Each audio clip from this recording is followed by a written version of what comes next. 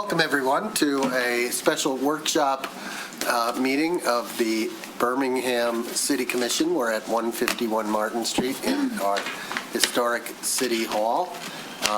We are here tonight. No formal action will be taken, but we're here tonight to discuss a capital improvement or infrastructure master plan. There is plenty to discuss on this topic. And we could be here all night. But right now, and for tonight, I think what we need to focus on is the notion of a master plan. And I see a hand raised from the city manager, so I will. I did call to order, right? Roll call. Oh, we need a roll call. Sorry. Mayor Ballard? Here. Mayor Pro Tem Long? Here. Commissioner Haig is absent. Commissioner Host? Here. Commissioner Kolb? Here. Commissioner Kozowski? Here. Commissioner Teresa? Here. Okay. Was that what you wanted? No. Oh. So you missed it too. I missed it too. I was just going to give a brief intro. Yeah, well, by all means, Okay. yield the floor to the city manager. Yeah, I was just going to give a brief intro on the topic. We've talked about capital improvements a lot, right? We have an existing capital improvement plan, which you'll hear more about in a minute. And it's mainly, you can find it throughout the budget. But, over the years, people have said it's not easy to find because it's buried within a 300-page budget document. That's true. So we have prepared just this year a new capital improvement plan that's a standalone document, which you saw parts of it at the long-range planning meeting. So it'll make it a little easier to find. But I guess what I want to say is that you keep hearing on a regular basis, capital improvement needs going up. You hear about people, I don't like the potholes in my street. You've probably noticed we've had more water main breaks this year than we've had in any period in the last 20 years, I think. And the funding issue keeps coming up, right? How do we pay for it? Whether it's special assessments, whether it's the general fund, whatever. So this is not a simple issue. It's a very complicated issue. It's very involved, but it's very significant. And I think the public needs to understand too that it is a big problem. It costs a lot of money and we can't solve all of our problems at once because we are an old community. We have aging infrastructure. A lot of our water and sewer lines are coming up on 100 years old. I think Melissa will have some facts for you on that. We're also a built-out community, so we have to rip everything up that's already there to get underneath. And also we have limited resources. We have a budget every year, and it's a nice sizable budget for a community our size, but it's not enough to tackle every single road and every single water, sewer, and pavement issue in the city. It's just not. So we have to look at what we're going to do. Funding's our biggest issue. Our needs are great. We have competing priorities. Do we do City Hall? Do we do a new police station? Do we do roads, water, sewer, all of that? And we have a constrained budget. We just do. It is what it is, and the only way that we can do more is to either A, look at other funding alternatives, or B, look at our existing budget and make different priority decisions, make cuts elsewhere and put them into the roads. So I guess basically our hope for this workshop is that it'll start the conversation that we've all heard pieces of, to draw attention to all of the issues, to kind of define our priorities, to educate the public, to talk a little bit about sustainability long-term, because once we do an improved road, we then assume the obligation of maintaining it ever after, and that has financial ramifications as well. So all of those things, I think, and we need to talk about considering alternate funding sources. So all of that I say to give Melissa the floor to talk about, do we need to do a capital improvement master plan? Do we need to have somebody that can come in and evaluate our situation, which is completely similar to many other communities across the state and country, and look at what we want to do to address it? Do we want to move faster? If we do, where do we get the money? And all of that. So it's a complex issue. So I'm turning it over to Melissa. She'll go through in a little bit more detail, and we're keeping it brief because the whole point is to have conversation at the commission level so that all of you can talk about this. And I know there's no easy answer tonight, but at least we want to hear from you as you hear what our plans are for the coming year. Melissa. Thank you. So just a quick overview, quickly go over the presentation. The current capital improvement program, the master plans. We did pull some example capital improvement master plans from other nearby communities to see how they present the information to the public and questions and discussion. And before I kick it off, I just want to just high level mention some of the information about our current capital improvement program. For our existing water main, we have about 100 miles of water main within the city itself. About 38 miles of it, or 38%, were either built in 1929 or earlier. So what we're looking at least from the water system standpoint, 38% of your water main is going to be reaching approximately 100 years old coming up here in the next few years. So that's something we do look at for our capital improvement program. For the sewers, it's right about the same percentage, about 38% type of a deal. Sewers a little bit more hard. I say it's more difficult to justify, but to be able to calculate the year, because you may have a sewer that was installed in the 1920s or 1930s, and we have since lined the sewer. And so with that extends the life of the sewer, and part of that would be something that we would review if we do go out next year for an RFP for a consultant to be able to look at, is to examine our sewer system, just because we do have a good amount of sections in the city that are lined sewer from sewers that were either built in the 1920s or 30s. For the roads, a little bit of good news. We use the PASER rating to be able to determine our road categories. 1 means poor and 10 means the best that just got constructed. Back in 2021, our average PASER rating for the whole entire city road system, including local and major streets, was 4.28. End of last year, we got our PASER ratings done, and our current score is 5.266. So we have increased our roads for our PASER rating. Usually a community size wants to be around a 6 for your typical PASER rating itself. And as far as our current funding, this fiscal year, our current capital improvement program is around $17.7 million. With that, we have a $2.5 million grant for South Eaton project. So city's out-of-pocket cost is $15.2 million. Next year, for what we bring forward in the next couple months for fiscal year 26-27, we're proposing $19.3 million in the capital improvement program.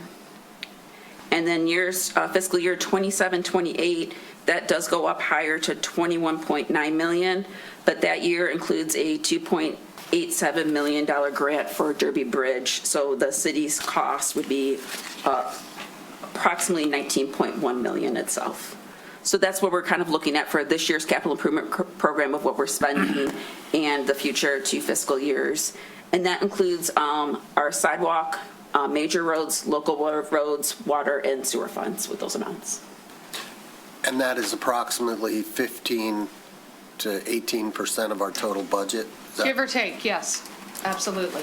So for anybody that hears all the time, we don't put money into our roads, water, and sewer lines, that's not true. We do put a substantial portion, and it's been increasing every year. There's a lot more to do because we are an older community.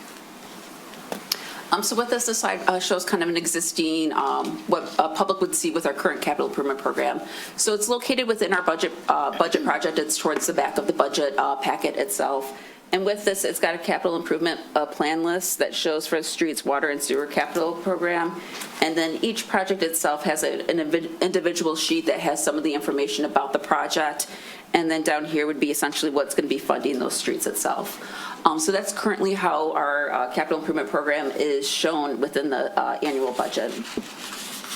And then so at long range planning earlier on this year, Commission discussed hiring a consultant to create a new capital improvement master plan, and then to be able to also review the city's funding model and selection process for the projects. Engineering department is requesting $200,000 in next year's budget for this. So with this for tonight's meeting, we did bring up examples from other communities nearby. Farmington Hills has this as their example, took one section out of it. It's a PDF of it, and this is showing the water system. So it'll have a summary of the information for what type of projects they are, and then the following sheet would be essentially a summary sheet of where the location is of that. And I do have this pulled up on the screen here. For them, it's a standalone plan, but it also includes other major departments. So public facilities, police, technology, parks and rec, equipment, etc. So for them, their capital improvement program for infrastructure is embedded for everything that they do capital improvement capital improvements for the city itself.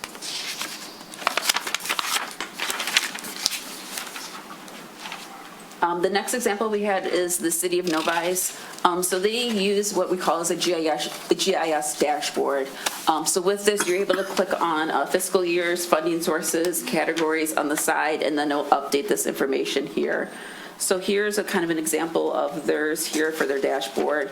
So this will show all their fiscal years for the next 5 years. Once you click here, it'll update the funding amounts itself and the streets for a location for it to be able to show how it's done.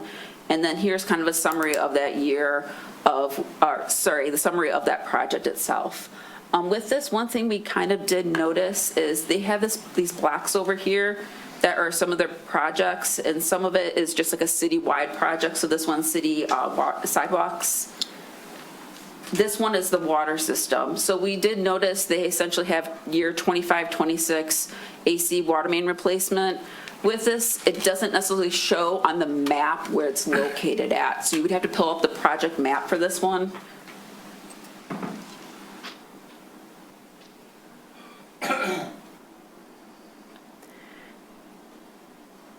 And then at the end, it showed the breakdown of this. So one thing we did notice about that one, say hypothetically you lived at 123 Main Street, went to go click on that on the GIS dashboard, it may not show up that you have a water main improvement. You would need to go to the individual maps of that. So that's one thing we did notice about that. If you're grouping projects together, to either make sure you have those streets labeled in GIS so you can click on it, to be able to make sure that the public is aware that there's an upcoming project on a certain road if you click on the GIS map.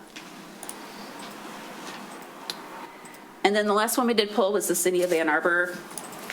With this one, it has its own, actually has its own department, their capital planning department that has a whole entire web page of it. So this is a summary of their web page of what it looks like. It's got a breakdown of what type of projects, et cetera. And they also have a GIS dashboard that you can be able to click on off of the website. So here's kind of a summary of their information. It divides it by types of projects itself and information about that, including the funding for it. And then once you click on their interactive mapping tool, it will open up this one here. So they do have a similar thing of like if you're doing a citywide project, like local street resurfacing, it will just list it here type of a deal. But for like their water mains and everything else, they do have each individual essentially street labeled with it. So once you click on that one, you can then see that it's going to be a 60-inch water main upgrade type of a deal. So this one does have City of Ann Arbor did break down their projects a little bit more. So if you did click on the map, you would get a better idea of the projects itself. And then, so some of the discussion that city staff was having is what parts of the infrastructure scoring currently works well, what changes would you like to see made with the process? How should the capital CIP plan be presented? Do you prefer a dashboard that's in GIS that's more interactive if someone clicks on their location or a report? And then also too, something to be able to discuss is how should this be revisited in the future? How many years should the plan include? How often does it need to get update? And then also to essentially the ongoing maintenance of it too. And then also too, since we've had a few other questions that came in today. And this is a new slide here with additional questions. Can we improve how we plan and manage infrastructure upgrades? Should we hire a consultant to help us expand upon our existing capital improvement plans? What elements of infrastructure beyond streets, sewer, water mains should be included? And then do we want the consultant to be able to help us understand the magnitude that we face, evaluate how we currently pay for maintenance and improvements and suggest alternative funding, develop financial modeling, help us enhance our system for priority improvements, and address the process to facilitate better resident engagement? And with that, any questions about the presentation, I can answer at any time. Thank you. You had your hand. Yeah, I just wanted to add one thing, and that is you saw that Melissa put in there that there is a budget request for $200,000. That is an estimate of what we think it could cost, and that's, of course, subject to the city commission's approval. It's in the draft budget, which you'll be hearing about on April 25th. And so, we certainly open to any comments at this time, but certainly it's subject to your approval before it gets finalized. Okay. I'd like to open it up with a quick question, and then if you could go back to the slide that showed Ann Arbor's dashboard. Yeah, 406. That's one. So, keeping it at a high level, they have 461 projects for $1.6 billion. What is that? Like, what is it? Do you know what that? Is that everything they plan to do in the next 5 years, 10 years, 20 years? Yeah, let me go to... What is that? So their total of the 461 projects shown right here, and approximately the $1.6 billion here, is these subcategories right here. So they've got active transportation, airport, because they do have a city airport, city-owned buildings, other infrastructure, parking facilities, parks and recreation, their sanitary sewer system, solid looks like waste, everything. stormwater, streets and bridges, and their water main system. So it looks like everything. And It's not just, it's 5 years, though. 5 years? It says fiscal year 2026 to 2031 is what it says on the website. And so the city of Nam, is this aspirational, or do they actually have the funding to do $1.6 billion in improvements in the next 5 years? That's I don't expect aspirational. anybody to know No, the I think answer it's to that. aspirational because they do their budgeting similar to how we do, where we do a multi-year budget, but the only one you're really approving is the following year. And they would apply for grants every year as well. So when we talk about getting a grasp of the magnitude of what we face, that looks like what they've done there, right? They've identified, at whatever point they did this project, this plan, 461 different projects that are going to cost $1.6 billion. Whether they actually do them or not, we don't know. How they prioritize them, we don't necessarily know. That would be something for us. But, okay, thank you. You could go back to that last slide if you'd like. And Commissioner Host, you've been waiting a long time for this Thank you. workshop. Years. Thank you. Melissa, you started out by saying we have 100 miles of water lines, and I believe you said sewer lines were about 100 miles. Sewer, we have about 116 miles, so a little bit more because of the separated storm.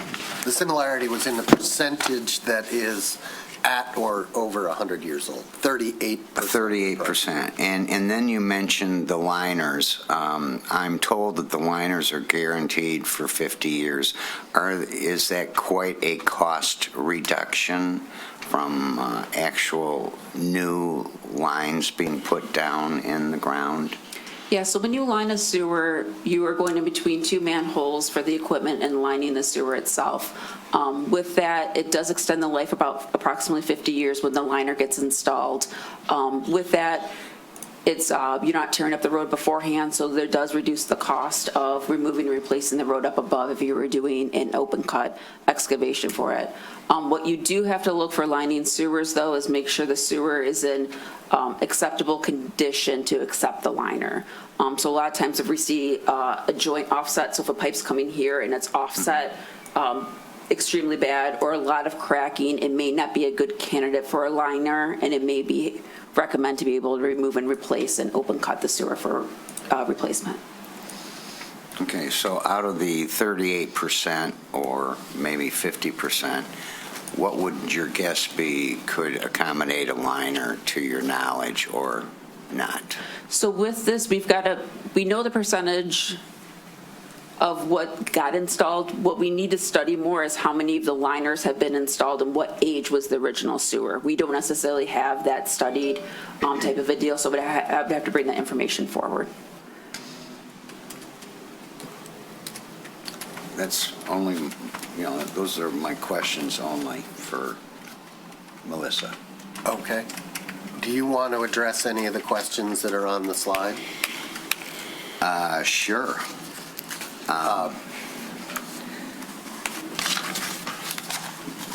Let me start right out of the chute saying I'm not sure we need a consultant. We have the matrix. We should just extend them out 10 years. And of course, that would be subject to water main breaks or other issues. But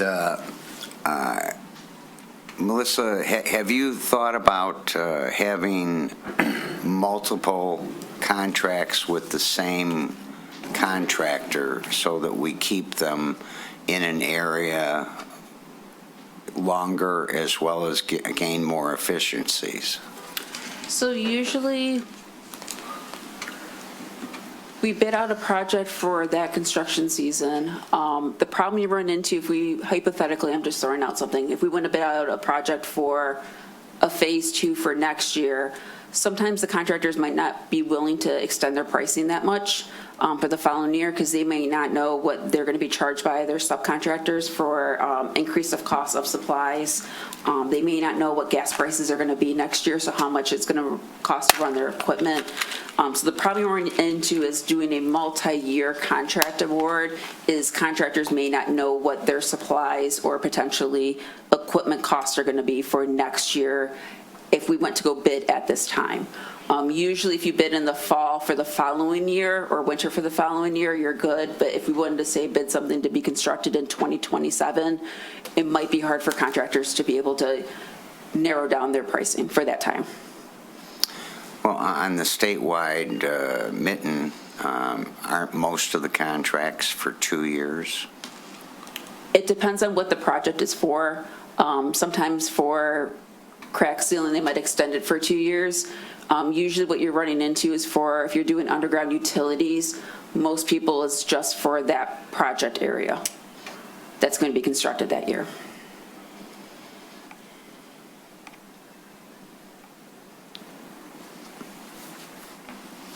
I'm okay for now. Okay. Yes?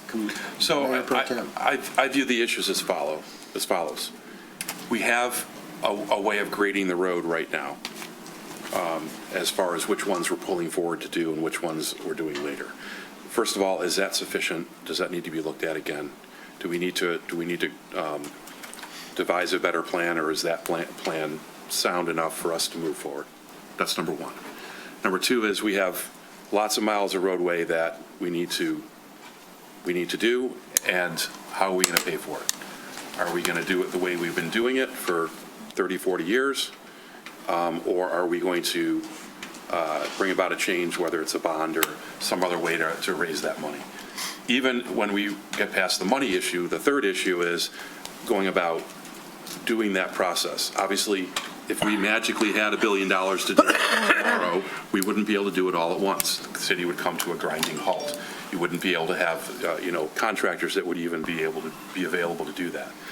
And then the final issue is costs. Is there a way for us to work with a contractor or a group of contractors where they will hold the line as to cost from year to year? Maybe we can get a 2-year or a 3-year guarantee from them. As we saw on the last two roads that we did, it was a vastly different cost for Arlington and Shirley than it was for Wimbledon. And part of that is just contractors not being willing to take the risk that they're going to go out of business if they bid something and then they find that the costs are astronomically higher. And so we're dealing with that issue as well. We were pleasantly surprised in Arlington and Shirley that we gave quotes that came in somewhere around 40 to 50% less than what we had thought. Maybe it was 30%, but it was significant. And I was pleasantly surprised, as were the residents, that their $30,000 bill was 15 or their $40,000 bill was 20 or something along those lines. And then we went to Wimbledon, and it went completely the other direction, where it was more expensive than what we had anticipated. And that's all driven by the fact that we put it on mitten, the contractors bid, and we try and take the lowest bid for somebody that we know that's going to do a good job. And so that's the variable and we've just experienced that from one year to another, and it was completely different sides of the bookends as far as cost. So those are the issues that I view that we need to deal with. the how we pay for it, we're elected to represent all 21,000 residents. And we have residents that fall into a couple different buckets, right? We have residents that have already paid for their streets and, paid their fair share that we represent. And then we have other residents who haven't yet, but are going to be, that are facing significantly higher costs than, say, somebody that paid 10 years ago or even 5 years ago. Depending on which bucket you fall into, as a resident, you may have a different opinion about how the city goes about doing this, whether it's keeping it the way we have been doing it or doing a bond, because the people who have already paid for it are going to pay twice. They're going to pay, they paid for their own street, and then they're going to pay for somebody else's street. Again, it spreads it out, which is good. And again, that resident complaining that they paid 5-10 years ago for their street, and why should they have to pay on a bond for somebody else's street, paid significantly less, I would hazard to guess, just because of the costs are increasing. We've seen that from year to year. So how do we serve all 21,000 residents and their best interests when they are in vastly different situations depending on where they live and when their streets have been done?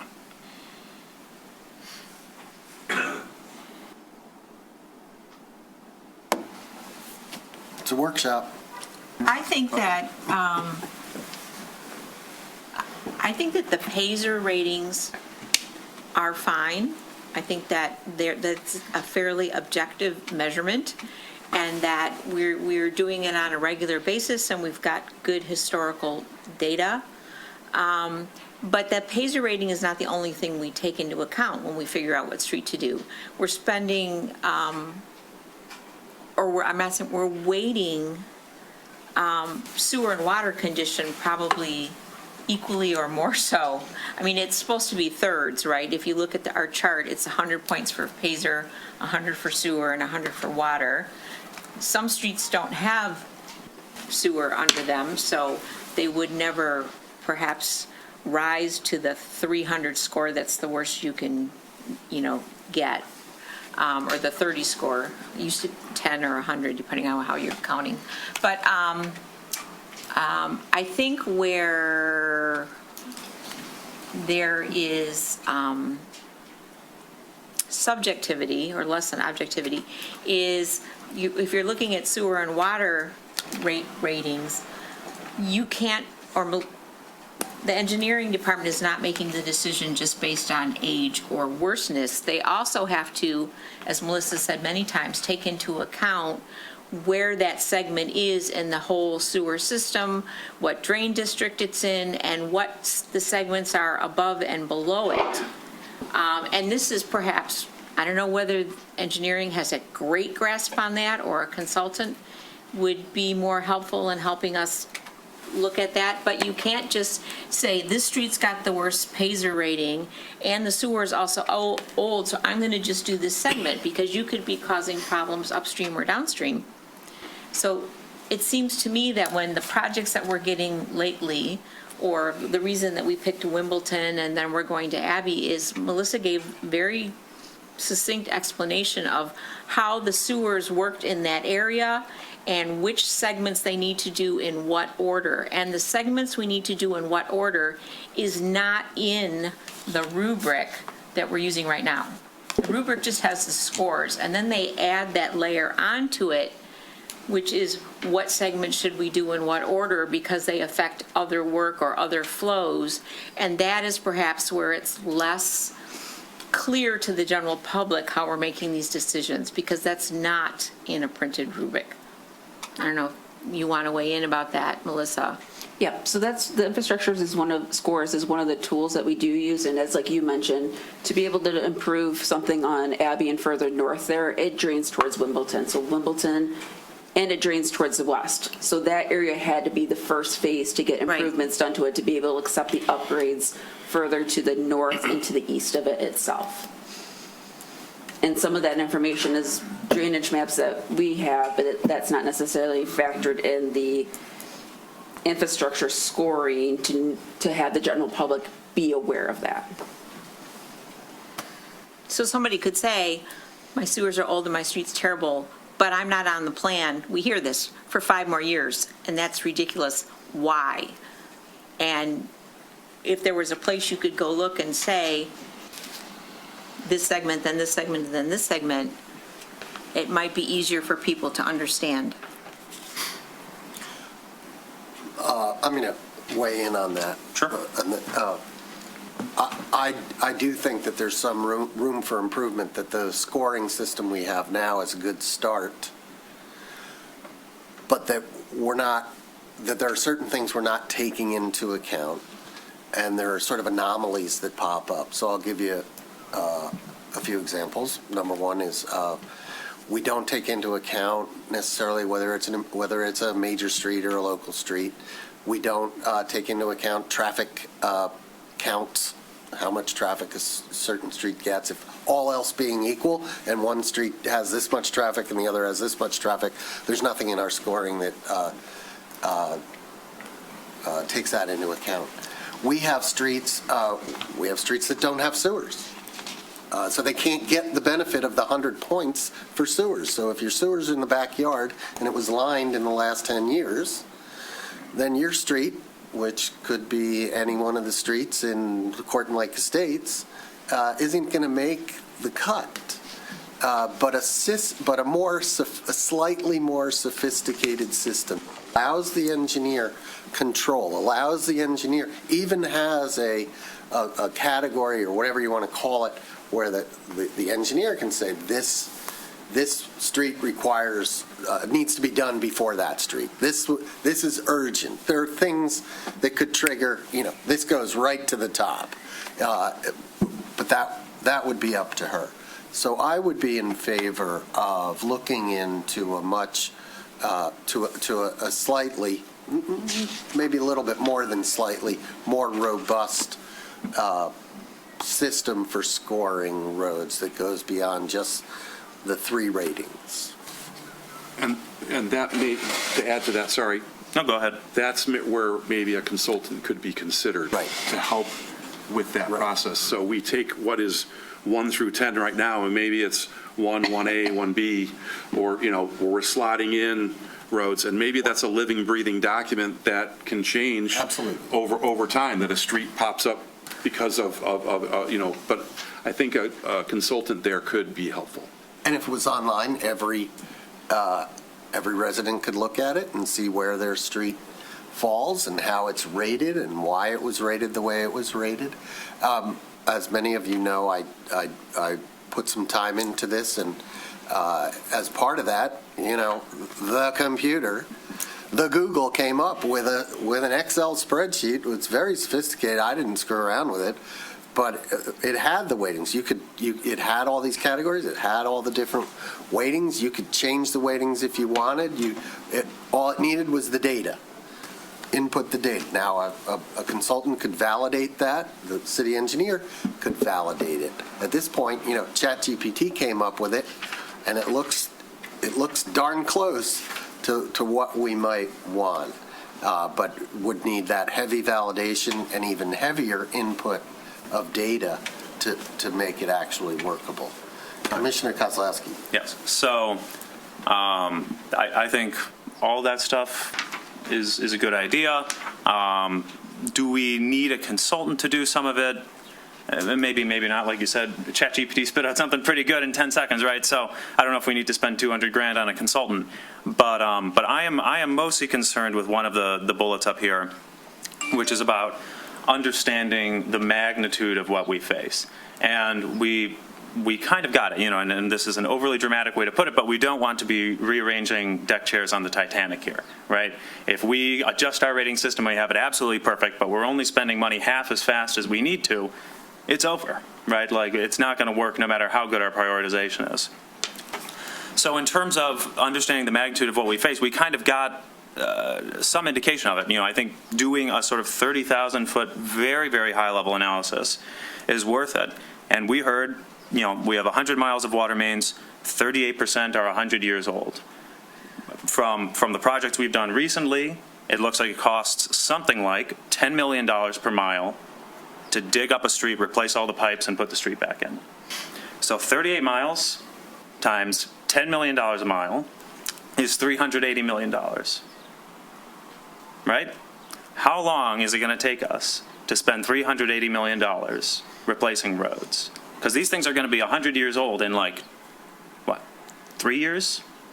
Right? And some of them probably already are. So there's no hope that we're going to spend $380 million in 3 years. So the question is, how fast are we? Because right now, I don't even think we're doing a mile a year. We're probably doing half a mile, 3/4 of a mile. So it's like, even if we did a mile a year, it would take us 38 years to do this, at which point some of these pipes are going to be 140 years old, right? So that when we talk about understanding the magnitude, I feel like that's right, very rough, very high level. But I think it gives us some sense that, yeah, there's some urgency here. And one of the big questions is, how are we going to get the money to do 2 miles a year instead of 1? And I feel like that, and I don't think that a consultant, they can give us some ideas, I guess. But really that's going to come down to us to some degree, and to decide what is both plausible and fair to citizens. So that's probably, and that brings up to Mayor Pro Tem Long's point about our existing funding structures. Do we do bonds? When do we do special assessments? I think we should probably revisit our sort of philosophy on special assessments, and directionally, where do we want to go? I know that I believe the recommendation of the Ad Hoc Unimproved Street Committee was, well, we should just improve every street in the city. Okay, well then there's no more special assessments because we do everything. But obviously that means our maintenance liabilities for roads is a third higher than it was with presumably basically no commensurate increase in tax revenue, right? Improving the streets does not increase the tax base. So where does that money come from? Right, so all of these things, it feels to me like a lot of this just boils down to, we need a lot more money. And we kind of needed it yesterday. But, best time to plant a tree was 10 years ago, second best time is right now, right? So I feel like that is really the number one priority question, is sort of, how do we get, and I understand that with water, it's even trickier, because we can't just get general fund money and put it in there. It's got to come out of the water funds. Maybe we can do a bond or something for it, so we need to explore those possibilities. But I feel like that question jumps out to me as being the highest priority thing, is how much do we need to spend to stay on top of this stuff? And then to some degree, what happens if we don't? Like the city manager said about having water main breaks this year. Are we going to have twice that many in 5 years? That seems like a big problem. So those are the things that I'm concerned about. And just to respond quickly to the question of the magnitude, that's important for all of us to understand, especially us as policymakers. But if we're going to go ask for money, the people we're asking better be educated about what we face. They've got to know that we've got a problem, because right now, all they know is they drive on bumpy streets. They don't know that a 4 or 5 inch water main is now only 2 inches. And they don't know that half the bumps are caused by double the number of water main breaks this winter, because we had to dig up the road to fix the water main break. Right? Mm-hmm. Right. I just want to say, when we look at capital, we're looking at the same pool of capital to do everything. Roads and sewers and water may be the most important priority right now, but that includes software, includes improvements to the city buildings, includes the police department. Includes parks. Parks, all that stuff. So I think while this may be the most pressing and urgent issue to address, and probably the biggest single financial requirement, we can't look at that in the absence of everything else, because if you spend it all there, then we're going to be in the hole here, and then it's just a game of ping pong, and you never catch up. That's what the appeal of the Ann Arbor plan, that has everything in it. Together. It'd be very interesting to know what they're doing, like how they're, there still might be rearranging deck chairs or move, whatever you said about when they decide what to do. It's still a challenge. Well, all I can tell you is they're not spending $320 million every year for the next 5 years. That's what 1.6 is divided. So they're not spending $320 million unless they've got some way of doing their tax base and collecting money better than we know how to do, so. Unless the university's funding a big part of it. Could be, maybe they are. Mr. Mayor, on track with this, Melissa, do you think we could do a 10-year plan that would be similar to what Ann Arbor has done? And if not, who did the Ann Arbor plan? So with a 10-year capital improvement program, it could be done. Concern that probably a few departments may have would be years 5 to 10. Stuff can get moved around and shift. That's the only concern, is knowing that it's a working document after a certain time frame. Because what may come up is Department of Public Services might have 5 water main breaks in 2 years on a segment of water main. That was going to be year 9 and gets moved up to year, hypothetically, 6 or 5 type of a deal, because that has brought up the pressing part.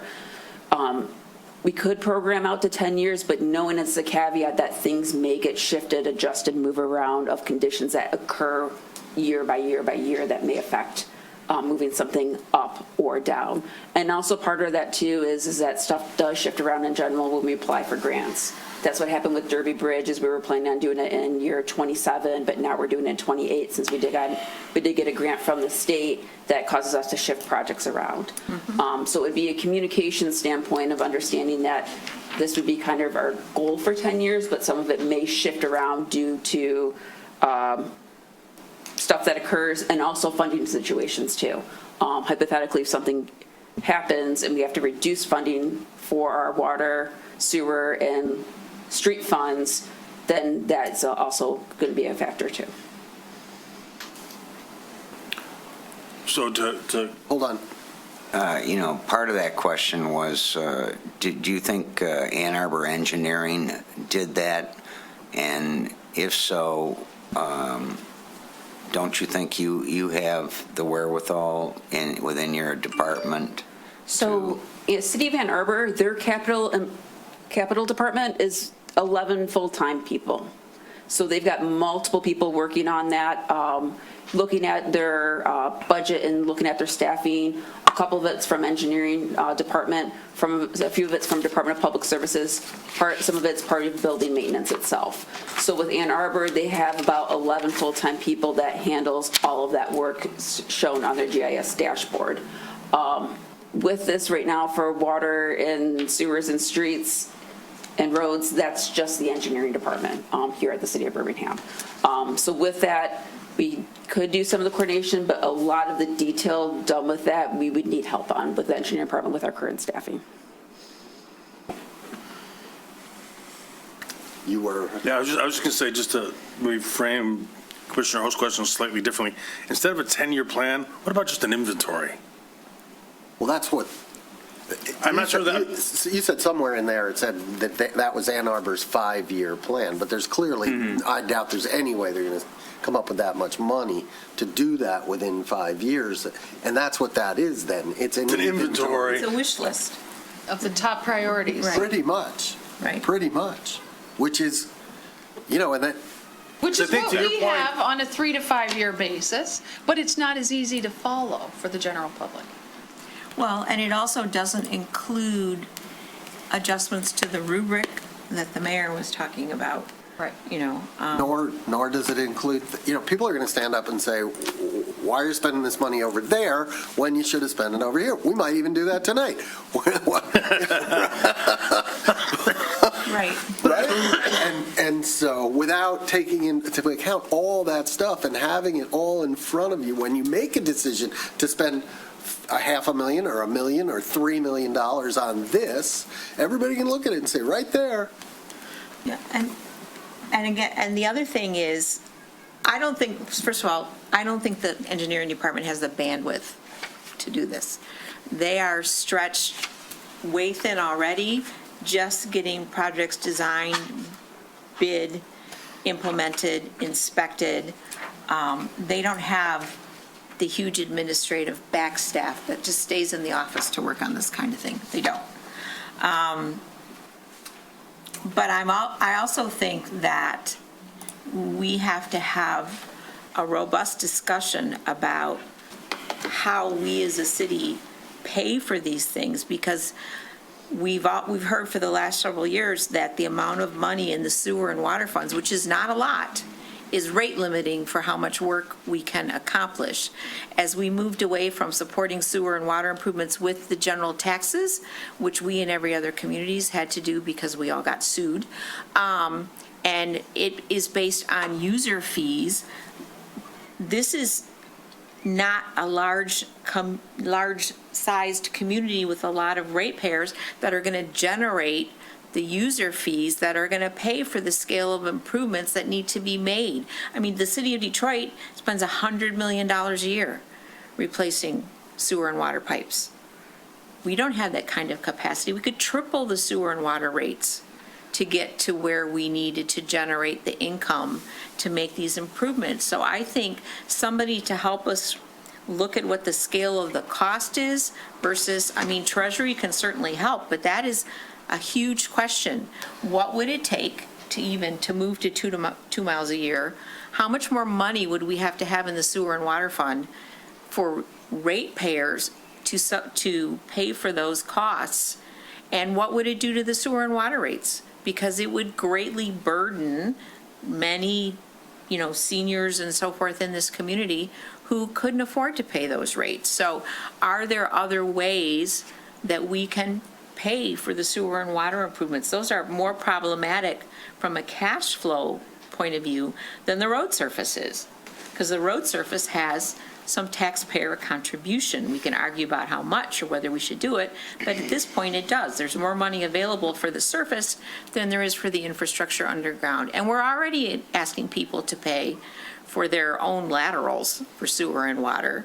So we're just talking about there is not enough money in the sewer and water fund to do what we need to do at the scale that we need to do it or the speed that we need to do it. And so that is a fundamental question that we need to address, and it may be that a consultant could help us look at that along with the other things. I mean, it's not just the consultant you make this nice website for us to look at. It's the fundamental underpinnings that we need to look at. And we have not, as they said, talked about, we don't have IT and parks in there. We don't have buildings in there.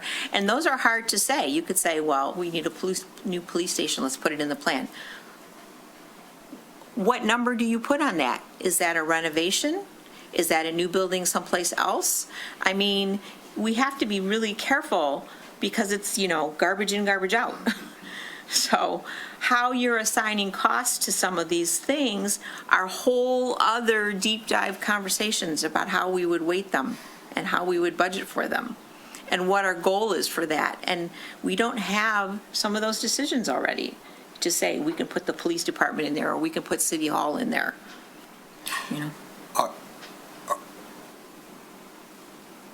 Are we, let me ask this question, are we modeling tax revenue out based on what we've done? I think we do. Yes, we do. Are we including like projects like anticipated on the southeast corner of close to 200 units of new housing in one 9-story building across from Kroger? Only for those that are already in the planning process. So we don't say, oh, that's a vacant piece of land. We expect in 7.3 years it'll be developed. But if we know that something's in the queue, we will include it in our forecast. We do know that the Triangle Master Plan never really worked out. We didn't, for whatever reason, let's say we didn't, it was because we didn't build public parking or the parcels were too small or whatever. It just didn't happen, and it's still not happening to any great extent. But if it had happened, where would we be today? How many more millions of dollars in tax revenue would be coming in had that master plan worked out? And I think in the coming years, you'll see that that plan came into effect in '07.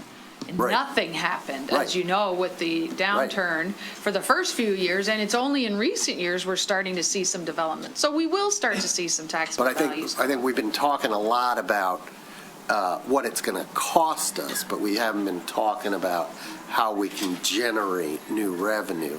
And I think the way you generate new revenue is trying to get to the extent that we have the power. We're not developers, but we could maybe make it easier for developers if it's already hard.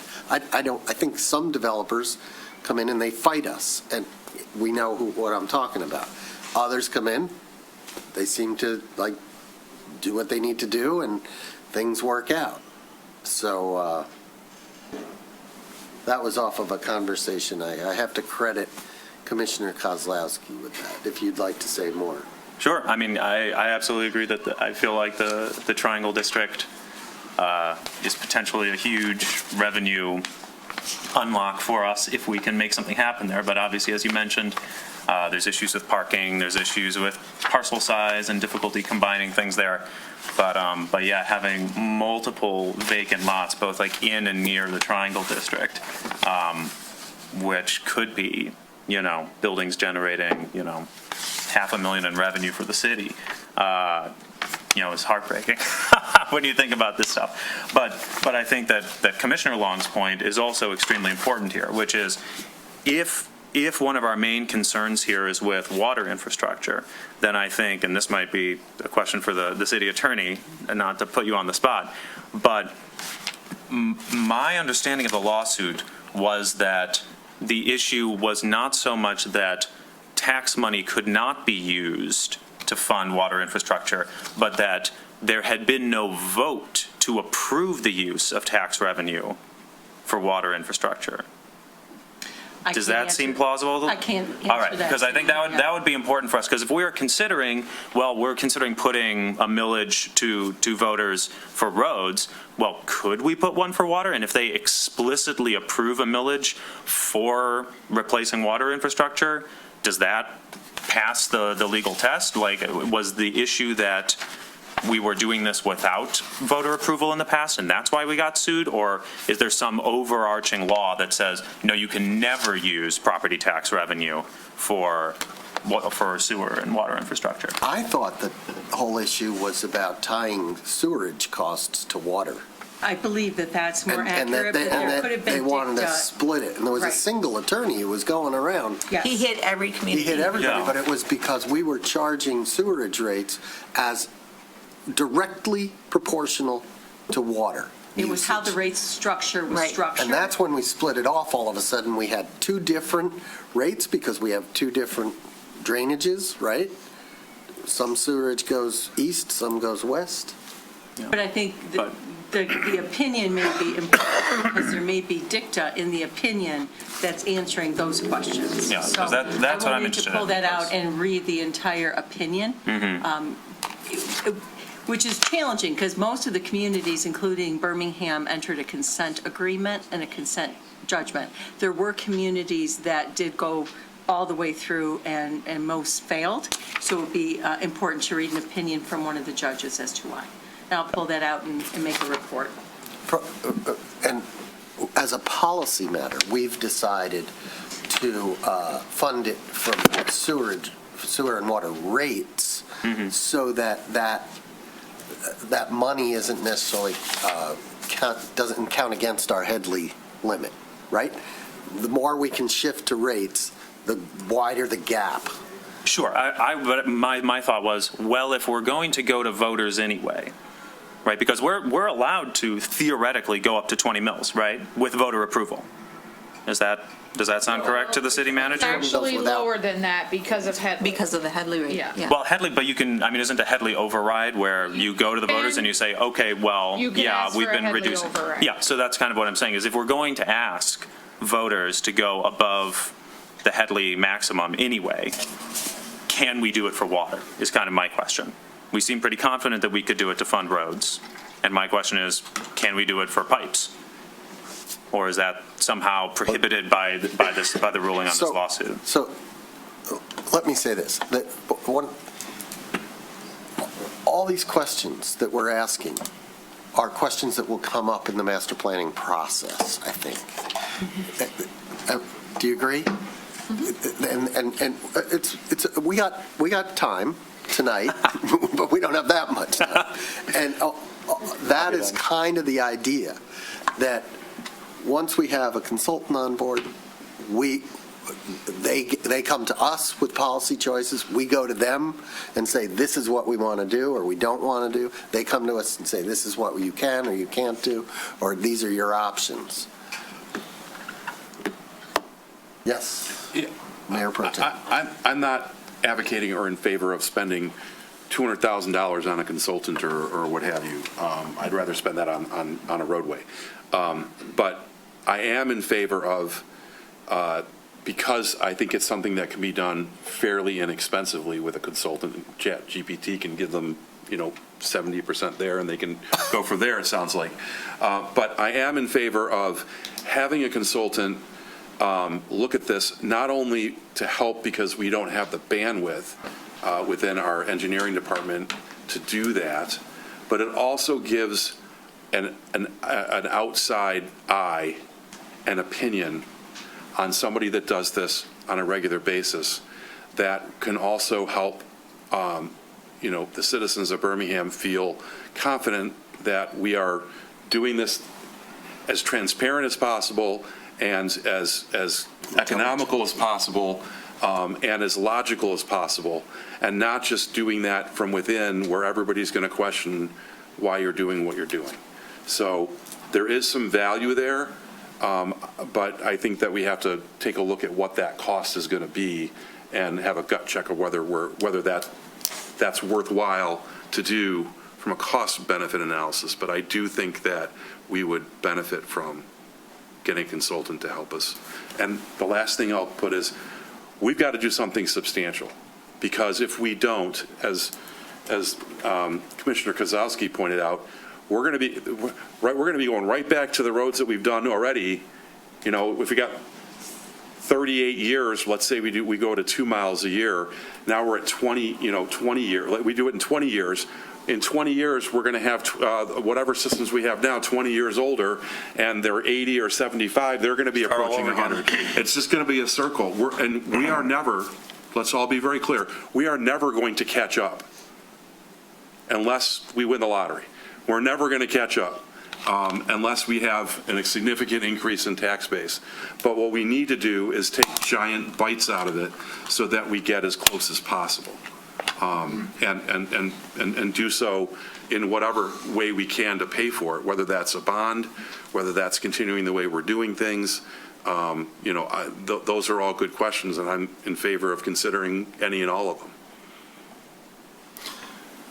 Okay, I see at least 4 members of the public here. If you, are you guys intending to comment? I want to give you plenty of time to comment. If all 4 of you are going to comment, maybe we should take public comment. Is that fair enough? Yep. If you want to comment, come on up. And we know your name, but for the record.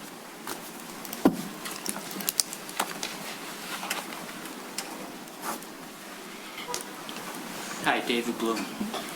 Mr. Mayor, I have several comments and questions. Would you like me to take them one at a time, or would you like me to just get them all out there? I think you can do one at a time. I mean, Okay. So let's see what. One of the things that I did not hear tonight was a discussion about improved roads and unimproved roads. And we have sewers that the city owns under everything, but we have improved and unimproved. And then I think you specifically talked about Court and Lake, which is, as far as I know, still all or mostly unimproved. So unimproved roads, the residents are responsible for the Cape Seal and fixing those. And I think there's even something in the packet in your next meeting for that tonight, if I recall. And I know it's counterintuitive, and the city has gone during COVID of a policy of trying to improve more roads. As the city, first of all, as the city improves more roads, or more roads get improved, those roads then go on the payroll, go on the city's books for maintenance, which increases our costs. So if we're looking at trying to keep our costs down, and this is counterintuitive, maybe we don't want to improve all of those roads. That still leaves the sewer issue, okay? But one thing I think would be helpful in making the matrices that you're talking about for tracking things is to have two columns, one for improved road and one an unimproved road, and look at what's needed for the sewers for the unimproved versus the improved. And I think that might help guide what happens and how it happens. In terms of bonds, there was a discussion tonight about if the city issues bonds and everybody pays for it, and then some people that already have, or most people in improved road, are paying twice for the person that doesn't have an approved road. I don't know the legality of this. Bond councils probably do, but there is something called a revenue bond.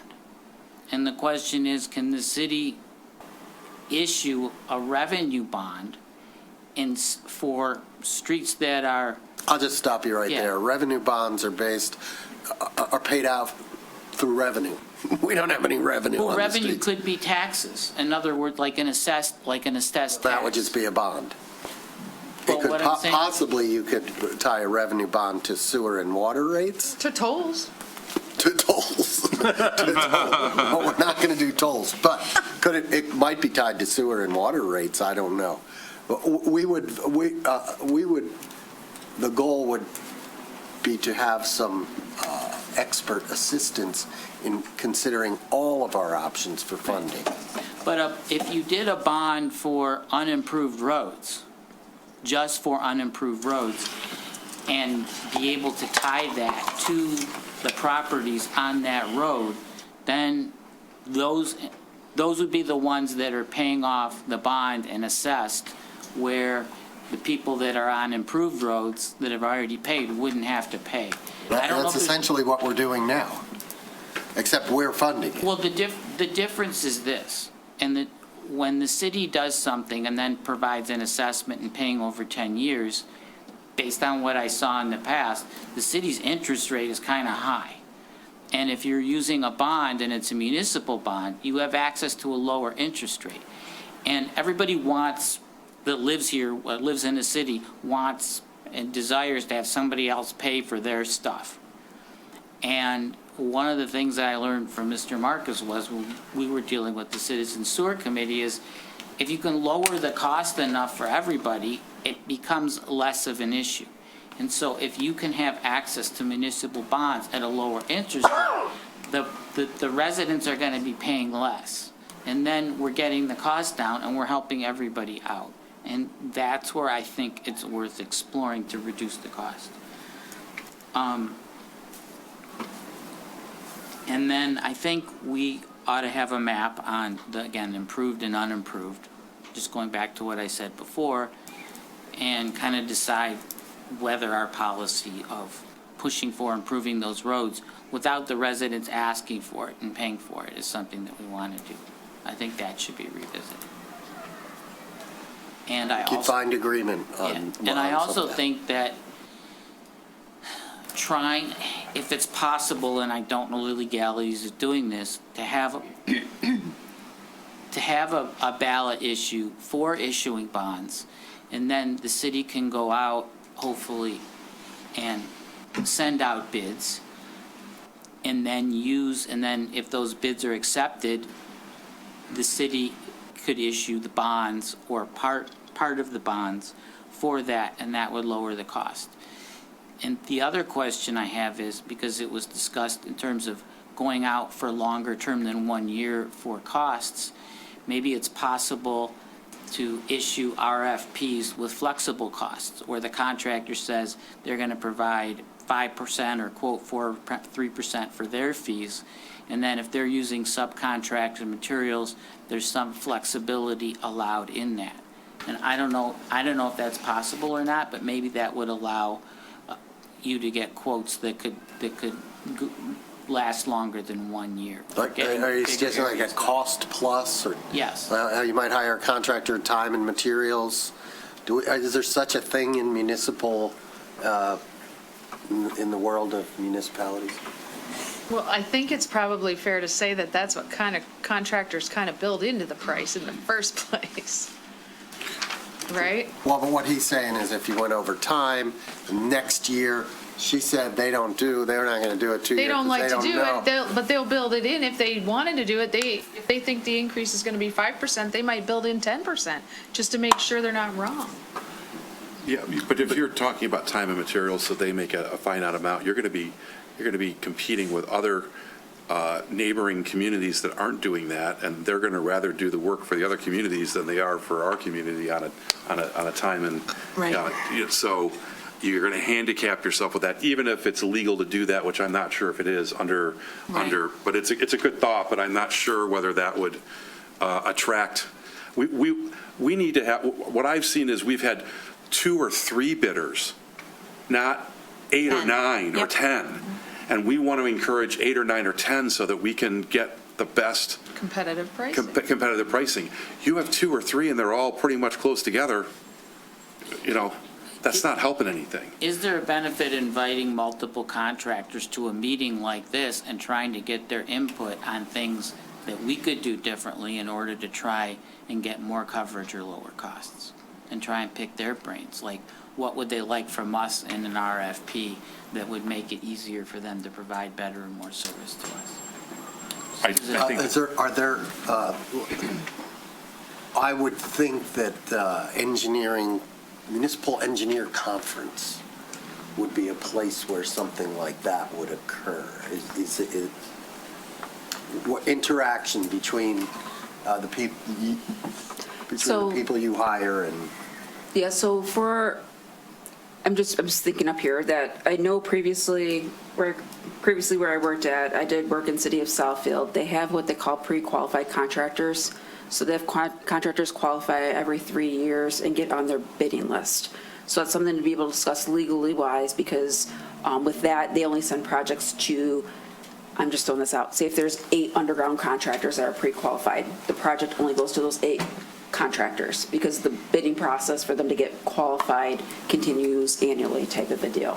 That's something we could look into. I do know, unfortunately, that does take time just managing it, because you have to essentially issue an RFP every year, make sure the contractors are up to date, when does their 3-year term expire, et cetera, type of a deal. So I do know City of Southfield does do that.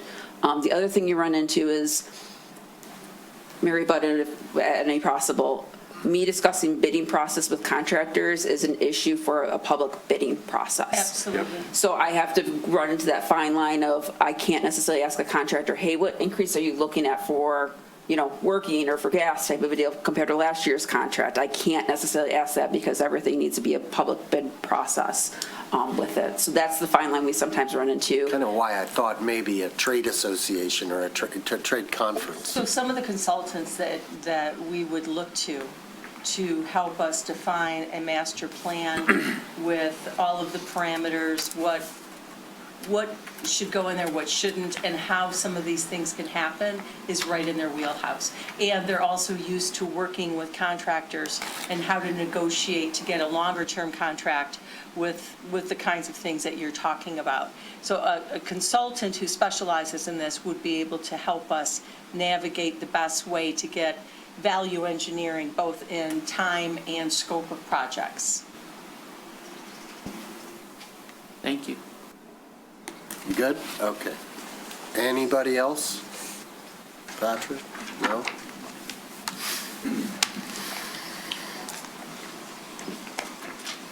Hi. It sounds to me, Could you just? yeah, this is Paul Reagan, I live here in town.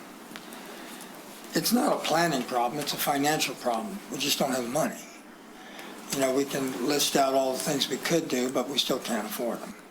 It's that house in Malibu that I want to live in, but I just can't afford it. We need roads. What we don't want to do is create in the public's mind an expectation of, like Ann Arbor has in the aspirational plan, all kinds of things. We can't do that. We're also living in a time of the general mood of the public. We can't run tariffs. in this town. Magic money. We're very, very limited in what we can do. Now, if we go to a bond, that's not going to be met well. That's a tax increase, and people are just not in the mood for it right now. What can we do, I guess, is the question we're asking. We don't have to swing for the fences. We just got to get a little bit better. Just a little bit better. So maybe it is multi-year contracting where the contract isn't $5 million, maybe it's $15 million. And there are those extensions or those leeways that David Bloom was talking about. Yeah, we can get better at contracting. And maybe we do need some people to assist us in how to do that. If we don't know how to do that, then maybe we hire some people to help us with that. You know, there's some pretty amazing people that can show us, they can show us how to do that. Maybe it's a trade association. But I would rather not say to the public, here are all these things that we might do, creating expectations that we just simply cannot meet. Thanks.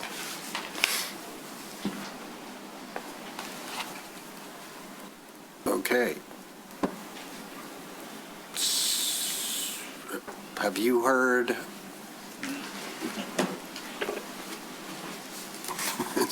We can't make decisions, we can't call votes. Well, first of all, there's nobody online. No. So Okay, just to make thank sure you, that, thank for you. the public knows, there's nobody online that's raising their hand that wants to make a public Nobody comment. online, right. Yeah. If you're online and you would like to make a comment, please use the raise your hand function. Kay Barrett. I don't think she's on. All right. Oh, she is on. She is, yeah. So, What is the commission's appetite for considering a consultant and doing an RFP for one and seeing what that cost would be? Or, you know, I think it's important what the RFP says. There are certain things that we can do Yeah. ourselves, Yeah. and there are certain things we can only do if we have like an enormous amount of extra time, and there's some things we just flat out can't do. I think she's probably best at determining what we can and can't do, and what that RFP needs to say. Now, she could come back to us, we could say, how about you come back to us with just an outline. You don't have to do the whole thing. Just an outline of what are the sorts of things that we really, really need help on. So one thing we didn't talk about at all tonight was resident engagement and even commission engagement in some of these projects. So, and the timelines that we work on with these projects, which I would say are not necessarily realistic, and the communication that results is chaotic, and nobody feels good about it. So it's very compressed. The design, last week or 2 weeks ago, we were asked to approve a design for the North Old Woodward, and as soon as, I'm sure you went back to your desk on Tuesday morning and sent out the bid. And that was it. But luckily, no residents showed up to complain, and there wasn't a special assessment involved, right? But especially when there's a special assessment involved, and we're designing at the table here, and we're like on a deadline because, geez, it's July or it's May, and we got to start working. We should have started working last month. We need to figure that out. Now, is that something we can do ourselves? Maybe, right? Maybe. Should the engineering department be doing functions that maybe are better suited to the communications department? Maybe we can do that without a consultant. Other things like detailed financial modeling about how an improvement of an unimproved street is going to affect our bottom line 10 years down the road, that we might need help with. So, And tweaking the rubric. tweaking the rubric. Maybe we can do that in-house, maybe not. Let's take a look at what ChatGPT came up with. And it looked darn credible to me, as long as you get the data in there. And then collecting the data, is that something we can do? Can we do traffic studies on every street? We really do, I think, need to look at almost every street individually. There are streets in this town that are unimproved, and the residents who live on them do not want them improved. They like them just the way they are. And why would we ever consider improving those streets? We're not right now, although I don't know. We could be creating I don't even want to get into it. If we go and say, well, we're going to do Tottenham, you're going to get every person who lives on Tottenham coming to us and saying, we don't want curbs, we don't want gutters, just make our street the way it is now. So you come back to us with bullet points or whatever of what you think this RFP ought to cover, what we really need help with. Do we need A draft scope of work. Yes. Right. Does that sound right? But also include in there what the city is going to do. Right. Right, and then Yes. we have limited resources. Right, so I was going to say that I know that this commission, specific commissioners especially, push back enormously every time there's requests for more FTEs. But, it may be that the engineering department needs more support, especially if we want more elongated timelines and lead times, which I know you talk about frequently, that projects ought to be planned out much farther in advance.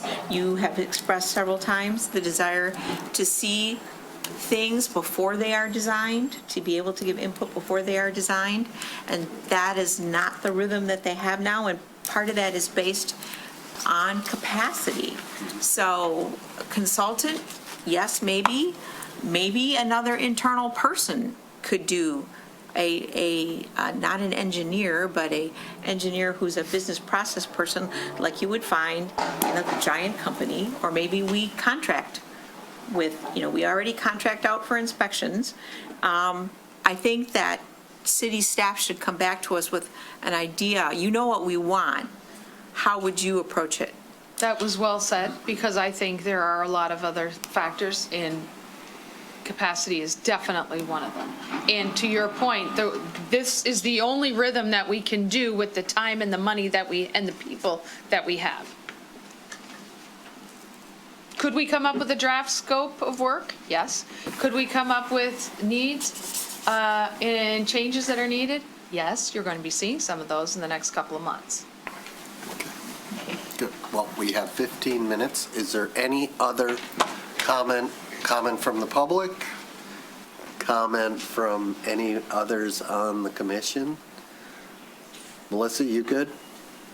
Yes, I'm good. Okay, well, let's adjourn this, and we'll come back in 14 minutes. 12 minutes. Oh, 12 minutes.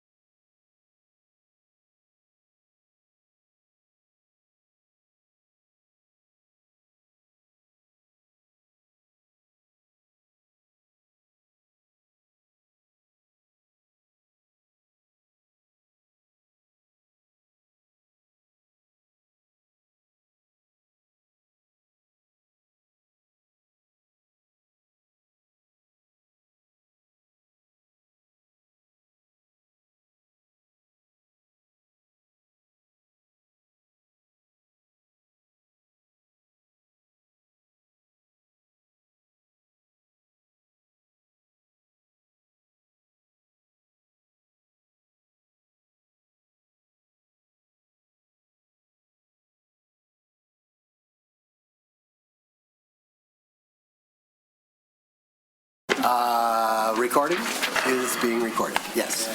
Welcome, everyone, to the regular meeting of the Birmingham City Commission on Monday, March 9th, 2026 at 7 p.m. We are in historic City Hall at 151 Martin Street. Please join me in standing and saying the Pledge of Allegiance. I pledge allegiance to the flag of the United States of America and to the republic for which it stands, one nation, under God, indivisible, with liberty and justice for all. Who's Bingham? Mayor Aller. Here. Mayor Pro Tem Long. Here. Commissioner Haig is absent. Commissioner Host. Here. Commissioner Kolb. Here. Commissioner Kozowski. Here. Commissioner Teresa. Here. Thank you. We move to item 3, proclamations, congratulatory resolutions, awards, appointments, resignations, and confirmations, administration of oaths, the introduction of guests, and announcements. We have an announcement that we're going to be making regularly for a while. The city welcomes members of the public to use our new public portal to view and work with the commission agendas and meeting packet materials. Makes it much easier to navigate through and isolate items of interest. Just go to bhamgov.org/commission on your web browser. You can even use your smartphone. You can even do it right here in the commission room. Scroll down to agendas and minutes portal. Click on the meeting you want to look at, and you can navigate around through there and look at the meeting files. One tech tip, use 2 fingers to zoom in and out of documents if you're using a touch screen device. We have appointments first to the Parks and Recreation Board, and we have 2 regular members who will serve terms. All 3 appointments will serve terms through March 13th, 2029. 2 are to be appointed regular members, and 1 is to be appointed an alternate. And we have 3 applicants. The first is Joe Robel. Did I pronounce that right? Robel? Mr. Robel, are you here? This is a reappointment. He's not available Okay. tonight. Does anybody know if I pronounced his name right? Yes, it's Roble. Okay. We have Narlo Castellano. Narlo, come on up. Or down. Come on down. Hi. Hello. Tell us about yourself and why you want to be appointed or reappointed to the... Okay, to the board. I am Narlu Castellano. I live at 1553 East Lincoln Street. I've been a Birmingham resident for the last 10 years. I'm a mother of a 6-year-old daughter, a heavy user of our parks and our beautiful city grounds. And I've been a member of the board, but not a permanent member for the last almost a year. I've enjoyed every single meeting that I've attended, and I've contributed to reviewing the parks, the plans that we have, interviewing vendors, and I've really enjoyed my contribution and the fact that I can be part of my community in a very meaningful way. So I would like to extend now my participation to make it a more temporary, a more permanent role, that I don't have to cover for somebody, but actually have a voice every single meeting. Okay, so you're applying for a regular member. Correct. Okay, and I have two or three questions. Sure. Are you done? I am. Okay. What is your daughter's favorite park? We really like the new West Lincoln Park because it's new and it has this swing that she doesn't need to be pushed. Some of these are for kids with disabilities, so she's been learning about, what about a child that uses a wheelchair and his mom has to lift him up, so growing that sensitivity, but that's her favorite. We went yesterday and there were 3 kids jumping on that. So my second question was going to be, what's your favorite park? But you said that was both, you both would like that That is, I one. can tell you what's my least favorite, but no, I'll go with.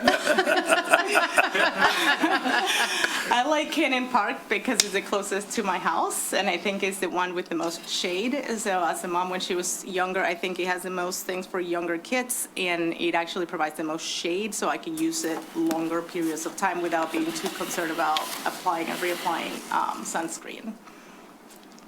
Anyone have any questions for Ms. Castellano? No. Okay, thank you. Sarah Kupchik? Sarah, are you here online? No. Now, Sarah she's a new applicant, correct? No, she's No, she's a current regular member who's reapplying. Oh, okay, all right. So all three are current members of Right, one. and- Two alternates and one. And if I may note that, so Mr. Roble is an alternate who also applied for to be an alternate again. So I think we have a relatively easy decision in front of us. Okay, I'll take nominations then. So I'll nominate Mr. Roble to be an alternate member of the Parks and Recreation Board for a term to expire March 13th, 2029. Okay, do we want to vote on that and then take the next one? Or do we take all three and then vote on all three? You can take them in order. Really answer the question. All those in favor? Aye. Aye. Opposed? None, 6-0.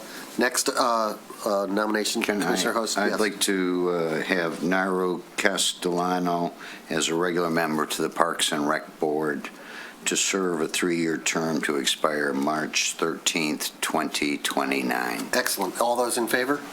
Aye. Opposed? Good. One more, please? Sure. Anyone? Go ahead. Okay, I would like to move to appoint Sarah Kupchik as a regular member to the Parks and Recreation Board to serve a 3-year term to expire March 13th, 2029. All those in favor? Aye. Aye. Opposed? None, 6-0. Congratulations. Hang loose. We'll swear you in a moment. We have the Board of Zoning Appeals, and we have one applicant. I'm not even going to try, Victoria. Politicchio. Politicchio? Yeah, Is that it? it's very close. Good evening, I'm Victoria Politicchio. I live at 236 Pleasant Street. I've been an attorney for over 20 years, and I'm applying as an alternate member for the Board of Zoning Appeals, which, coincidentally, I was just actually in front of them asking for a variance. It was very interesting. I have a lot of background in the building business. My father's a builder who's built a lot here in Birmingham. I worked for him for several years. Currently, I'm in-house counsel for a construction company as well. We build, manufacture modular housing. As far as why I'm applying, I have volunteered off and on for the city of Birmingham since, I wrote it down, I can't remember, I'm old now. Since 2013, I was committee member of the Principal Shopping District Maintenance Committee. And then in 22, I served 2 years at the Multimodal Transportation Board. Currently, I'm on a board for a labor and employment group for Alpha International. And I was appointed recently by the governor to the Michigan Manufactured Housing Commission, but it's still very important to me to volunteer for the city of Birmingham. I was looking for an opportunity where it wouldn't take too much time because I do travel a lot for work now as the only litigation manager for my company. So I'm always looking to give back, and I thought that with my legal background and my construction background would be very relevant to the board. Thank you. Any questions? No questions. Oh, yeah, I'm doing well, how are you? Good, we know each other, but I just wanted to put out there that if any of these companies that you're familiar with, that you've worked for, that you'll have to disclose and not partake in any decisions. Of course. Just some people aren't aware of that when they come forward, so we just like to cover that. Thank you. I figured she was aware of that. Being an attorney. We got to put it on the record. We write it down, we gotta say all the things. I'll make a nomination. Sure. Okay. Ms. Politicchio? Chicchio. And I served on the multimodal board together, so I would be honored to make a motion to appoint Victoria Politicchio Yes. as an alternative member to the Board of Zoning Appeals to serve the remainder of a 3-year term to expire on February 18th, 2029. All those in favor? Aye. Opposed? None. Good. Thank you. Congratulations. And finally, the Martha Baldwin Park Board. We have a regular member to serve the remainder of a 4-year term ending May 1st, 2028, David Cravan. Mr. Cravan. Hi there. Good evening. Dave Cravan. I've been a Birmingham resident for a little bit over 30 years. Poppleton Park for the last 27, except for a couple of expat assignments in Italy and Japan. I just want to give back and thought this was a good way to start my journey of kind of giving back to the community. So. Okay. Martha Baldwin Park Board meets once every... I was told 3 years, so. Every 3 years. It's not very often. Your commitment here is admirable. It's a beginning. I'm dipping my toe. How's that? And he hung up the clock. He did hang up the clock. That was I think that's more than what the last board member did. So. Sorry. nomination. I'll nominate Mr. David Crevan to serve as a regular member of the Martha Baldwin Park Board for the remainder of a 4-year term to expire May 1st, 2028. All those in favor? Aye. Opposed? None. Okay. Congratulations to everyone. Our city clerk. What? Well, we got to, I was telling him to hold on so we can swear him in. Yeah. We'll swear you in. You're going to raise your right hand and you'll say I do after me. I do solemnly swear or affirm that I will support the Constitution of the United States of America and the Constitution of this state, and endeavor to secure and maintain an honest and efficient administration of the affairs of Birmingham, free from partisan distinction or control, and to perform the duties of the office of Board of Zoning Appeals, the Martha Baldwin Park Board, and the Parks and Recreation Board according to the best of my ability. I do. I do. And I have the ones already filled out. Darlene, you just have to sign right there. And then Victoria, you're right here. And then David, you're right there.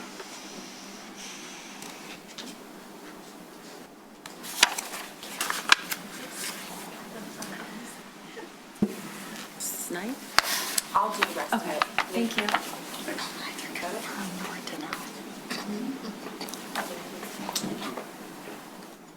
Thank you very much. Congratulations. We really appreciate your service.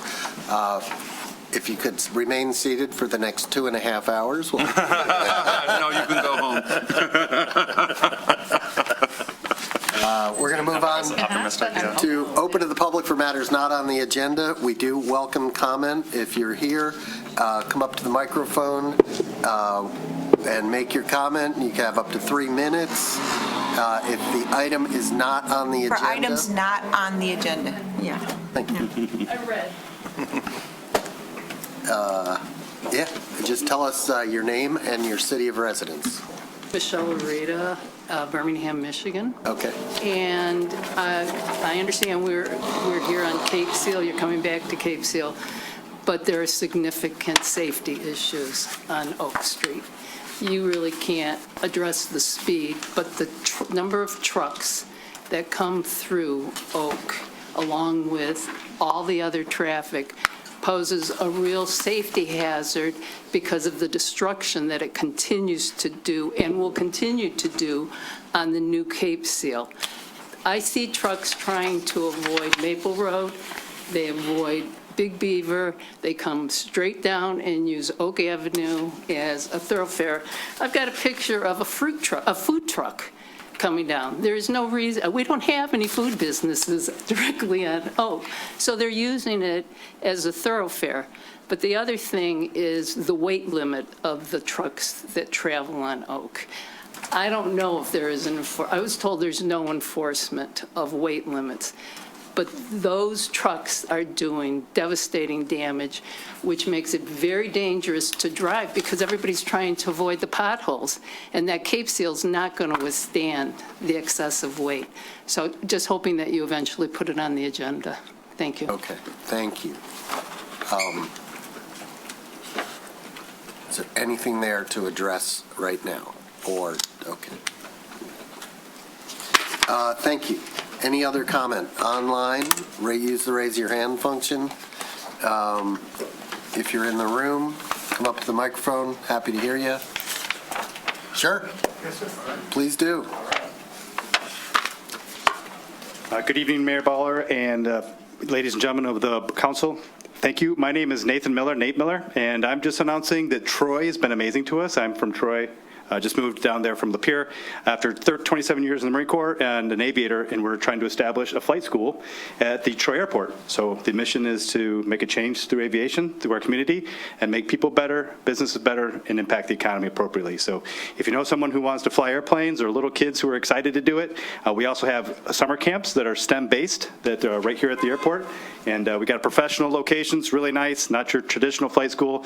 We like to refer to it as a flight academy, blending my 27 years of flying F-18s and my buddy's 20-plus years of flying in the general aviation world and making a really cool product so that people can either enjoy it as adults or have a completely separate career that they might not know otherwise exists as young people. So if you have any questions, I'll stay through the end of the meeting. I'm back in the corner. But thank you for the time. Do you have anything to hand, any I do have handouts? flyers in here, yes, sir. Okay, great. Yeah. Thank you.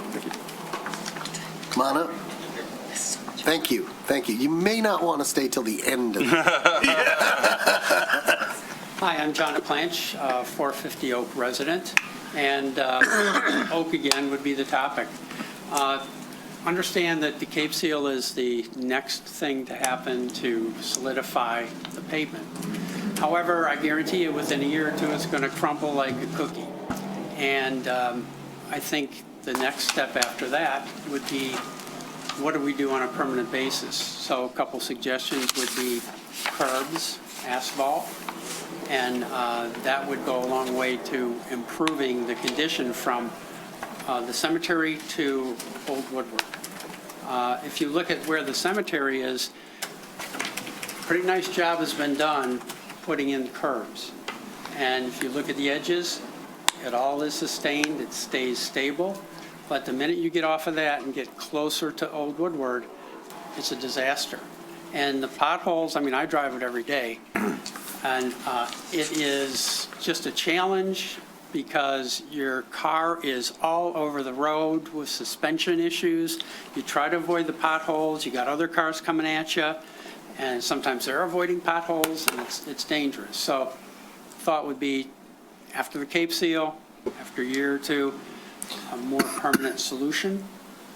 Since it's, I thought I saw a statistic, there's like 4,000 cars that travel down that route on a continual basis. And it's really not a good image for the town. And I think it would be great to have something more permanent and something that wouldn't be a hazard. The other thing is, maybe the trucks go a different route and have them find an alternative. Maybe Quarton is a better alternative. So, I mean, there's several things that can perhaps be considered. So, appreciate it. Thank you. Thank you. Thank you very much. Anyone else? Last call, online, in the room. Okay, none. We're going to move on to the consent agenda. All items on the consent agenda are routine and will be enacted by one motion and approved by a roll call vote. No separate discussion of the items unless a commissioner or a citizen so requests. In the event, the item will be removed from the general order of business and considered separately. So, does anyone on the commission have any items on the consent agenda that they would like to see removed? Wow, none. Anyone online or in the room, any members of the public would like to see an item removed from the consent agenda? None. Wow. Can I make a motion? Please do. I'd like to make a motion to move the consent agenda in the packet tonight, including items A through G. Second. Roll call vote, please. Mayor Long? Oh, sorry. Mayor Pro Tem Long. I was going to have you move. Yes. Commissioner Host? Yes. Commissioner Treeslaw? Yes. Commissioner Cole? Yes. Mayor Ballard? Yes. Commissioner Kozlowski? Yes. Okay. We have, normally we do not have a city manager's report tonight, correct? We have no unfinished business. So we move to new business, which is a public hearing. The first item of new business is a public hearing for the outstanding liquor licenses in our 2025 review period. We're going to be going back over 220 and Sidecar Slice and Shift. So I'm going to now open the public hearing at 7:19 p.m. and hear first, I believe, from staff. Yes. Staff? No, staff, no.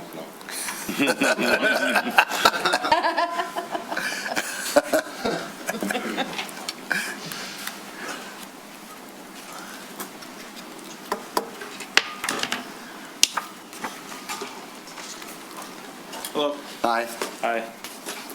Captain Mike Simpson, Investigations Captain with the Police Department, just filling in for Chief Gruey. Okay. We have had positive meetings, as the updated report stated, with both business owners. We feel like that the minor, and I say very minor, issues that we had have been resolved, and both business owners stated to me that we're working on the same, we're trying to work on the same team. We've got updated contact information, and we've been, as far as the police department goes, we're happy with the meetings that we had with both Mr. Elia and Mr. Simon going forward. Okay, thank you. Petitioners now, or Thank you. Good evening. My name is Zaid Elia. I'm the owner of 220 Merrill. I appreciate your consideration tonight. After the last meeting, I spoke with or emailed Jana, and she immediately referred me to the police department. Captain Simpson was kind enough to reach out to me, spoke with me of what the various few things they'd like to see. Of course, our job is to implement those things and make sure we stay consistent throughout the year. Communication is always key, and sometimes that breaks down in the chain of command, literally. I've spoke to my team ad nauseum. I always speak with them. Sometimes things go out of whack. My job is to make sure they don't. My goal is to make sure that they have the correct contact information, whether it's our director of security, the second command, the manager, or myself, which can also always be contacted. And our goal is to make changes immediately. It's not my job to sit here 1 year later and hope to fix it. My goal is to always fix it in real time. Safety is obviously to the benefit of the general welfare, but most importantly, our customers and our team. And we're very strict on those certain items. So our goal is to always implement things that make our community safer, our staff safer, and certainly our guests safer. thank you. Is Mr. Simon or anyone here representing? Come on up.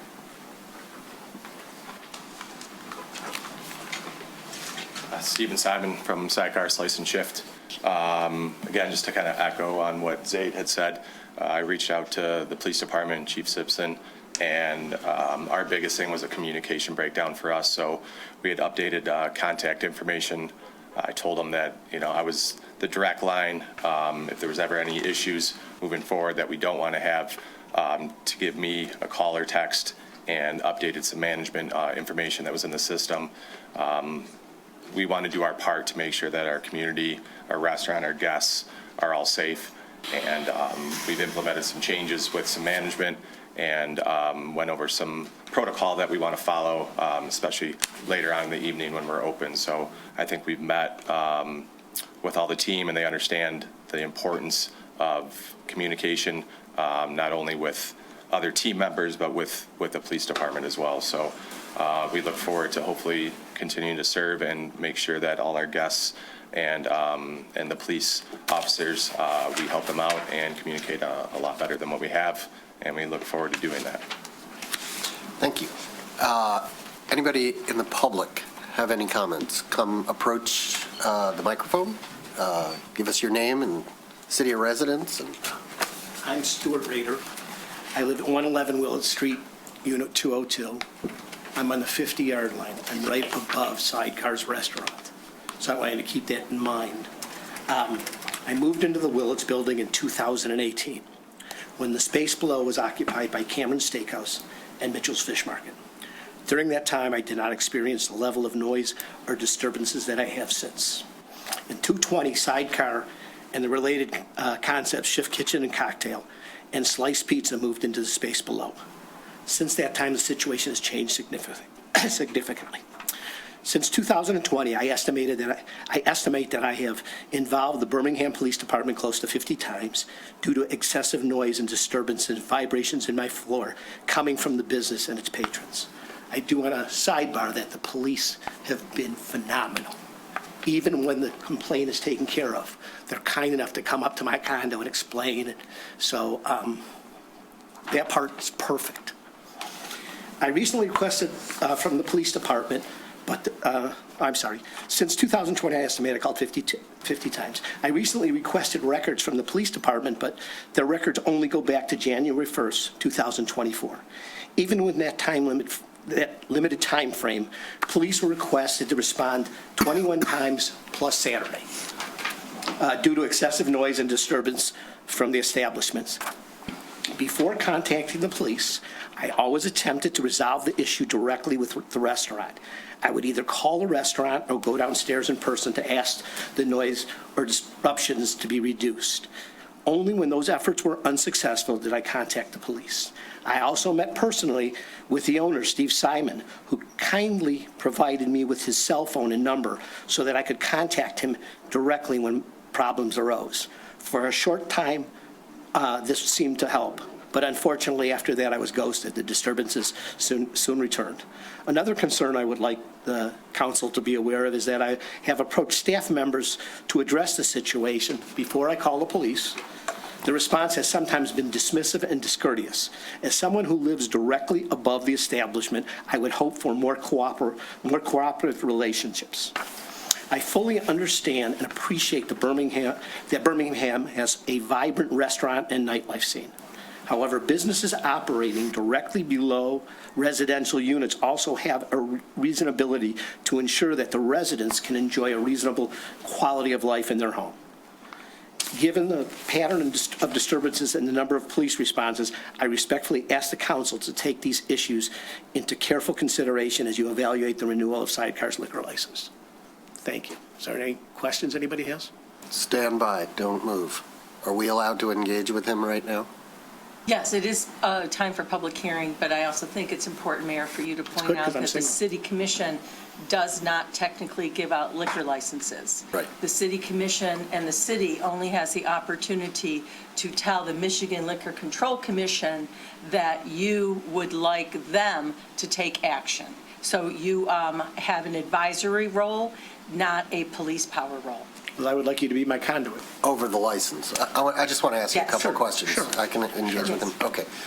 Number one, do you live directly above? Right Okay. above. When the bass Number is two, playing, when my you seat- talk about disturbance and noise, what, are you talking about music? Music. Or the sound of people? No, people. I Or don't hear the people. It's the people music, outside on the vibration, cafe in the And summer? then they have music outside in the summer.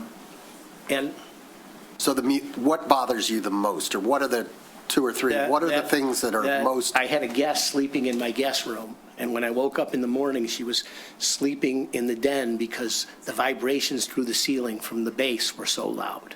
And it is the noise of the music. It is the noise of the music. So it's and music. I make sure Because I've been in, late. You can come by. You can It's come not by condo. that loud. You can come to I my mean, condo it's not that anytime. loud when you're in it, but I can imagine that there's some dynamic going on with wherever the speakers are placed. And the band that they have. Band. They have a band. When the city, I talked to, is it Steve Zaki? Did I have that right? From the city? Jeff Silke, maybe? Jeff? Yeah. Jeff Silke? So he came out and he looked and was very kind. I didn't think anybody, I don't know, and I'm learning that you have less control of this, more advisory of this. But we have the ability, we're all in a room right now talking. This is the best time that we're going to have to figure it out. to try to resolve it. The loudness of the music, the bass vibrating through my condo. Okay. And Jeff called me afterwards and said, you said you heard noise from bands. They don't have bands. On their website, they have bands, and I can go get the picture of the band on my phone that I brought. Who has a band? Is it the It's Slight? on weekends or special occasions. Yeah, but I'm looking at you, Mr. Simon. I'm sorry, I thought Do you you have were- bands? We have solo musicians inside Shift. Shift. Are you above Shift or are you Right above? between them. Okay. Thank you. Would you like to respond? Sure. And let me ask you a question. Have you ever invited him up to hear what it sounds like in your apartment? No, but I have 100 texts. Okay, well, that's not the same as of having him experience what you experience. I'm a small business owner. I want every business to be successful. The night at the 2 o'clock parking lot events, I do not hold them responsible for, even though they're coming from their place. So when I bought my condo, it was a comfortable, quiet street. Willits is no longer a comfortable, quiet street on Thursday, Friday, and Saturday night. It just isn't. But I just want it to be, I just want to live in peace. I'm trying to be. Let's hear from Mr. Simon, if you don't mind. Would you like me to sit down? Or do you want me to sit? Yeah, you can sit down, unless, yeah. Whatever you want. Are you familiar with his Yeah, me and concerns? Stuart, I gave him my personal cell phone to let him know anytime there's an issue. Sometimes the text messages come in late. If he said the word ghosted, there was sometimes when I was asleep and wasn't able to respond, but I would always talk to the staff the next day to let him know. I haven't personally heard it, from his experience, like he said.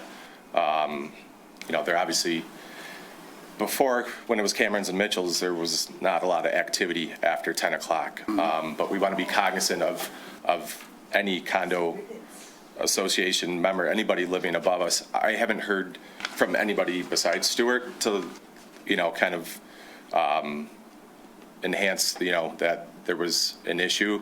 Anytime I was contacted by him, regardless if I thought it was loud or anything, we turned it down immediately.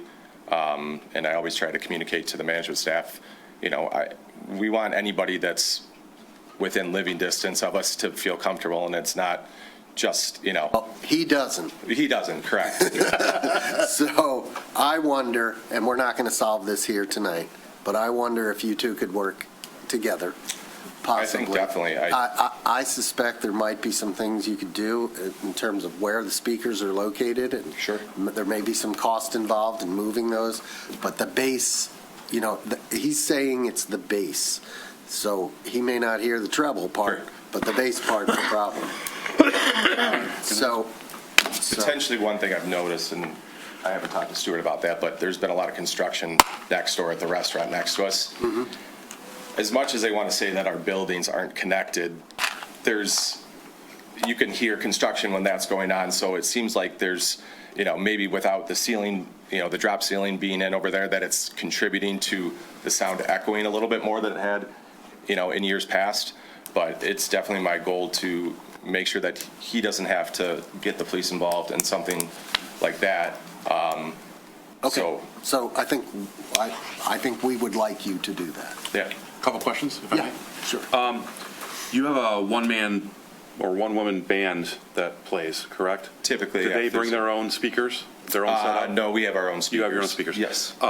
And at what time does that individual start, and what time does that individual stop? Those are typically 7 to 10, 3 hour, 2 to 3 hours. And that's what days of the week? Thursday, Friday, and Saturday at the moment. So Thursday, Friday, and Saturday from 7 to 10, but at 10 o'clock, it stops? Correct. Okay.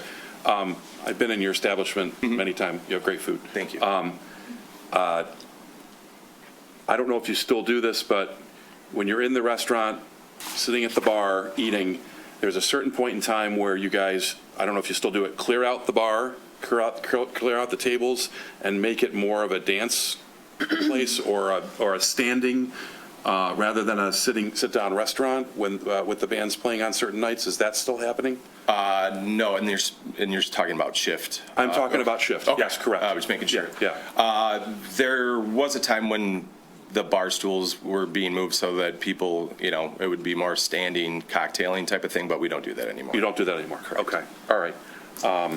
So is it, may I ask the other gentleman a question? Yeah. Is it on the Thursday, Friday, Saturday from 7 to 10? I first have never made a complaint before 10.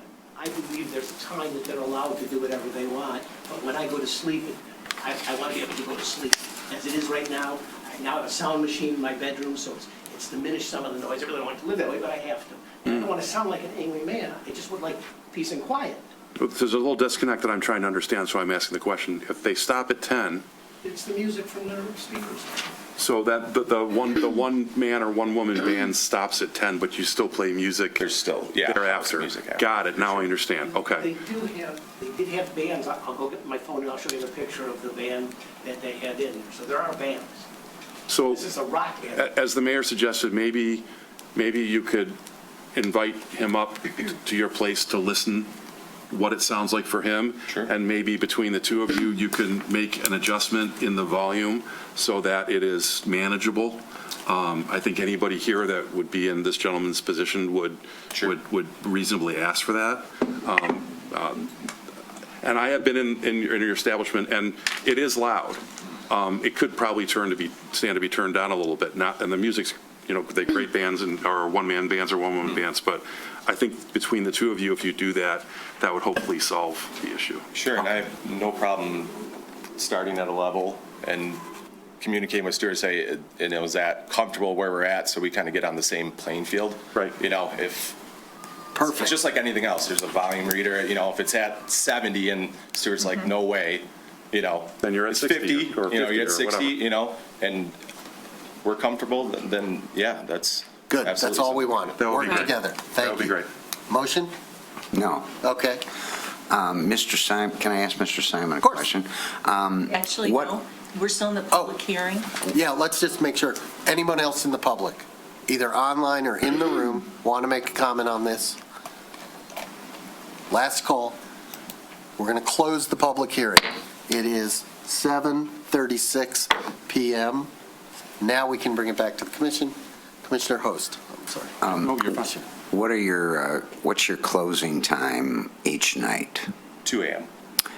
That would be Tuesday through Sunday, or? Every day, Monday through Sunday. Okay, so every day, 7 days a week, 2 a.m. Not all three. Is that all three or just the one in the Shift middle? closes earlier during the week, but sidecar's open till 2 every night. The kitchen closes at 1 to try to wrap things up so that we're not in there after 2. At the old establishment on Merrill, we would keep the kitchen open to 2, and that kind of created. Okay, let's just address this question. What's done?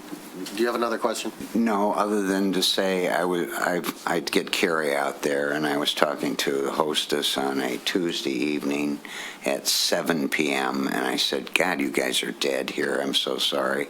And she says, wait till midnight. This is one of our busiest nights of the year because that's when everybody closes. Right. Any other questions, comments from the commission? Happy to take a motion.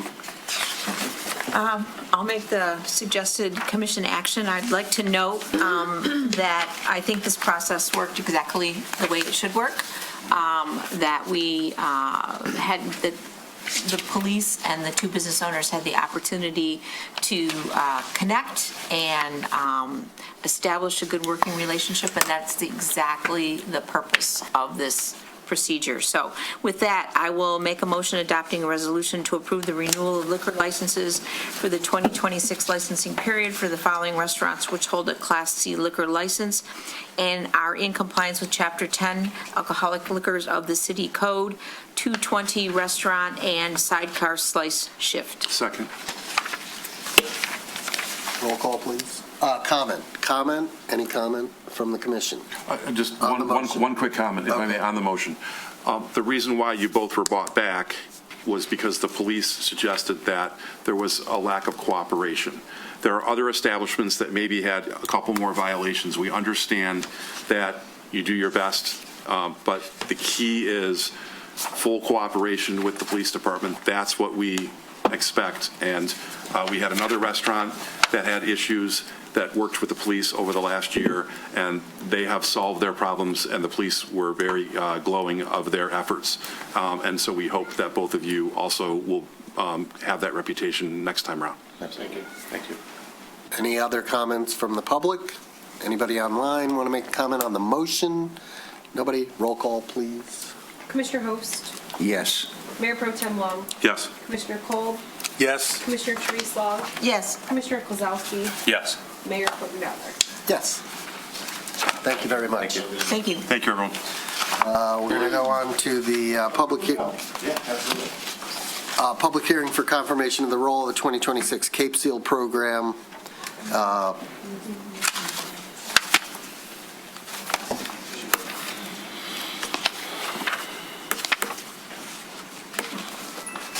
right. Hi. Good evening, Mayor Baller and Commissioners. I'm Ryan Katz, Deputy Treasurer for the City of Birmingham. Before you is Special Assessment District Roll Number 917, 2026 Cape Seal Program. It was discovered that 10 parcels on 450 Oak Avenue were miscalculated based on the footage of each unit. That has been corrected in your packet to allocate that same total cost for 450 Oak Avenue equally among the 10 units. Tonight, we recommend the adoption of the resolution confirming special Wait, assessment. could you be more clear? Wait, this is not a public hearing, is it? Yes, it It is a public hearing confirmation. I'm going to of open the public hearing at 7:40 PM. Does he need to repeat what he just said? No, it's fine. Okay, with regard to the error, are we going to call it an error or whatever? It was a miscalculation. And that was in our original packet that was Yes. distributed to the public on Thursday. And at what point did we discover the error? This morning. And This it's morning. regarding 10 parcels at 450 Oak, they're condos. Right. So the individual units. The total amount of the assessment is the same, but the way that it was calculated and split between the units was done by a third, we hired somebody to do this calculation. They did it based on square footage, and that's not how we normally do it. We do it divided by the number of units.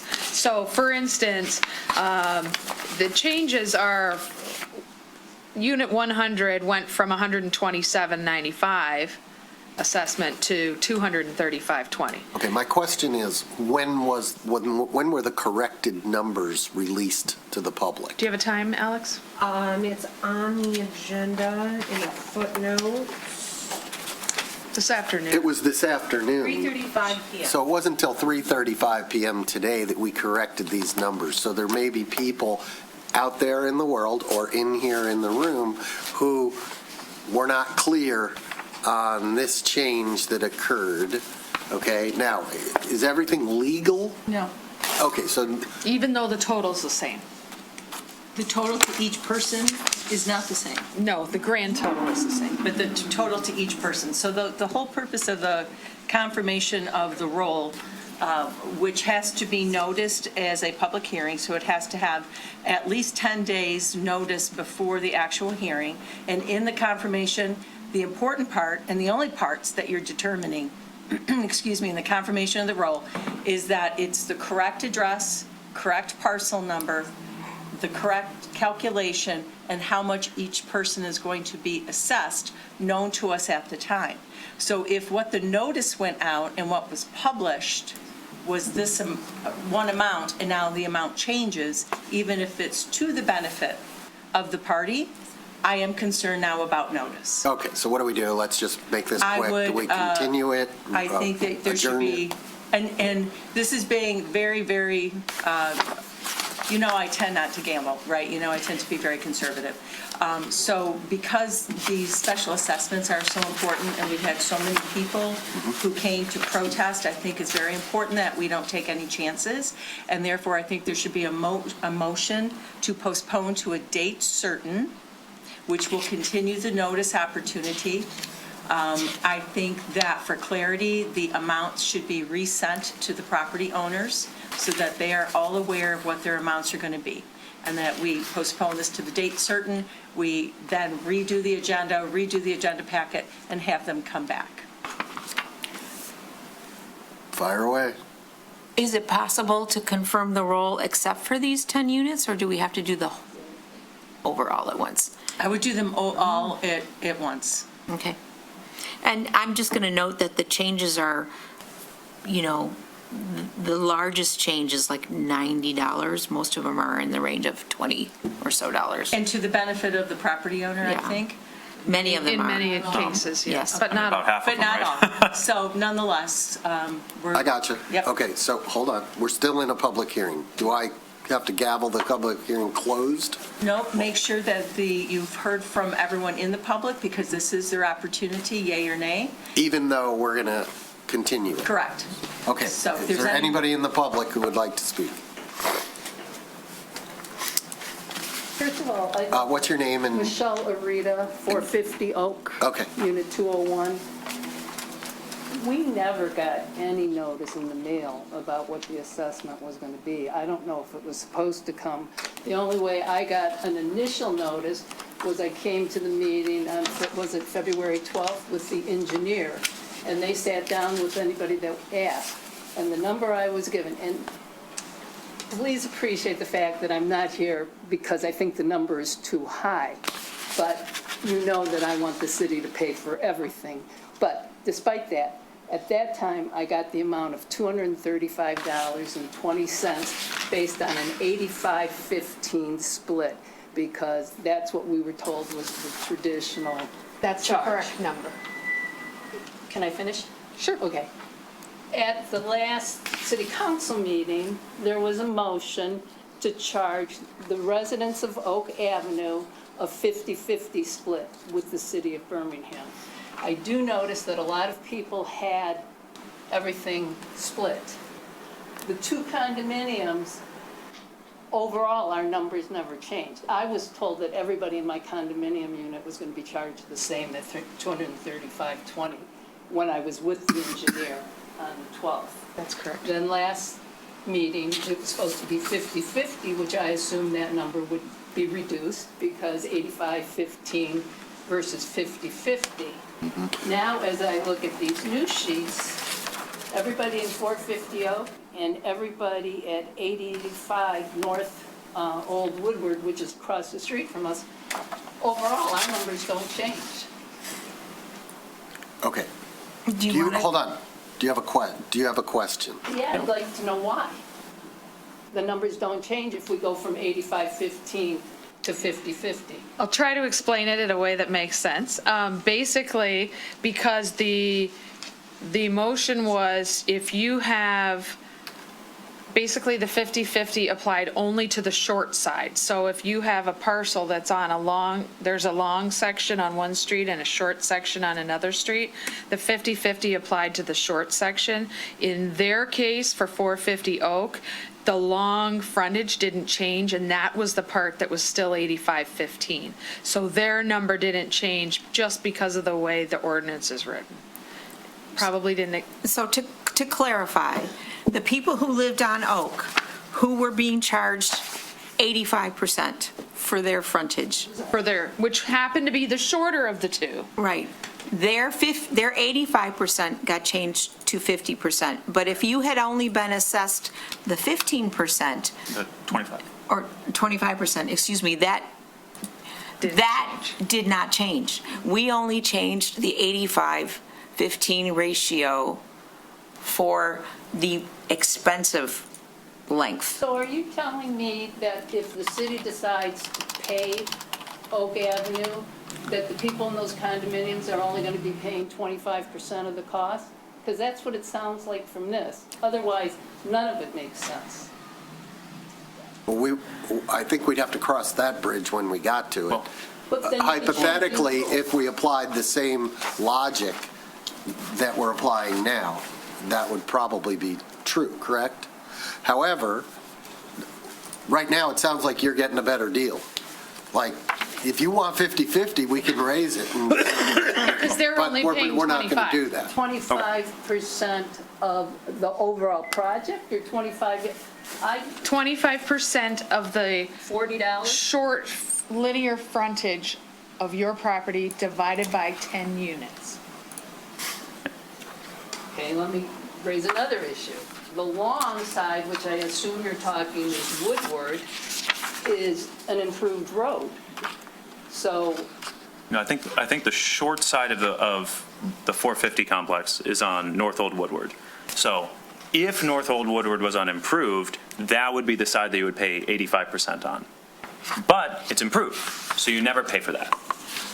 Your long side is on Oak, so you pay 25% on that. and the city pays 75. And the city pays 75. Like if you total up, right, it's like 10 units at 235 a pop, right? Right. So it's 2,300 for the whole thing. And you can see how much frontage the condo complex has. It's a lot more than any of the individual homeowners. And the individual homeowners were getting assessed at like over 2,000, 3,000 bucks. I'm glad So, that they got the reduction. Okay. good. I'm just saying, I'm fairly confident, and I wish my computer was a little faster so I could confirm it, that that is what's going on here, is 450 and the North Old Woodward, I don't remember the address, 885 North Old Woodward, are both paying 25% Of that $40. of the $40 multiplied by their long foot frontage. Okay. And that is how these numbers are, and that's why they didn't change, is because they weren't, 50% would be higher. We lowered the 85% people down to 50. We didn't change the 25%. Is there any way when notices get sent out that there's actually an explanation? We've been here, this is the third meeting, and today we find out that we're paying 25%, we're not paying 85%. Because when we sat here with the engineer, we were told we were paying 85%. Last week, until the motion. Taking information probably maybe from, Because The wrong there was information provided, and it was in the motion that you all approved at the public hearing of necessity. Is it complicated and confusing? Yes. Well, we're not stupid. If you just say long, short, explain what that means, then we will understand it. It is in this week's packet. okay, hold on. Okay. Are you satisfied at this point? I understand what's being, I'm being told. Let me say Thank you. that. Am I satisfied? we have- Would be different. Go ahead. No, I want to make sure you're satisfied. I understand. Okay, and then I'll There's move nothing on I to can the do. next thing. So the next thing is, did we have proper notice? She made an assertion that she did not receive a notice. Meanwhile, you certified that notice had been No. given, correct? No? There was a public notice given when the date of the hearing, when the hearing was going to be held. There was no dollar amount on that notice. Okay. And there was also a letter sent to say, come in and talk to the engineering department on February 12th or whatever the date was. And at that time, they were given the number of $235.20. Okay. The right number, but the notice doesn't include the exact number. The notice that Mary's talking about is what's published in the agenda for tonight. Next step. Dollar amounts are not required in the individual notices to individual residences, just that the notice of the confirmation of the roll will be published and the hearing will be heard. Okay. What next step? Right now, what's the next step? Is there any other questions or comments from the public? And if not, close the public hearing. Any other questions or comments from the public right now? Online, use raise your hand function. In the room, seeing none, closing the public hearing at 7:52.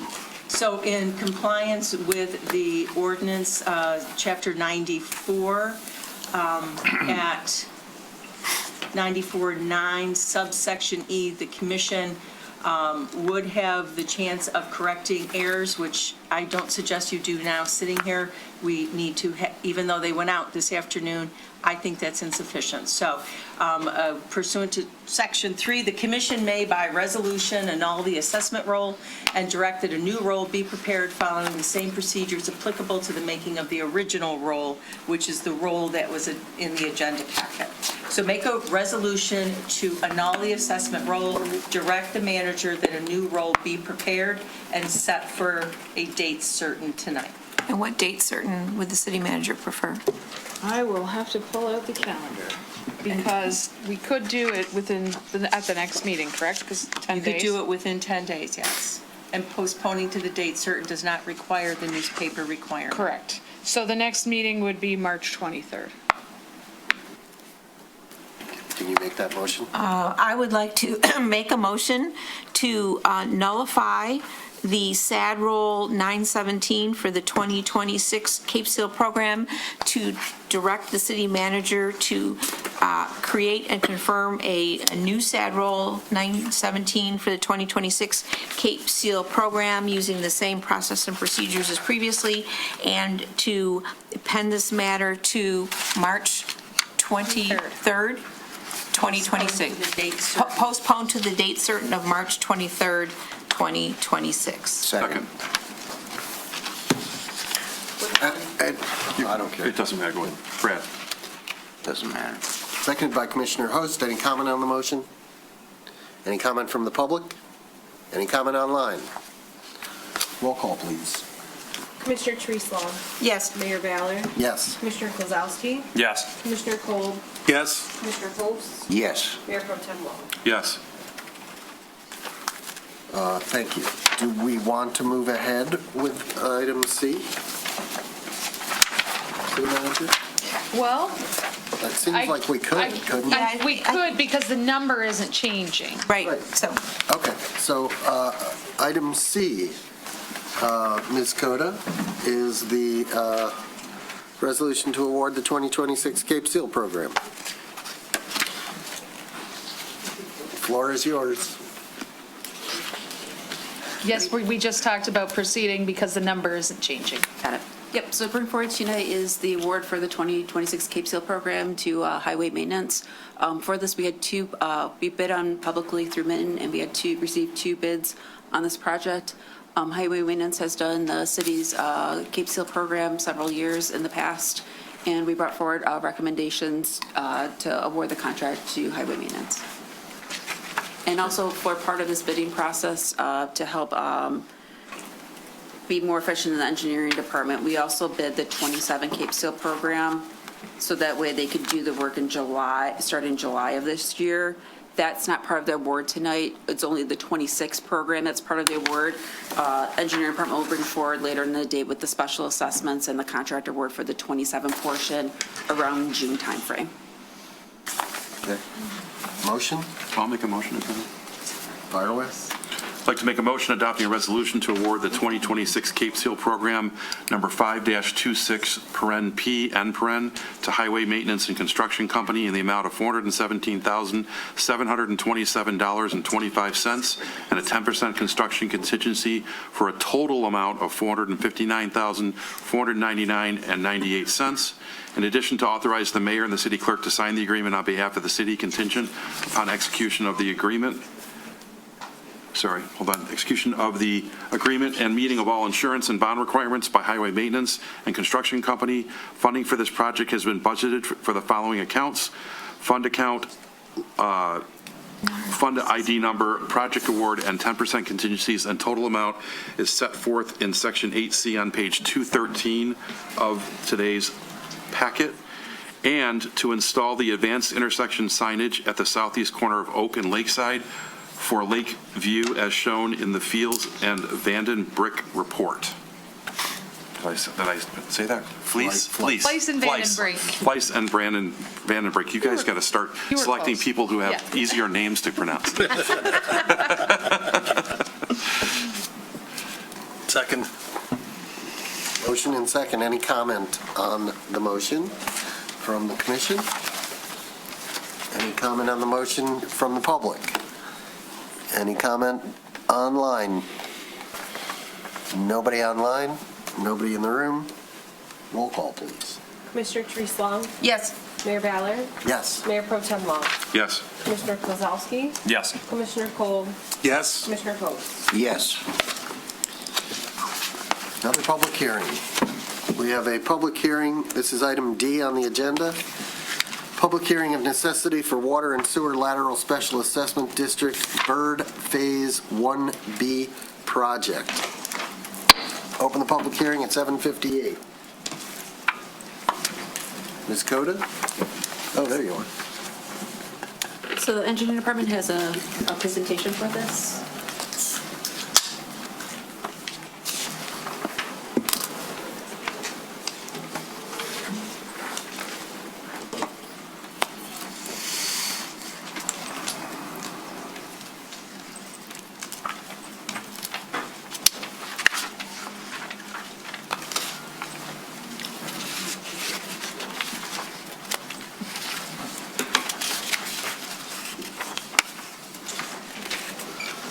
Do you want to know the page number, Melissa? Yes, please. 418. There we go. So this is a presentation for Bird Phase 1B, here necessity for the Water and Sewer Lateral Special Assessment District. Quick overview of the presentation and the project itself. Limits our Bird Avenue from Grant Street to Cummings Street. The project includes new water main, sewer improvements, and new concrete pavement. The special assessment district for sewer water laterals to be paid by the property owner at 100% of the cost. So with this, part of the project, the existing water main out here is 4-inch cast iron that was installed in 1921. The proposed size is going to be an 8-inch water main ductile iron for replacement. With this, there's concerns with the water main. It's over 100 years old. The existing size is 4-inch water main. And with this, the minimum size that we replace going forward is 8-inch water main. And also this section has experienced water main breaks. With this, we've updated the picture from this year. This is from Bird Phase 1A, just to the west of here. With this is an existing 4-inch water main. This was installed in 1931, so slightly newer than 1921. And with this, what you do see over time is the 4-inch water main, the inside diameter is actually smaller, just because of buildup that happens within a pressurized system itself. And then so for the sewer on Bird from Grant to Cummings, the existing sewer size is 8-inch to 15-inch. Some of it was installed around 1916, 1970 itself. So with this, we propose a 15-inch storm sewer on this road, and then also to some of the sewers to be lined. Some of those sections of the sewer are needed for open cut replacement due to the condition of the pipe not being able to be a candidate for the line, and also to the existing catch basins are in poor condition and need replacement itself. And then also to the proposed storm sewer improvements will create a separated storm on these streets itself to be able to collect the catch basin runoff. And so with this, it's hard to tell.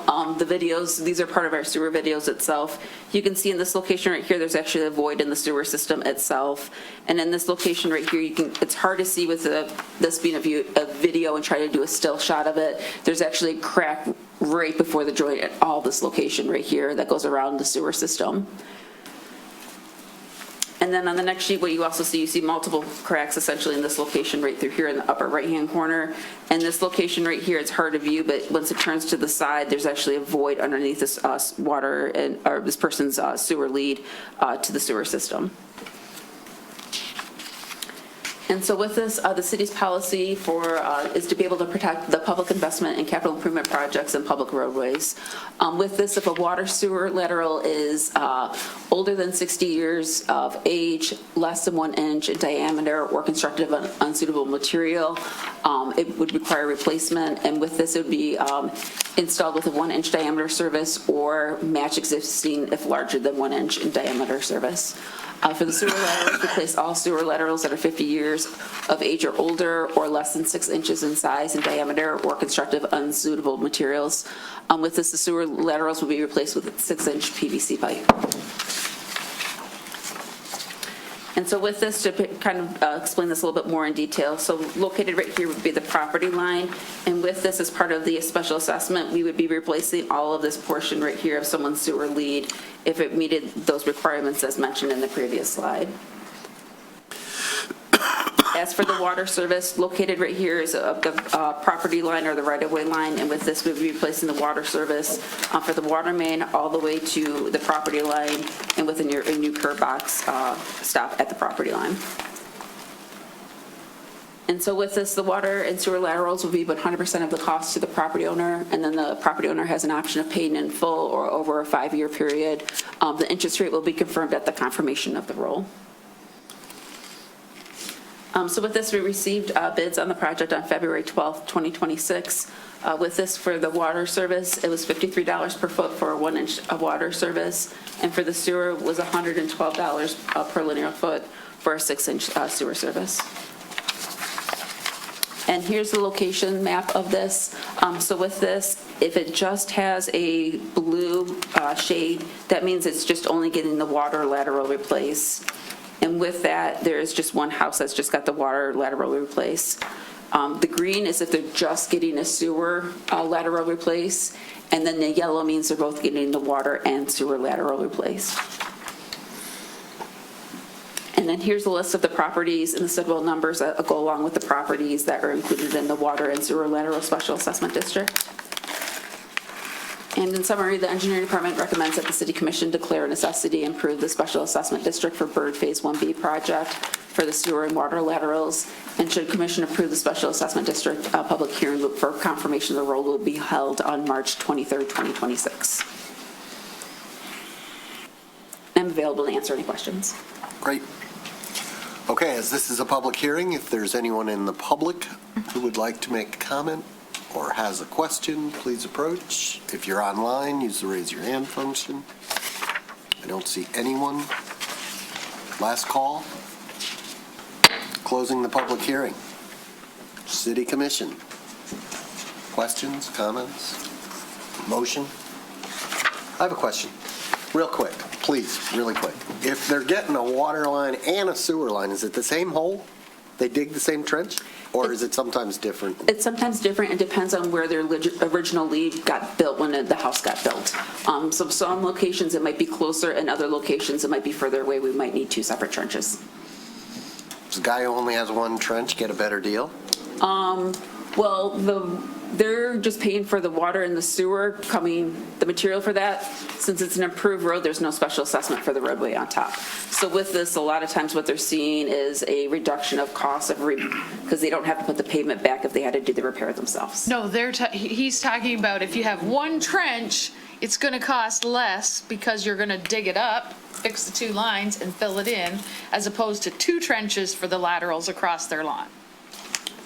No, because essentially the cost per foot just assumes everything for the sewer system itself and the water system being installed per linear foot of the lead itself. That's how it got bid. Okay. Other questions, comments, motion? I'll make the motion if you like. You're my guest. Thank you. Whereas notice was given pursuant to Section 94-7 of the City Code to each owner or party in interest of property and lots to be assessed by first-class mail and publication in a newspaper generally circulated in the city, and whereas the City Commission has conducted a public hearing and it's determined that it is necessary to proceed with the project replacing sewer services 50 years of age or older, constructed of material that is not acceptable for city standards, and replacing water services that are 60 years or older or less than 1 inch in diameter on Bird Street from Grant Street to Cummings Avenue, and whereas the city has previously established a policy of requiring replacement of sewer services 50 years of age or older or constructed of materials that are not acceptable for city standards, and water services less than 1 inch in diameter, and the city street is open for repairs or reconstruction, and whereas the City Commission, after public hearing, has determined that Bird Phase 1B project the replacement of sewer services that are 50 years of age or older or of material that is not acceptable for city standards, the replacement of water services that are 60 years or older or less than 1 inch in diameter is a necessity and in the best interest of the city, and whereas the Commission has approved the detailed plans and estimates of the cost prepared by the city engineer, and whereas formal bids have been received and the actual cost of sewer service and water service replacement has been determined, and whereas the city engineer has determined the boundaries of the sewer service lateral and water service laterals located within the limits of the following streets shall be installed as part of the Bird 1B project, contract number 7-26 WN Bird Avenue Grant Street to Cummins Avenue. Whereas the formula used in making the assessment is 100% of the contractor's charge for replacing the lateral service that is 50 years of age or older or constructed of materials that are not acceptable, and water service that is 60 years of age or older or less than 1 inch in diameter within the public right-of-way between the utility and the property line, calculated at the rate of $112 per foot of 6-inch diameter sewer service pipe and $53 per foot of 1-inch water service pipe. Therefore, let it be resolved that the City Commission has determined that the scope of the public improvement as described is in the best interest of the city and will benefit the properties listed in the assessment roll and is a necessity, and the City Commission directs the manager to prepare a special assessment roll and to present the same to City Commission for confirmation, and further set a public hearing of confirmation on March 23rd, 2026, and give notice of same. And this applies to the sewer and water laterals under Sidwell number, street address, and estimated sewer SAD costs and estimated water SAD costs that are located in Section 8D of tonight's packet on pages 378, 379, and 380. Second. Motion and second. Comment in the room? At the commission table? Online in the ether? I don't see anybody. Nobody. Okay. Ms. Bingham. Commissioner Host? Yes. Commissioner Kingswell? Yes. Commissioner Kozowski? Yes. Commissioner Kolb? Yes. Mayor Pro Tem Long? Yes. Commissioner Ballard? Yes. Moving right along, we have item E, a resolution to approve the playground layout design for Pembroke Park and purchase of equipment through Landscape Structures. The amount of $222,554.94, plus installation $443,381.55 for a total purchase price of $665,936.49. Second.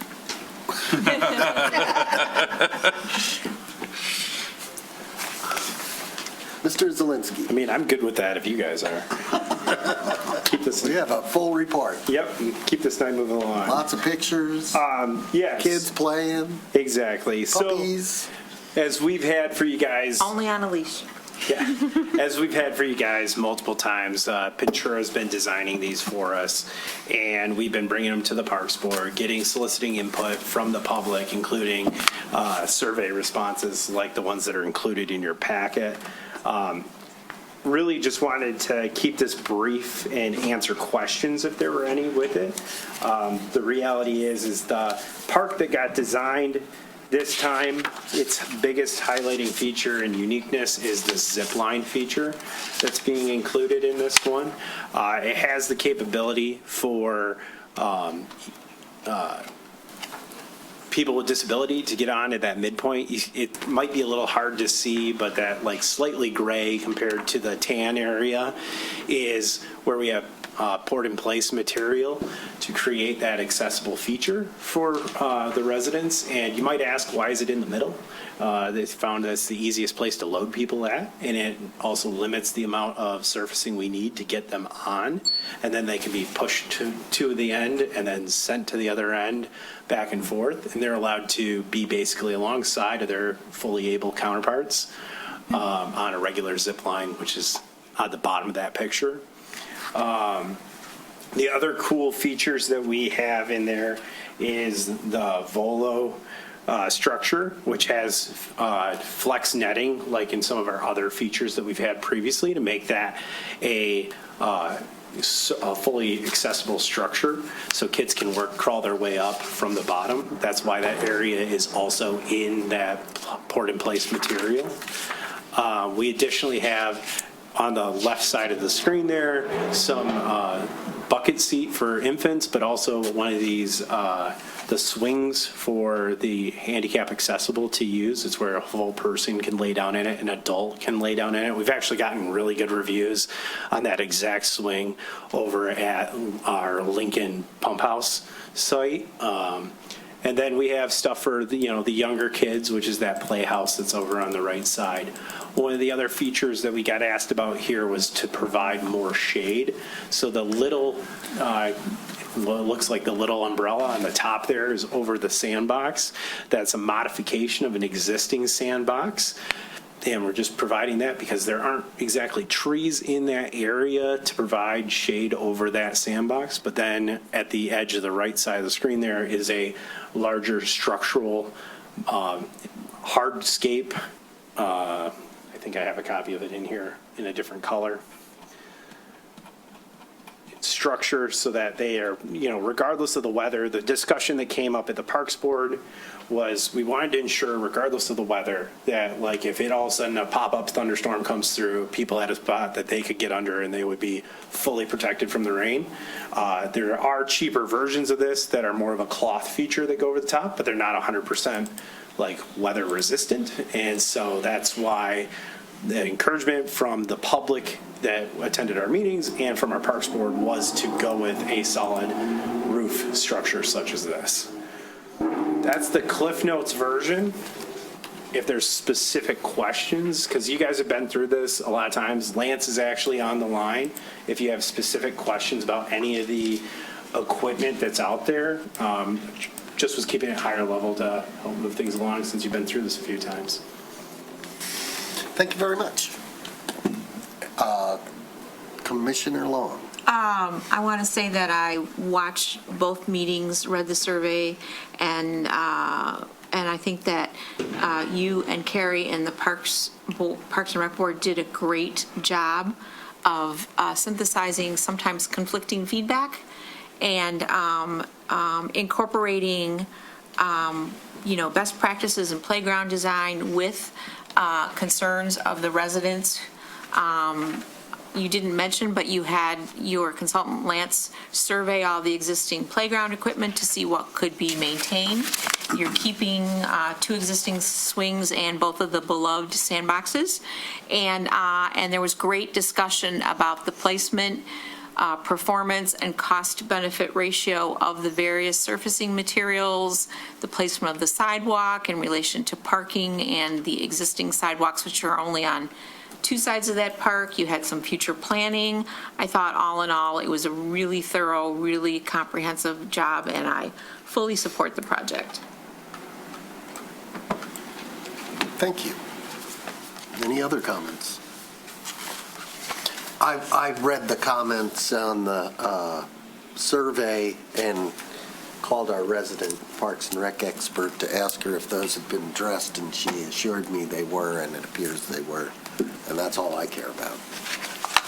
Well, if there's no other comment, I would be delighted, Please just for do. old time's sake, because this is being paid for primarily, if I just may toot, with the Parks and Rec bond that we all advocated for, and which the residents of Birmingham, we are grateful, passed with, I believe, 70% in favor, and the Parks and Rec bond is doing what it was intended to do. Besides a couple really large projects, they are marching through the smaller neighborhood parks and bringing improvements to everybody, so that for safety's sake, old playground equipment is being replaced with stuff that's newer and safer and more fun. So I would like to make a motion to approve the playground layout design for Pembroke Park and the purchase of equipment through Landscape Structures Incorporated with Sourcewell Cooperative Purchase Pricing in the amount of $222,554.94, and the installation of playground equipment, slate structures, and site amenities by Pentura LLC in the amount of $443,381.55 for a total purchase price of $665,936.49. In addition, to appropriate and amend the 25-26 budget as follows: Park System Construction Fund revenues drawn from fund balance of Fund 408.0 hyphen 000.000 hyphen 400.0000 for $35,936.49, and expenditures from the Land Improvements Fund 408.2 hyphen 901.751 hyphen 979.0000 for $35,936.49. Second. You can have it. That was a Go ahead. photo finish. Go ahead. You can have it. Give it to Cole. By 1/100th of a second. All good. Any comment from the public? Any comment from the commission? Any comment online? Seeing none, let's do a roll call on this one. Mayor Ballard? Yes. Commissioner Host? Yes. Mayor Pro Tem Long? Yes. Commissioner Kolb? Yes. Commissioner Kozowski? Yes. Commissioner Therese Long? Yes. Item F, the wall. Go forth and play. Yeah. And thank you. Item F is the wall.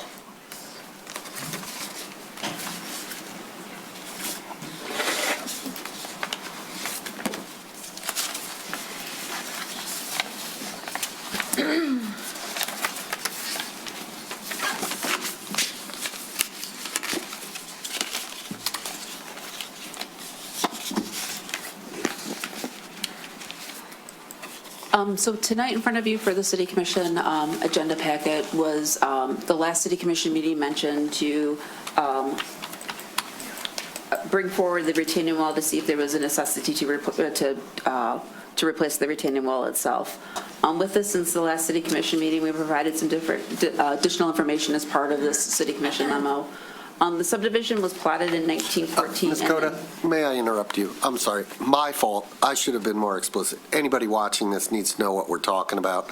We're talking about a retaining wall on Brookside, Ravine, and Park Streets that's part of our 2025 and 2026 asphalt resurfacing program.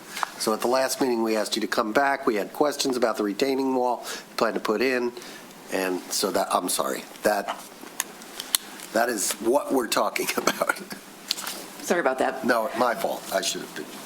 And so with this, we still looked into our files and couldn't find the original plans from when the wall was installed in around 1920s and 1930s. We do have plans for the utilities for the area right now, but they don't show the retaining wall itself. But we reviewed some of the additional information, and with this, we think the existing walls appear to be built in the 1920s. With that, it was essentially a two-tier retaining wall, and some of the section was modified in the 1950s. And then with this, in 1991, there was a project that was done by the engineering department to replace certain sections of the wall and also rehab certain sections of the wall itself. And then so with information, September 16th of 2022, engineering department reviewed the existing walls and photographs were provided in there. With that, we had our structural engineer, AEW, review the existing retaining wall, and they provide information about the retaining wall. No emergency repairs were at that time, but it was recommended to replace the walls as part of a future capital improvement program. So with that, the engineering department started budgeting it during the winter, spring of the 2023 timeframe to be able to include it in fiscal years. It was shown up in the fiscal years of the budget in 23-24 under the asphalt resurfacing wall repairs, and then also consequently in fiscal years 24-25 and 25-26. So with this, we also did have a resident meeting earlier on this year to be able to discuss replacement of the wall, and we did receive bids for this project on January 20th. The lowest responsive bidder's unit cost for the retaining wall was approximately $681,900. That's without the staircase itself. With this, we think that the total construction cost of the asphalt resurfacing program as a whole is about $2.1 million. And so with this, the bids are good for 60 days, and the lowest responsive bidder has agreed to hold their pricing if awarded the entire contract. And with this, I'm able to go through some of the information that was in the attachments of the memo. So this is some of the information, but we're talking about the subdivision plots themselves of the subdivisions. So the concerns with areas, locations I've got that have existing walls out.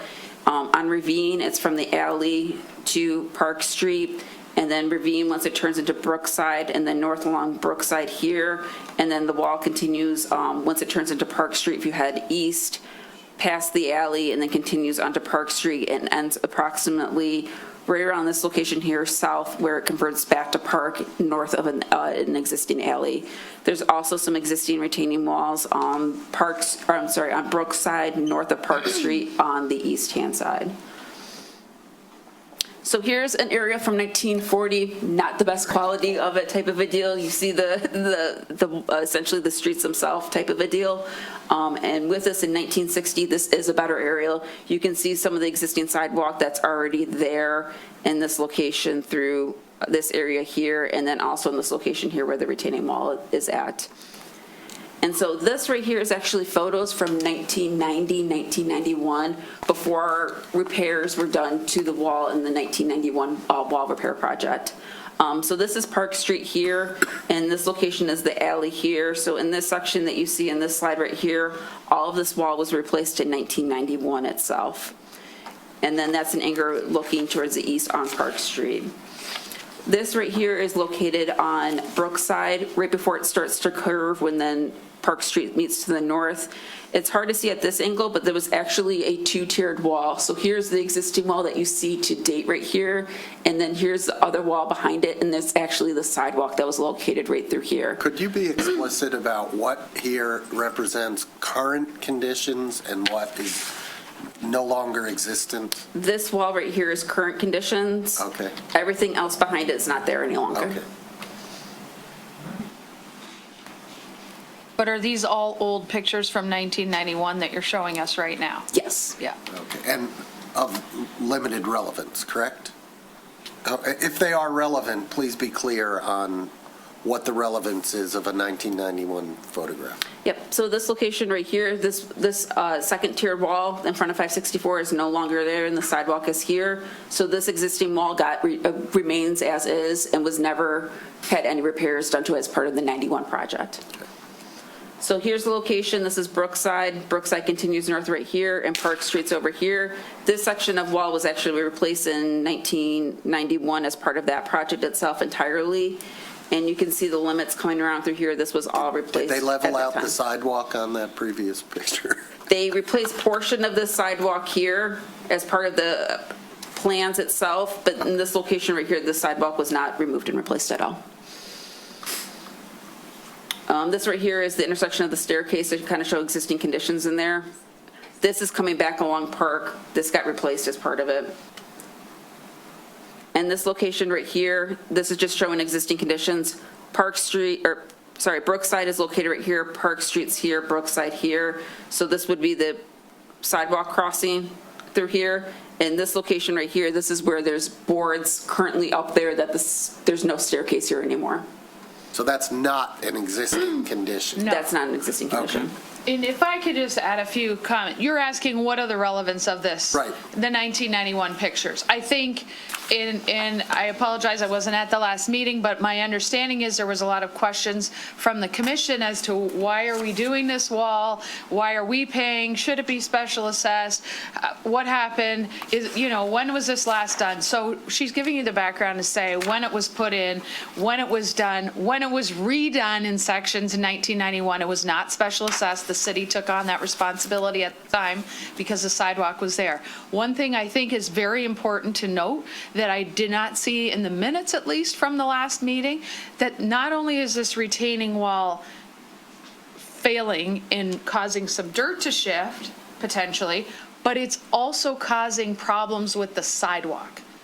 So the sidewalk is not currently meeting ADA requirements with regard to cross slope because of and Melissa, you can jump in. So it's the cross slope is too much. So we need to straighten the sidewalk and build up that land and strengthen the retaining wall to keep the sidewalk in place. Okay? So if we don't do anything with regard to the wall, then we have an issue with the sidewalk because we know that it doesn't meet ADA and we have to fix it or stop using it. Okay. And I didn't see that anywhere in the last meeting. Good point. Thank you.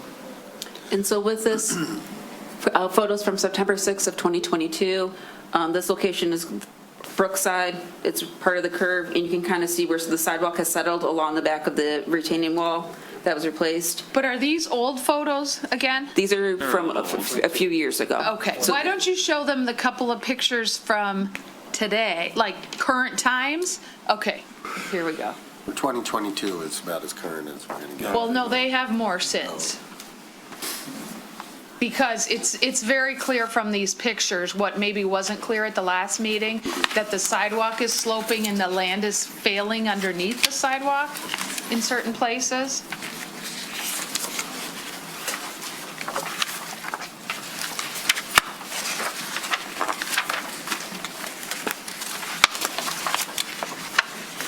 I was just in Egypt, and this reminds me of some of the places that I walked through with big boulders falling on their side. So this very first one, you can see the sidewalk, there's like a space underneath it because the land's fallen away because the wall is shifting. So this, in the first, she passed it out, you can see a void that's happening along the sidewalk itself because essentially the sediment, or essentially the soil underneath is eroding behind it. You can kind of see it would be in this location right here along Brookside itself. The next sheet shows a location that is probably in these photos here. Why don't we go through the pictures that you just gave us? Okay. And this one by one, so it's very clear what you're trying to illustrate with each of these photos. So the first photo, it appears you're trying to show us the void below the sidewalk. Yes. In other words, Right. dirt somehow has come out.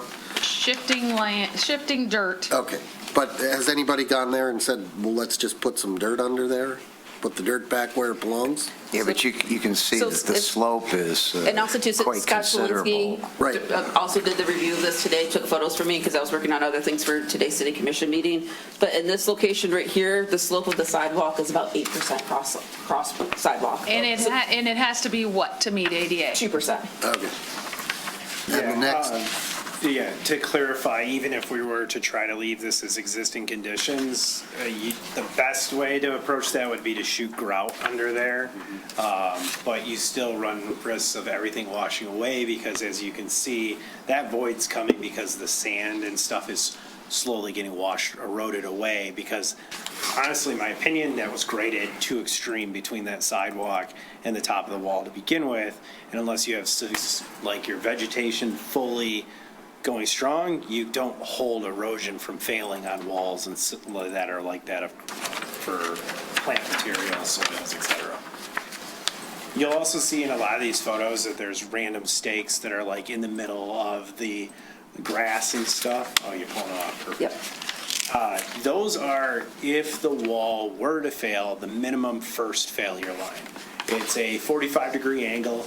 It's an assumption of if we're failing under a catastrophic event, how far back the first failure would be. I cannot predict how far back the second failure would be. The second failure would come from all of a sudden having that weight change and distribution and security of the wall being there. Okay, hold on one sec. Go to page 3, because I can see they're not following you. We are, I got it. Oh, you are? Yeah. Okay. Page 3, you'll see there's wooden stakes in the grade.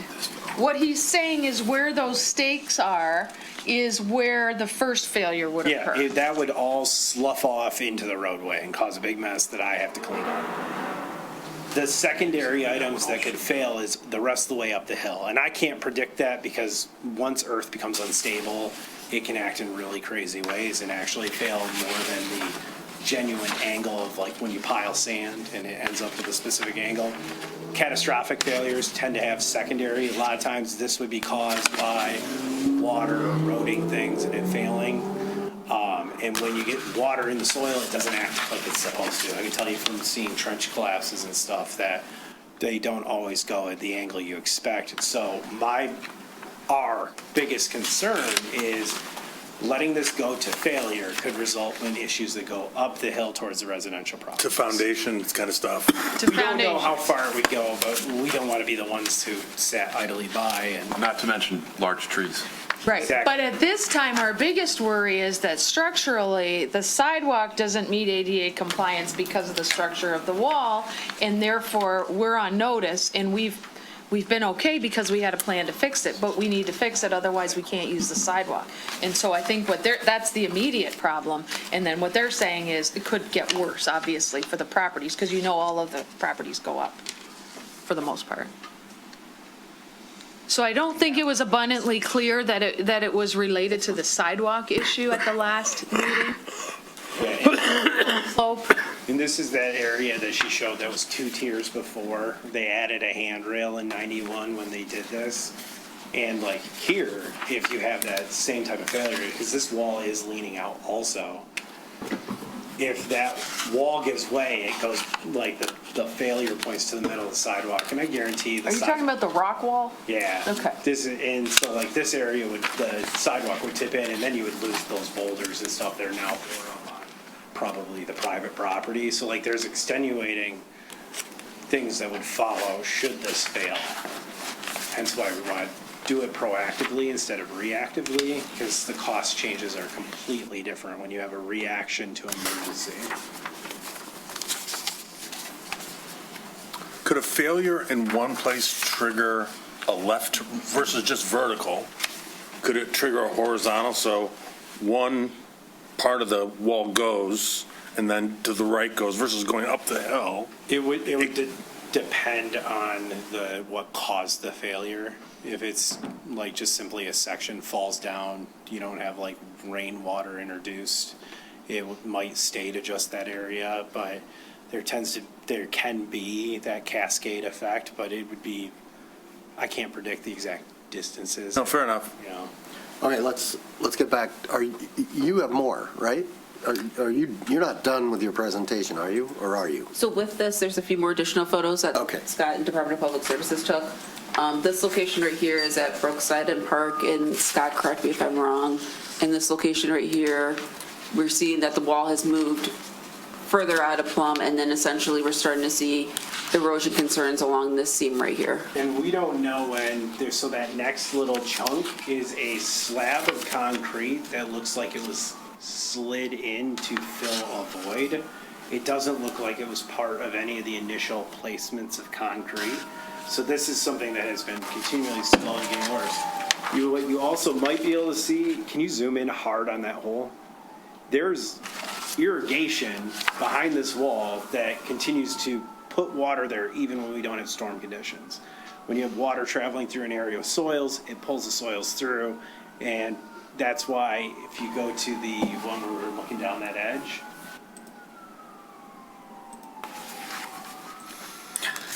we're seeing, there you see those different, like, almost looks like step lines in there. That's the material slowly sloughing down. And we had a picture from the other corner where you guys see it's all working towards those stair steps, which is also part of the reason why that stair step wall leans kind of in towards the steps, is everything's kind of working its way towards that corner. Slowly. Erosion's fun, how it moves at different paces at different times.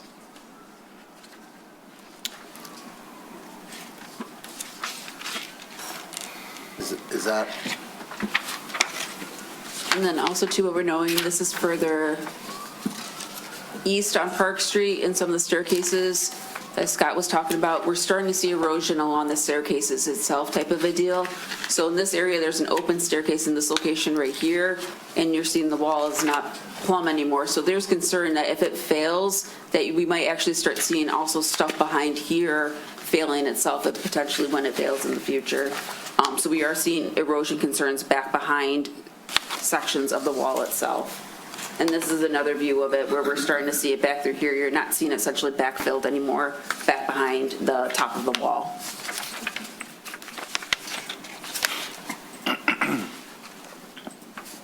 And so with this,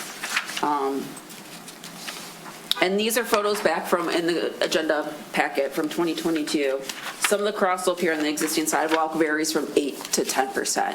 And the ADA requirement is 2% or less. So the problem we run into in certain locations with the cross slope itself, we can't just lift up the sidewalk because the area that's supporting the sidewalk is essentially moving because of the wall movement, and then it can't be supported anymore. So there's a double concern of the walls are starting to shift out of plumb, as shown on this back from 2022. But then also too, if this starts shifting down to here, what we're noticing in certain location, it's tipping this sidewalk up on the top greater than ADA requirements, and that is also being replaced as part of this project. And we can't necessarily put the sidewalk back at 2% because we need this wall taller to make sure you've got the support of the soil to support the sidewalk up on top of it.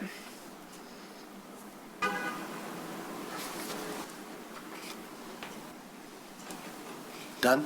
Yes. Oh, good. Okay, well, then, do we have questions from the city commission? Yes, Commissioner Kolb. So, out of curiosity, I know it's unpredictable, but once we start construction, could we end up finding a whole bunch of remediation that we have to do? Like backfilling? I mean, some of that's going to naturally come with it. When you put up, you're going to like shore and brace as you take sections. This is how I believe it'll be done, is they would take it in sections to ensure you don't have like catastrophic failure by removing the entire wall at once. Typically, it's like if you're fixing foundations on a house, you take it in segments to keep it under control.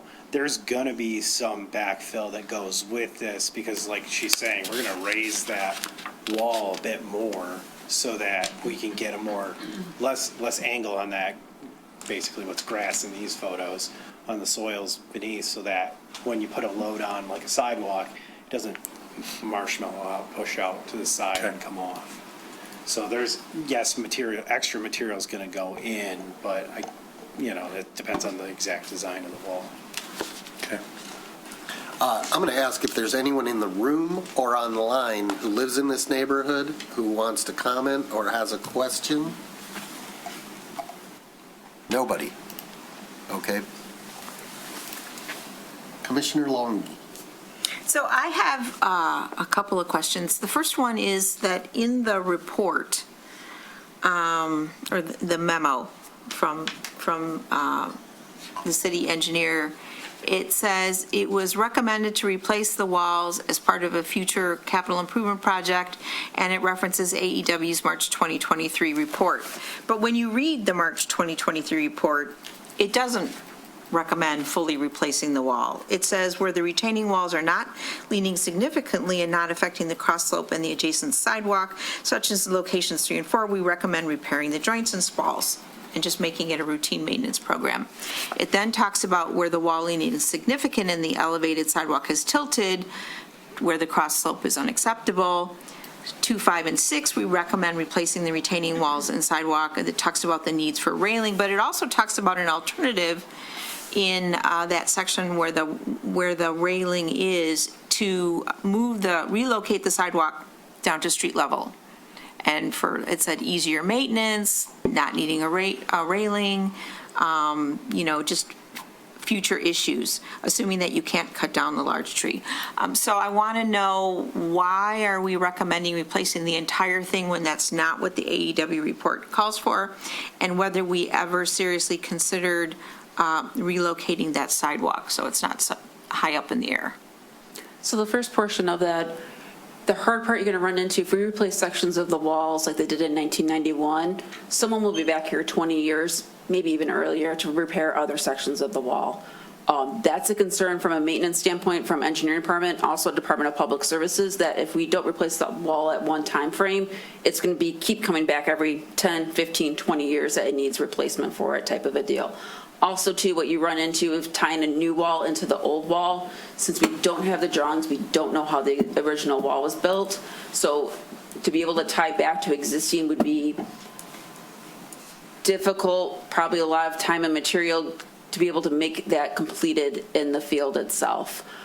As for the location to lower the sidewalk down to the wall, Noah Faust did the design of the retaining wall itself. They did look at that location, but the problem you ran into, you had to go further back on private property to get an easement to be able to build the wall, back behind the sidewalk itself. Also, too, what you run into is the current sidewalk width measured today only, was it 40 inches? Yeah, Where the railing's at between that and the sidewalk. So with that, you also run to the concern of making sure any brand-new sidewalk has 5 feet wide width in that location, and the proposed retaining wall design does have that. And why we wouldn't put the sidewalk down on the road edge is kind of the same reason it's in some of those spots is that, although it's not as extreme, the wall is starting to lean, so you'd be putting the sidewalk right next to a leaning wall. And we're not huge fans from a pedestrian safety of doing what's called a carriageway, which is where you put a sidewalk immediately adjacent to a road edge. In this case, you'd have to build in a curb, so it's a lot more invasive to put it in. And I don't believe the width in the area where they were kind of recommending that of the road really would allow for two-way traffic once that's done. So that would then change. We'd have to have signage change for traffic control measures, that sort of thing. So Noah and Faust did look at that design? Yes. Okay. And it's not their opinion that that's not the best practice? Correct. I have a further concern about the design of the new wall, based on the reference that was in the report, that it's going to look like what's at Reading and Old Salem Court. That is a split-face block wall with a stone cap, like a landscape wall. And that is not in keeping with the aesthetic in the area. We call this a historic area. I don't think it was formally a historic district, but it is a historic section of town. And when a homeowner wants to make an improvement on a historic property, we make them match materials and appearance for what is there already. So I'm not sure that the neighbors know what it's going to look like, because there's not pictures in here. We had to go to Google Maps and look at Reading and Old Salem Court.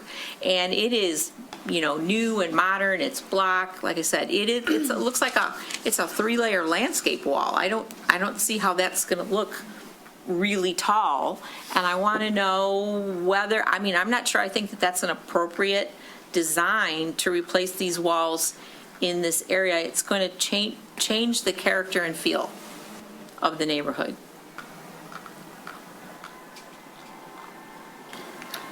So I had discussions with Nick Dupree, the planning department.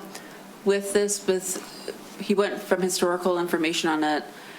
He's not necessarily considering it a historical wall because there's already been rehabilitation done on it and sections removed and replaced of it. Usually for stuff like this, he mentioned we probably look something similar in color for to match existing conditions. And so with that, the proposed coloring does look like concrete itself. The problem we run into in Department of Public Services is probably going to run into, if there's a water main break behind the wall, right now if the water main breaks or a water service lead needs replacement between the roadway where the water main's located at and someone's service leads, they have to cut through the wall. The goal for using what is near Reading for essentially the split face wall is that someone could potentially remove and replace sections of it and not damage other portions of the wall itself. So a lot of it is also looking at utility and essentially if something needs to get removed and replaced in the future, Department of Public Services is not saw cutting a concrete wall and then having to try to figure out a way to be able to repair it in the future, to be able to make blocks to be able to get removed and replaced for it. Well, there's still going to be concrete behind the wall that you're still going to have to cut through. It's just not going to be visible because according to the plans, there's 3 different sections and the tall sections are concrete reinforced in the back, right? So there's certain locations where you've got a little bit of the concrete in the back, but that's in the locations kind of around this curve in this location where you have the sidewalk on top of the area that's integral with almost the wall, not necessarily in the areas with the green belt where we've got in these locations some utility leads servicing the houses.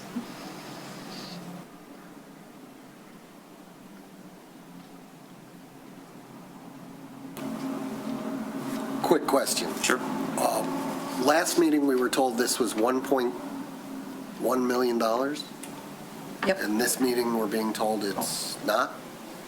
What's going on there with the cost? So with that, the cost that was given before was someone else in the engineering department. That cost also includes some of the pavement that's being done here. So it doesn't include just the new cost of this, over a little over $600,000 is just the wall construction itself. Okay. Commissioner Kozlowski. Thank you. So first off, I wanted to say this is some superlative detective work tracking down all these documents. They were really fascinating reading through them. And one of the things that jumped out to me was how often the documents discussed specially assessing for the maintenance and replacement of these walls. So I wanted to know if that had been considered or discussed or what was going on there. So, go ahead. I think we did look into that based on your question, and in 1991, it was not specially assessed. So based on the documents, it appeared they considered it. They did not do it. Can I speak to what their reasoning was at the time? Not really. Our assumption is that the sidewalk was already there. It wasn't new sidewalk being added, so they're fixing what was an existing condition. Okay. Doesn't really give you a solid answer. No, it would also had something probably to do with the fact that it was only 52 grand through the magic of I don't even know what.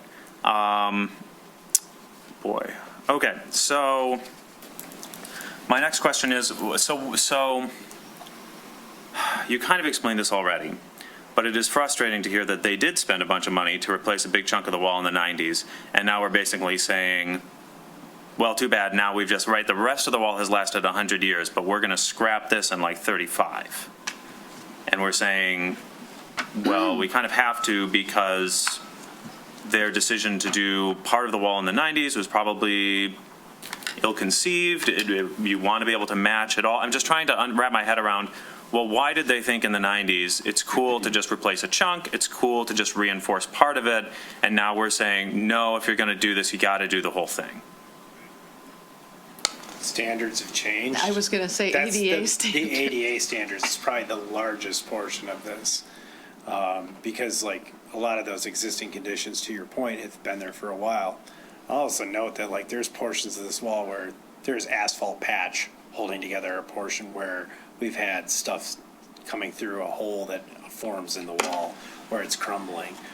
There's so many spots around this where it's like you can tell they did minor patchwork. It's like a quilt out there. It's not one solid, decisive decision. So they've been, I would assume, over time, addressing the worst of the worst and not handling it uniformly to ensure that it's taken care of completely the right way. For hopefully another 100 years? Yeah.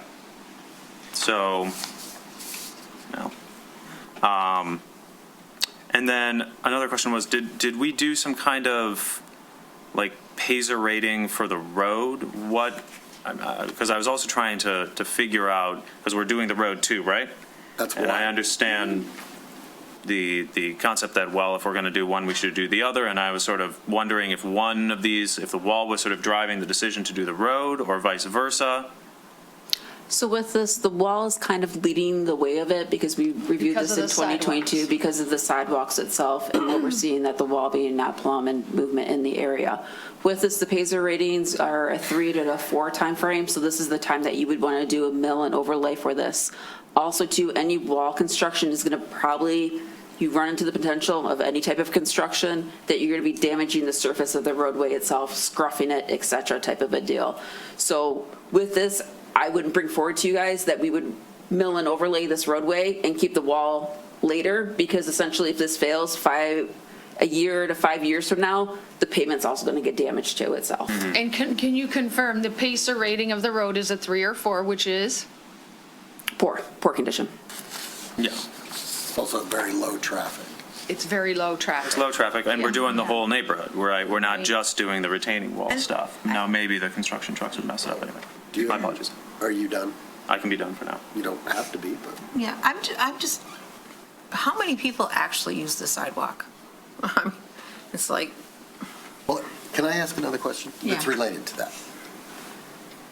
Are you telling us that something here must be done? That we are obligated to do something about something? I think it's fair to say because Okay, we're on notice. What exactly are we obligated to do? What is the minimum that absolutely must be done here? And I'm not talking about, the potential for catastrophic damage to a wall. I'm talking about, because that's not, The sidewalk is not safe. It doesn't meet ADA standards now. We're on notice since '22 that that's the case. okay, so how much of the sidewalk? We're not talking about the whole neighborhood. We're Do you just- know how much of it? What exactly? It's quite a bit. I think it's the portion of Brookside that goes north, and you've got the area on Park, We're just west talking of the about a sidewalk, Yeah, right? west of the alley, we're Solely seeing erosion and that part's tipping. So I would say from the alley, from the Park north, you're running into issues along Brookside and around the curve that they replaced in 1991 to this location right here. Those are probably the ones that you are seeing issues where essentially the sidewalk is cross-slope is more than 2%. So we would either have to fix the sidewalk or remove the sidewalk, right? To her point, does anybody actually walk on these sidewalks? We don't have ped counts for that But we're area. talking about spending a lot of money on a project, so I just want to, because I haven't made up my mind here, I want to understand what we have to do. We talked earlier about setting priorities and whether this is an $800,000 project or what it is. I don't see that road as being so terrible. I read the report. It said, when you get around to it, fix it. It didn't say everything needed to be done. Very concerned about the design. I think if we approved this tonight and you went in and pulled out that wall and put in the new wall, the neighbors would be freaking out, asking, that. I don't think there's not a picture in this of what it's going to look like. All we were told is go look at Reading. And are you telling us it's the same color as Reading, or you're going to do a different color than what Reading has? It's a slightly different color because the color on Reading, they discontinued. Okay. To be fair, it's not a beautiful wall. Even if we were inclined to do this, there is this, there's no question, there's pictures show this thing crumbling in certain places, that probably things absolutely need to be done, but there's a certain charm to this also that you're going to wipe out, and you're going to put in something that looks like a landscape wall. I have two additional Please. questions. So in this picture, are we expecting that any damage will be done to the trees that are that close to that wall? So part of that Department of Public Services, the forestry is reviewing the areas that trees might need removal. And this location, looking at this, probably these locations of these trees right here will need removal. And then there's going to be a review in the field of these two completed type of a deal. On Brookside, north of Park Street, on the east-hand side, there's going to be 2 trees removed as part of the project. And do the neighbors know this? Do the residents know this? Because stuff is going to rain down on us if they don't. So with this, we had the resident meeting. The one resident on Brookside, she was at that meeting itself. For this location right here, I would have to check to see if that resident was at the meeting or not. I did talk to the resident on Brookside at the resident meeting. I'm not sure in this location on The resident meeting was for residents who had stairways, correct? No, resident meeting was for the whole entire 25-26 asphalt resurfacing program. So And is how anyone many- located how in this many location residents here showed up at in that? Pierce Street? I would say probably about 15 to 20. 15 people or 15 to 20? 15 to 20 properties. properties. And did you show them pictures of what it was going to look like? Yes. You did. You showed them, but you didn't show us. Nope, because I seriously was here late almost every single night this past week, trying to get things ready for tonight's meeting. Wait, you're telling us, you're up there testifying, that you showed the residents pictures of what the new wall would look like? Yes, I brought it up during Google Street View as the resident meeting. As for including it as part of this memo package tonight, with having 4 topics, including the workshop on tonight's meeting, I personally did not have time to copy and paste everything over from the resident meeting. That's okay. And there was no objections? There was no objections for the people who attended that meeting. And the notice went out to everybody in the area. I have one further question. Yes, sure. So in this picture, just as an example, there's several places where there's an upper wall along the sidewalk. What are we doing, if anything, about the upper wall? Are the upper walls or the upper stones being replaced? So the upper wall is not being replaced because that's currently on private property. With that, we do not have how that resident built the wall itself, so we made notes of it for the construction project to be able to remove the slab before we replace the wall in front to see how that retaining wall on private property is being held up. But there's a possibility that we would have to replace it, or it would get damaged, or it would slide down when the sidewalk's gone? I mean, there is a potential. Anytime you're dealing with a structural wall, there's always a potential that something could happen along the backside of it itself. With this, we did have a post bid meeting with the 2 lowest responsive bidders itself, and with the one that we want to bring forward to award for the contract, they have phased the whole entire project to make sure to try to protect as much of the private property as possible. But if it's a special treatment and it belongs to the property owner, right? Is it? And it's close, either on public property or close to? It's on private property, the upper wall. Okay. But So this They have to location, this wall back here is on private property. So we don't have details of how this got installed back, I think this house was approximately 10 to 15 years ago. Mm-hmm.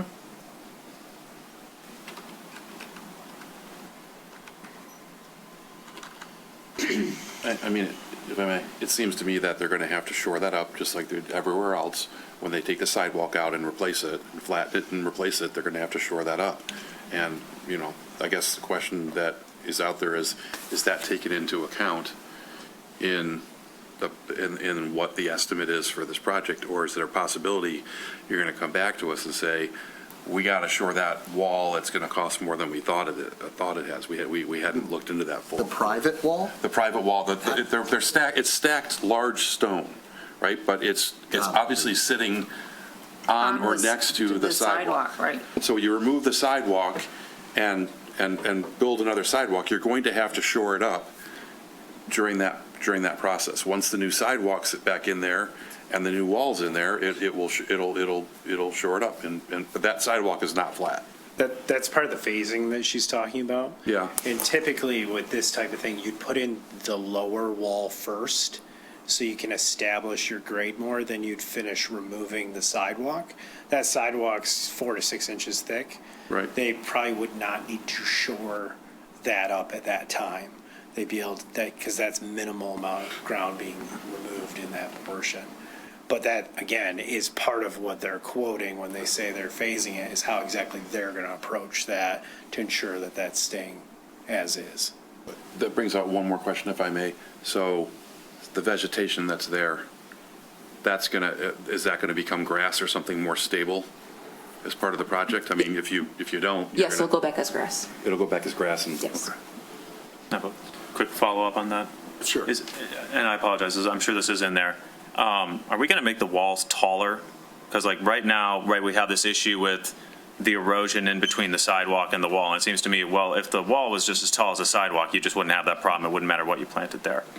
Are we going to try to make the walls basically as tall as the sidewalks, or? Yes, so like in this location right here, if the existing wall is located right here, it's going to get raised up into this location approximately this location right here, and then the sidewalk report back behind it itself. So that way, as Scott was mentioning earlier, you do not have a steep slope in between what's currently happening out here and causing the issue with the sidewalk. And then there'd be a Sloping. grassy median between the sidewalk and the wall. Yes. Commissioner Host, anything, I'm going to ask you, you live in this neighborhood, or yes? Understanding that it's all anecdotal, have you heard any feedback from your neighbors about their desire or lack of desire Yes. to do this, and what? Yeah, and I would say I haven't had one complaint. Melissa said she had 15. I probably talked to at least another 25. And no, they're very thankful. Number one, it doesn't cost them any money, but the premise to this is safety. And we have 100 years that we've been lucky enough to get through without the ADA coming down on us. And yes, it needs to be taken care of from a safety viewpoint. The roads aren't that wide. It's not like we can walk in the street. And as such, we rely on those sidewalks. And no, I haven't had one complaint. I wouldn't expect you to have a complaint, but concerns. Well, concern. Though I will say it's nice that, in a sense, that we're looking into the minutia, but we are a policy board, and I don't think we should be second-guessing our engineering or our DPS. This is what we pay them for. The only direct report we have is the city manager. Okay, so can I hold you to that? Sure. Okay. For any future topic. Certainly. Yeah.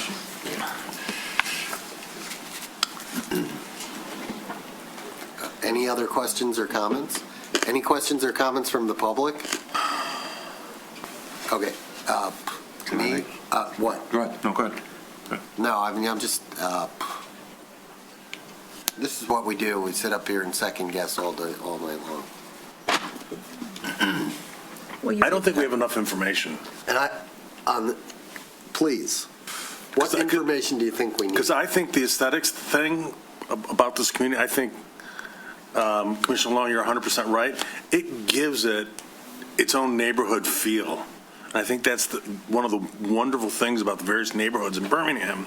And you take that away and you put some sprayed white concrete or even the stacked concrete, it's going to take away that kind of quaint old neighborhood. So I'd like to see what it actually does look like. If the residents have seen it and we haven't, I don't know how we can make the decision without seeing what it's going to look like. Is that something you have if we table this? And I say, just, could you go get it and provide it to them? Yes. I mean, we're at the point now where crazy stuff can be done with AI, and that we can't get renderings of what this would look like. And I understand that our staff, I wouldn't know how to do it necessarily, but it can be done. And it can be done pretty easily. You see some of the crazy stuff that people come up with, in 5 minutes, prompting AI. If we can't take some of these pictures of existing condition and say, change it, add this, make it look like this, somebody's got to be able to do that. Right. And then we'd be like, oh yeah, or no, are you kidding me? I mean, we had, 15 great pictures of the playground and the playground equipment in the site where it's going to be placed. And I think, Yeah, but those are done by consultants that we paid a lot of money, right? Yeah, but it's not that complicated. It really isn't. Sure. I feel like if they showed the residents pictures of the Reading Wall and they're like, cool. Well, 0 people out of 15 households seem to have any problem with it. That's a pretty good sign that they're probably cool with it. I'm more concerned about whether or not the city should be paying for the whole thing. There's a lot of back and forth. Tonight we didn't end up voting on it, but we are on the cusp of charging a lot of residents a lot of money to fix their streets. 85%, 50% for streets that we know mostly get traffic from other places. And this is a retaining wall that, as far as I can tell, is almost to the exclusive benefit of 8 or 10 homes. But we're gonna foot the entire bill for that? Like, I just don't see how we can justify that to any of the residents that we levy special assessments against.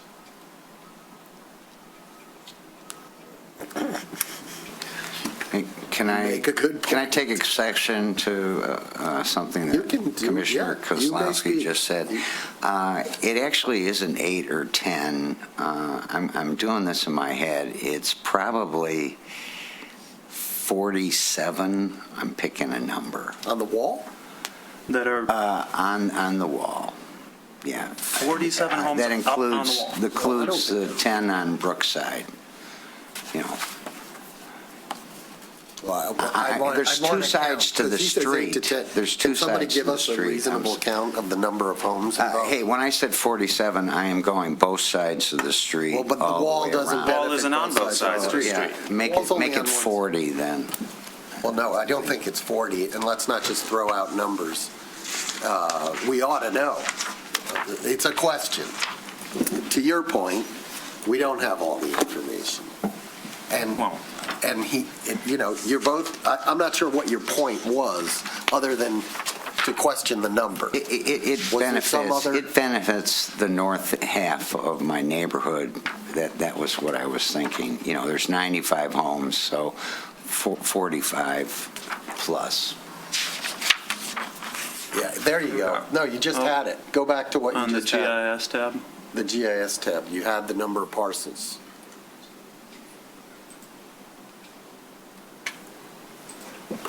There.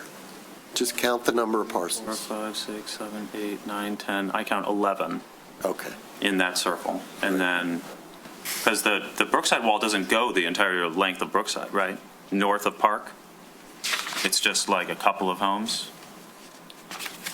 It's approximately about these three properties right through here. It may curtail on this last one here potentially. Yeah. In that location, I'd say approximately three or four. Meanwhile. So that's like 15. Yeah, meanwhile, like we pointed out, Oak gets 5,000 cars a day, but we're still charging them 50%. I just don't, it seems pretty clear to me, and I'm not saying anything about the split, but what I am saying is that, and this is what I mentioned during the workshop, that we should have some kind of consistent philosophy about special assessments. Because it seems to me that the benefit of this project is going to accrue almost entirely to the people who are adjacent to it. And yet we are not asking them to contribute a dime outside of their normal property taxes. Well, let's discuss for 1 second, or have everybody's free to opine on what the benefit of this wall is. What good is the wall? Is it make room for the street? Is it good for the street by pushing the dirt to the side? Without it, we couldn't have a street? Or is it good for the property owners because it holds their property in? The answer to that is both. Because if Well, what if the wall wasn't there? So what if we didn't have a wall? You'd have to go way back in time, and you'd hope the hill got graded differently. But No, right now, if you took out the wall and you said, property owners, sorry, no more wall, unless you want it, in which case we'll put it in for you. I'd probably have a bunch of sediment in the river that we're having to explain to Eagle as to why we let a landslide occur. Because it would likely go across down the hill into the river. Not to mention the road might not be passable. Because you'd create a slope that was too steep and you couldn't landscape it sufficiently. Yeah. You couldn't? I mean, I've seen pretty steep. Well, I mean, under current condition, I don't know the exact soil types in that area. That's why I use the frame of 45 degrees, is because that is a safe average of different types of soil that are there on what would fail. Those boulders that exist on the hill, in theory, would roll down if we didn't have anything there. They wouldn't have left them where they're at, because if you didn't have the wall, you wouldn't have the sidewalk. You just have a straight hill there. In general, the way I view this is, and I've joked with Melissa about this, is it's a giant curve. It is an improved road, and in pretty much every single improved road we have, you have a curb on the edge of it. That helps keep the asphalt in place. It helps control drainage.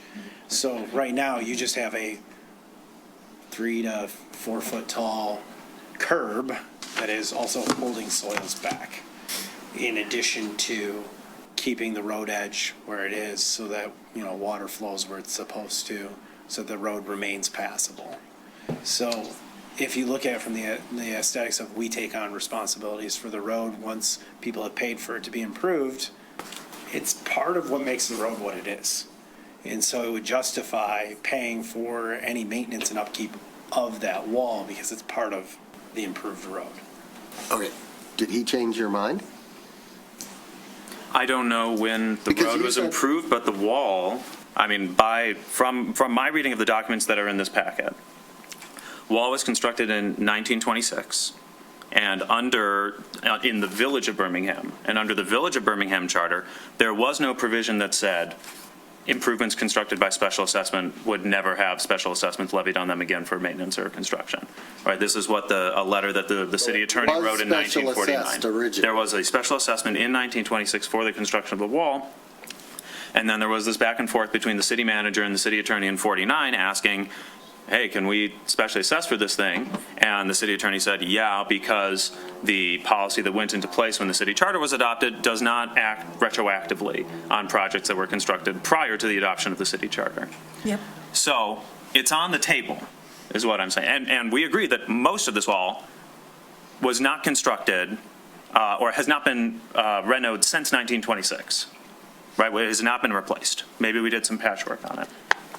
The stuff that has been replaced was done in the 90s, which actually the city charter that said we're going to maintain everything in perpetuity was like section 1 of chapter 10 of the original city charter said if we levy a special assessment to improve something, we'll maintain it forever. They got rid of that in 1983. So the stuff that was built in 1990, even if we specially assessed for it, which we didn't, would in theory still be open to a subsequent special assessment. So it's not clear, and I'm not a lawyer, right? But it's not clear to me, like it seems clear to me that we could levy one here. And the question is it really appropriate to levy none at all, right? I'm not saying, right, like I said about the split, I'm sympathetic to the idea it's a big curb, we need it for the roads, but we charge people for roads, and the road is a road, right? The city should cover some part of it, because there's other problems. Yeah, maybe they should have graded the hill differently, 120 years ago. That would have been swell, but they didn't. So yeah, we have a responsibility to keep the dirt out of the river, to keep the road operating. But these people also have a benefit of this wall. They were specially assessed for its original construction, and it is essential for keeping their property values intact. So I'm surprised that it was not discussed, is I guess the thing. what the split should be. Discussed when? Now? Here? Tonight? Or No, ever. Ever. Right? It seemed presumed at the outset of this project that, and because the project in the 90s was covered 100% by the city, that, well, I guess that's just how we're going to do it. Could you special assess? You could, I think. But that hasn't been how we treated it the last time. Okay, so time out. You said this, I forget what the word was, but almost exclusively benefits the property owners. I said, well, maybe it benefits the city because it's Holton. So maybe there's some percentage where we each feel like, well, there is a certain amount of benefit, significant to the property owner versus just to the city. Keep in mind, special assessments are always on public property, benefiting the homeowner. Right. This is on public property. Right. And it's benefiting he thinks a lot. What I'm saying is you He don't thinks have to maybe not so attribute a much. percentage. Huh? You don't have to attribute No, a percentage. No, but as we A proportional value to the as we benefit. consider the notion of special assessing for this, we naturally have to, consider that. So without this project, we cannot have the public sidewalks, right? Unless you do them on the street. Which they don't want to do, carriage sidewalks. Right. How many properties did you say were part of this? 15. 15, and the cost is like $600,000 of the wall? 814 all in, right? With the staircases? So do the math. Somebody do the math. How much is that per home? 15? 800 divided by 15? 52,000. Yeah. I mean, there's benefit to the 53. So private, I'm kidding. You're close. there's benefit to the homeowners in the circle because it prevents their houses from sliding down the hill. There's benefit to the city to the degree that it allows us to maintain a public sidewalk. There's benefit to the city to the degree that we consider that Little San Francisco is a unique feature and character of the city. And, if I liked the design of the wall, which I don't, I would say that there's benefit to the city to maintaining that unique architectural feature in the city, and maintaining the character of Little San Francisco is one of the things that makes Birmingham interesting and livable. I mean, it's a topographic feature that needs to be maintained. But I just really struggling with the split face block, and also struggling with how you justify to the next, street person who comes up here why there's no assessment on this project. I mean, even if it is a giant curb, is anybody there from 1929 who paid for the improvement? I mean, it wasn't the city then. And the letter clearly stated in 1949, when they decided that it could be assessed again, that moving from the village to the city charter, the city residents, when they voted, did not intend to assume financial responsibility that for every improvement that had been made in the village beforehand, I think was the sentence that was in the letter, so. May I? Yeah. Even on an improved roadway, if, say, my house is an improved roadway, but I have certain parts of my sidewalk that are broken up or what have you, during our sidewalk repair, I can still be assessed for the replacement of those slabs, even though I live on an improved road. You can? Yeah. Yes. Yeah, absolutely. You can. So, we obviously have that here. Okay, we have sections of sidewalk that are broken, what have you. So, there is precedent right there for a certain percentage charge to the homeowners for repairing and replacing the sidewalks where they need to be replaced, where they're not even, where they're cracked, or what have you. It's more than precedent, it's ordinance. Well, I understand, yes. So there is room here for a shared cost. What that shared cost should be, I think needs further looking into. I am not convinced that with regard to that area that you could just remove that you could just remove the wall and grade it, okay, so from Exhibit A. Like, that's not happening there, guys. It's not happening. Not there. Not there. Well, right, but so there are portions where you might be able to do it, and there's portions where you're not. So I think that we need more consideration on this and looking into costs for sidewalk versus costs for the wall. I think we should probably send something out to the homeowners and say, look, this wall may need to be fixed either in whole or in part. The sidewalks are going to need to be repaired. It makes sense to do it all at once. This is what we're looking to do for the wall to address the concern over aesthetics. But there is going to be an assessment at the very minimum for sidewalk. And all that flows from replacing those sidewalks, if we need to not only take the slab out, like it would be in front of my house where it's flat, you take the slab out, you're also going to need to grade it, you're going to need to flatten it, you're going to make it ADA compliant. So I think that we need to look into this further as far as a shared cost and what that percentage should be, if we're going to go forward with it. The alternative is we fix the portions that really need to be fixed and leave the rest alone. Can I have a quick follow-up question to that point? Are you done? I'm done. Sure. So the thing that concerns me, though, and I opened this can of worms, so I apologize. So we have bids and we have a price, right? Suppose we say we want to reconsider how we finance this project. What does our timeline look like? Because the last thing I want to do is have to shop this out again, and then it turns out, well, we have to pay, the cost has gone up, and we still have to pay $814, and we're doing a special assessment. So, what kind of timeline do we have with these prices? And how long is the price good for that we have? Yeah, that's more or less what I'm asking. So the bids from our public bidding process, contractors hold their bids for 60 days.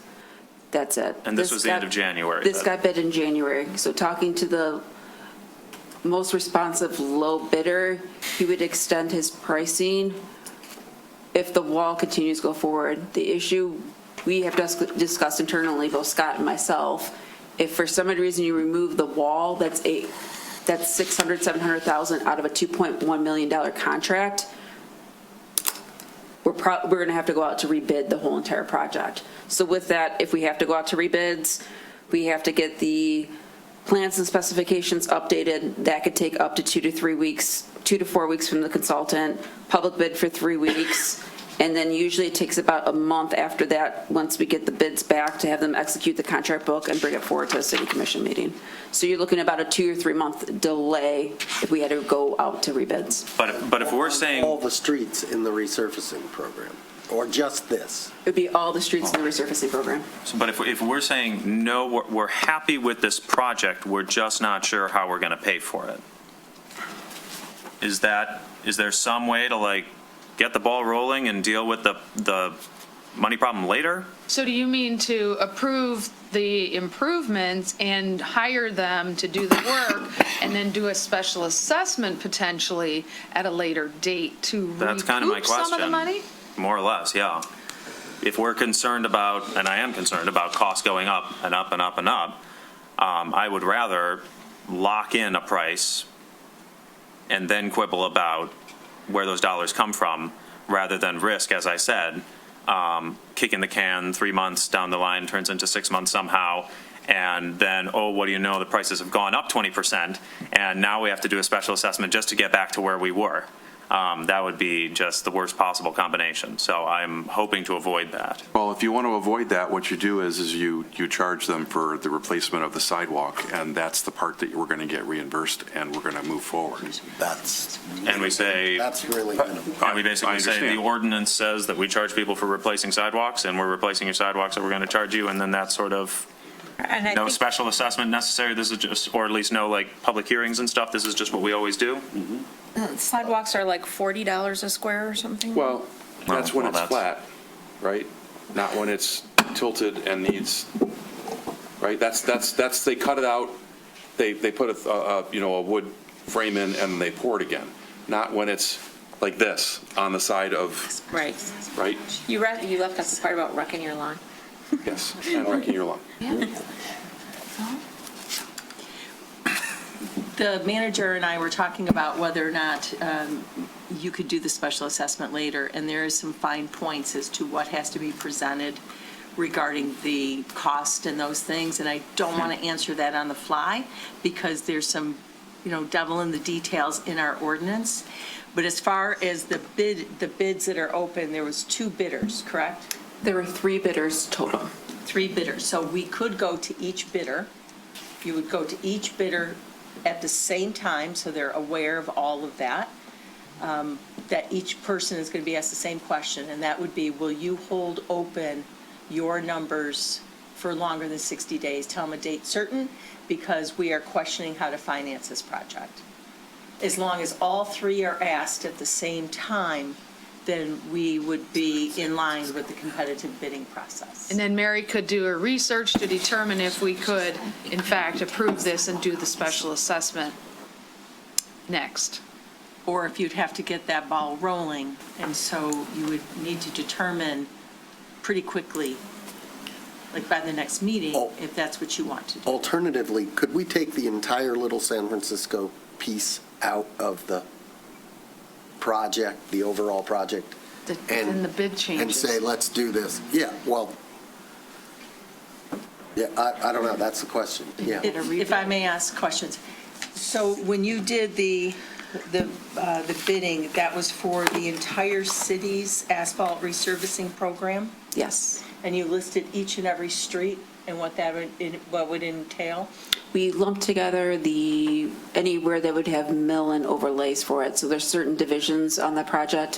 One division includes one of the Springdale Golf Course to be removed, or have a mill and overlay done to it. One of the other divisions includes Cold Street to have a mill and overlay done to it. So it just depends on the divisions of what got bid. No, but in the RFP? And the RFP was for every single street? Yes. How many responses did you get? 3 bidders. Same 3 that want to do the wall? That want to do, that are bidding on the whole thing. Bidding on the whole project. Including the wall. Including the wall. I think what you're getting at is, did they itemize, right? Yes. Was this part of the project sufficiently itemized? That it can be isolated. That it can be isolated and maybe removed? But that may change their overall bid.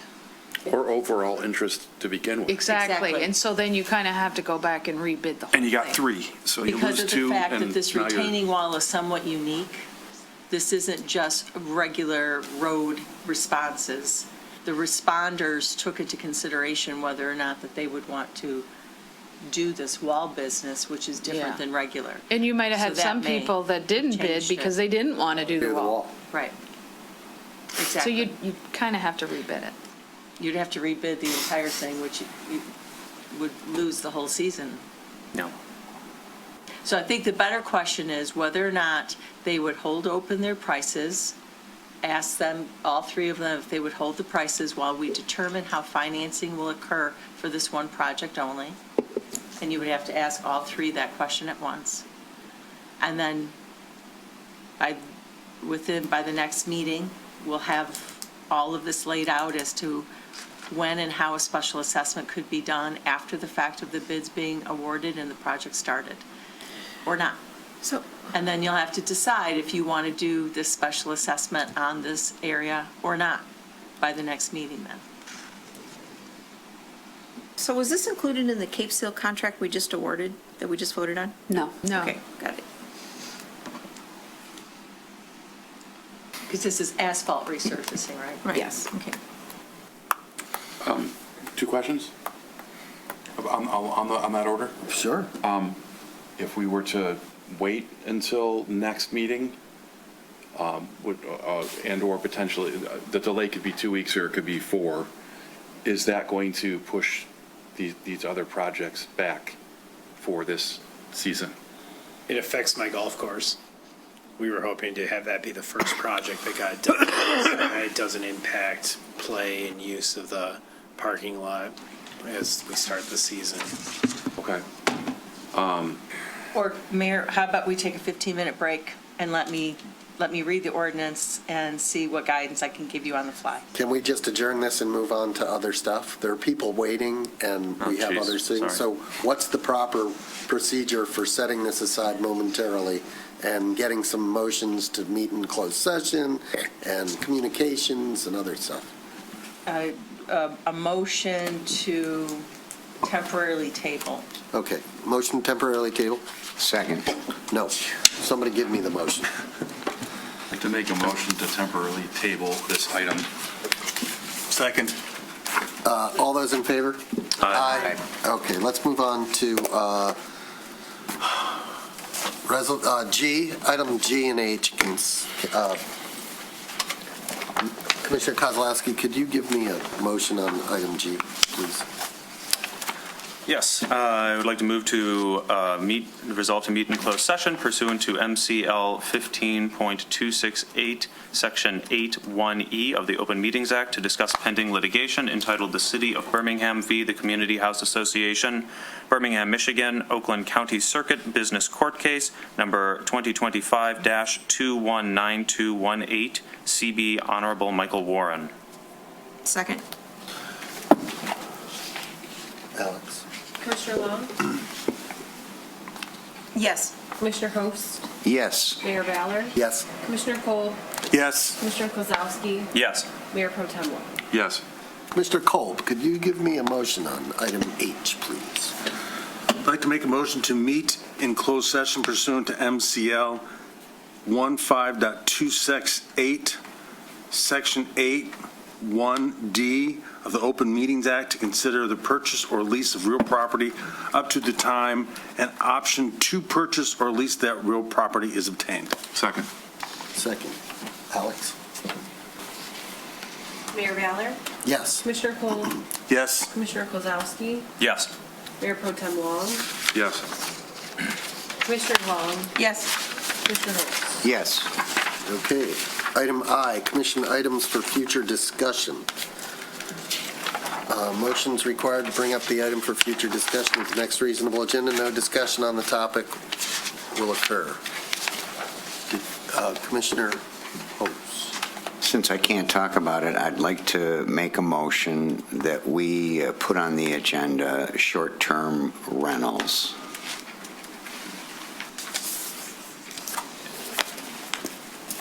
Okay, that's a motion. Second. Motion and second. Discussion, do we have, we're not going to discuss short-term rentals.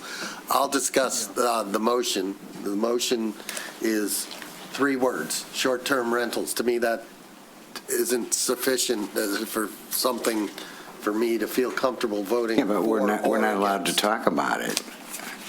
I mean, Well, we're allowed to construct our motions in a manner that allows other commissioners to understand what it is that you want to talk about. But the motion right now that has been seconded is short-term rentals. That's the motion. Commissioner Long. I'm going to say that I'm not going to support because we have had a thorough discussion with the city attorney on this topic previously. I believe we are all well aware of what the city legally can and cannot do under current law, and we have been assured that this issue is been addressed under our current rental ordinances. Okay, anybody have other comments? I would say that I'm open to discussing something, but I would need the motion to be more specific. I don't know what exactly we're trying to talk about here. Yeah, and I would not support the motion based on. can I amend the motion? You'd have to get the guy who seconded it to withdraw his second. I'll withdraw so you can amend, Okay. sir. Let me amend it to say short-term residential rentals in our neighborhoods. Still, I'm sorry, what is that, what do you want us to discuss? You want us to have a discussion of short-term rentals of properties in our neighborhoods? Just to Yes, talk about it? And to discuss the fact that it's demeaning to the neighborhood, it's degrading to the property values, and it causes all kinds of problems that the neighborhood doesn't need to have. Okay. For example, LLCs buying residential property as an investment and turning it around as a short-term rental. May I? Wait, that's a motion. Do you have a motion? Do you have that as a motion? I have some of the stuff roughly written down, but we've got very messy with the amendment and then. All right, Commissioner Host, I'm going to make a suggestion, and for you also. If you believe there's an issue and that it has gone beyond, that something new has come up, like what you just said, you made an assertion that there are LLCs out there and there are people acquiring properties for the sole purpose of renting them. You must be basing that on something. Why not get that information together? Why not give us each a call and say, hey, look, I think there's a problem going on here. I have never received a phone call from you. I understand you don't want to talk to me, but I don't know if you've called Commissioner Kozlowski or Commissioner Long or Commissioner Cole and said, hey, this is something we need to talk about. It's a problem. Can we get it on? I'd like your support in getting it on the agenda. And at that point, given the evidence, given whatever information you have, you might persuade us. This is the political process. It's how, and forgive me if I'm lecturing, but clearly, like, from your original motion that was only 3 words, short-term rentals, and then we had to prompt what exactly you meant out of that. Wouldn't it make more sense to do a little bit of work behind the scenes before you bring it to us? I don't appreciate your tone. Are you okay? I'm perfectly okay. Oh, I'm going to pleased to oppose hear it. the motion based on what both of these guys said. So, May I? yes, but we don't even have a second yet. No, we've, okay, do you want to, before we? No, I think we need a second. Okay, go ahead. If you want a second first, and then I can comment if we get one. Good comment. We need a second to the motion, which the clerk said is sort of vague, but she thinks she's got it. I can look at the recording and do the best I can. Okay. So there's a motion on the floor. I'll second it because I have spoken to Commissioner Host. So now we have a motion and a second. Maker of the motion, do you want to say anything more? No. Okay. Do you want to say anything more? No. Okay. We've been down this path before. We've been down this path. This has been brought by Commissioner Host before. We've vetted it. We've talked about it. We've talked legal about it. And we decided that we were not going to go forward. I know the commission has changed in its makeup by 2 commissioners leaving and 2 going, so maybe that's the reason why Commissioner Host is bringing it up again. I will not be in support of it because we've already gone down this road before and we've already discussed it. Thank you. Any other comments? Okay. If there was anything new here, I'm all ears. We just went through an excellent deliberation on this wall thing. This is like polar opposite. Is there anything new? Not that I'm aware of. I have not been notified of any complaints. The last time we talked about it was because there was one property where we received multiple complaints. We have not received any complaints that I know And I of. won't be supporting the motion. All those in favor? Aye. Opposed? Motion fails. Sorry. Any other commission items for future discussion? Okay, we have commission, do we want to go, wait, I think these people have been waiting all night. Commission discussion on items from a prior meeting. We have the discussion on Department of Homeland Security actions. We have several memos. That was something I brought up. The memos say it well. I don't need to say anything more. And we're at step 2, okay, where all we have to do is suggest what we want the city to do, or I guess since I brought it up, I would like a report from the city on what the heck a 287G agreement is, because that, even if I knew, that would need to be explained in public. And so that's what I would like a discussion of it. So, yes. Are you talking about the Homeland Security? Yes, sir. Okay. Yeah. Okay. So I don't. I have another motion after that. Okay. On the commission items from a prior meeting. Oh, okay, right. I understand. So, do you need a motion? Do we need to vote again that we want to do this? To make it a full agenda item? Yes. So my motion would be to make this a full agenda item. Correct. Do I need to say anything more? Just a second. No, just Okay. a second, yeah. Okay. Second? Okay. Do we have any comment from anyone in the, we're going to go to the public. Please. Yes. You poor thing. I hope you've been amused and entertained all night. Wonderful. I'm like, if I had more time, I would come more often, but they are very interesting. I'm Danielle Mallon. I live at 811 Tottenham Road. I'm the one who sent the email to you all. I'm the one who reached out to the mayor, or had some follow-up with the mayor about this issue. So yeah, I'm thrilled that you guys are moving forward with it. It's not just the 287 agreement. I know, I understand the need to do the research on that, but that is specifically the police. I'm also hoping that the city moves to, I know, they're very enmeshed, right? Because I'm asking that ICE is not allowed in city buildings without a judicial warrant, which is just the rule of law. I'm just asking the city to follow the rule of law. So thank you for your time. If you have any questions for me. Only a suggestion, Yeah. that is, if you can be as explicit as possible in a Yes. follow-up memo to the city manager Okay. or the commission about what you're seeking. Okay, I thought I was in my first. Well, you email, but may I have would- been, and if that's I'd it, great. Okay, yeah, those are my But two. the my two part about asks. city buildings Yes. is, I saw that in the recent memos. That was a little, I wasn't sure.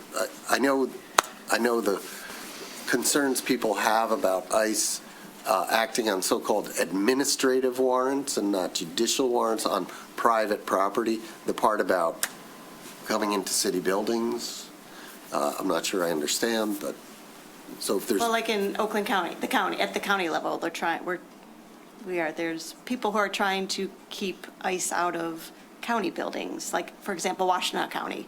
Just ICE is past not one. allowed in Washtenaw County buildings. Why would they want?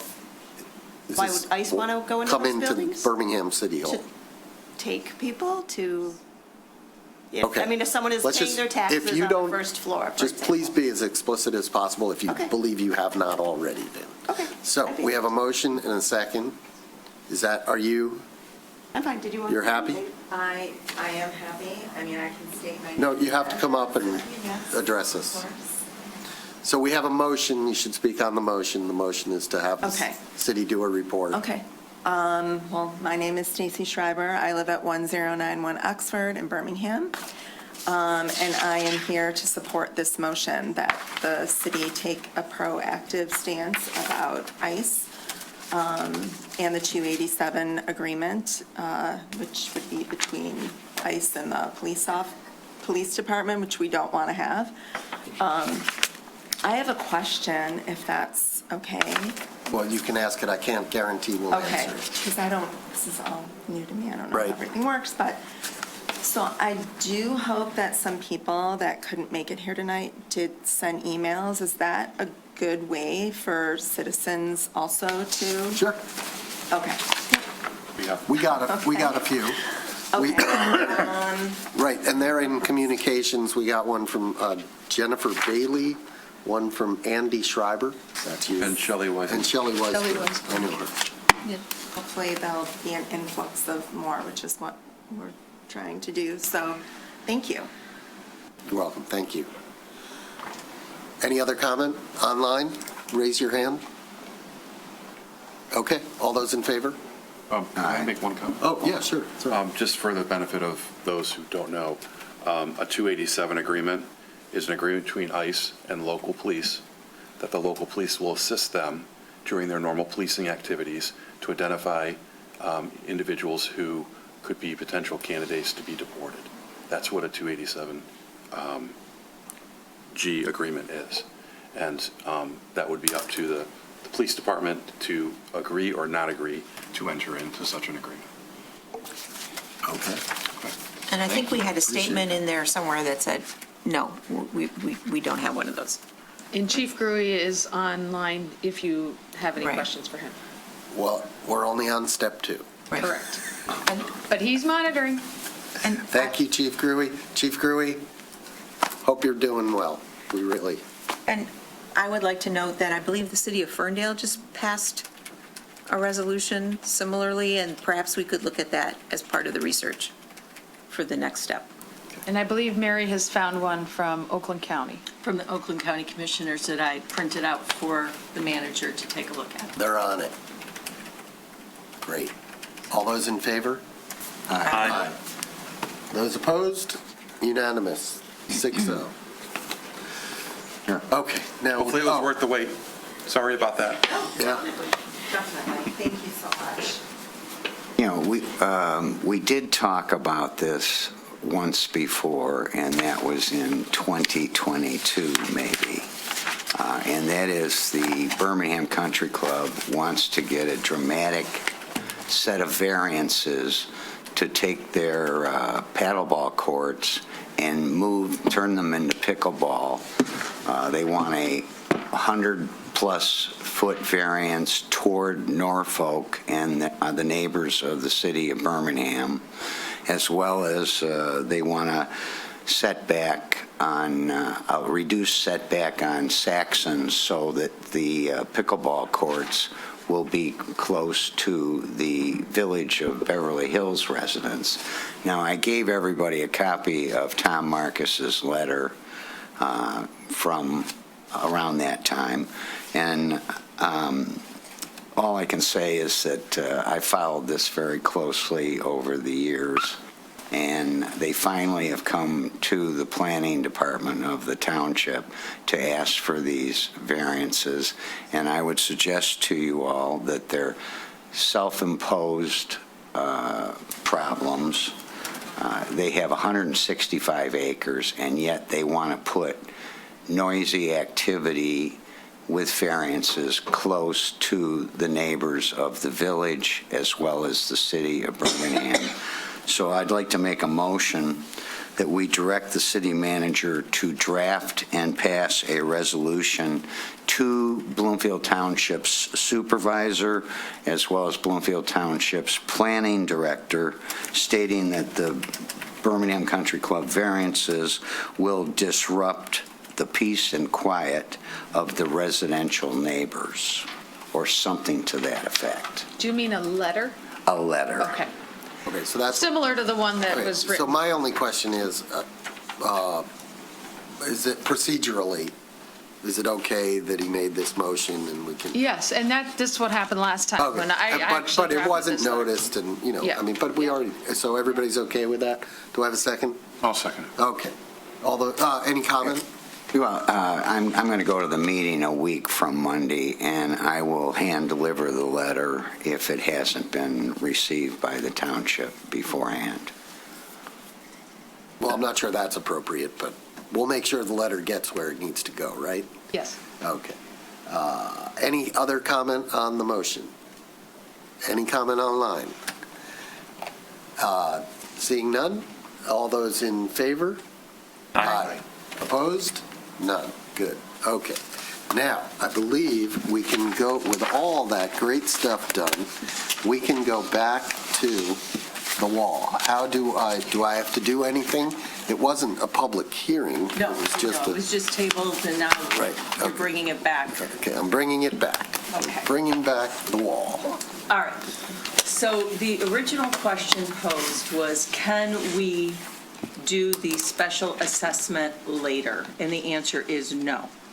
there were two parts of the ordinance that were triggering my memory that I wanted to verify, and they clearly say that, clearly if I can find it again, before the commission shall decide on making any public improvements. And then it goes on to talk about the rest of the behaviors and process that would have to be followed for a special assessment.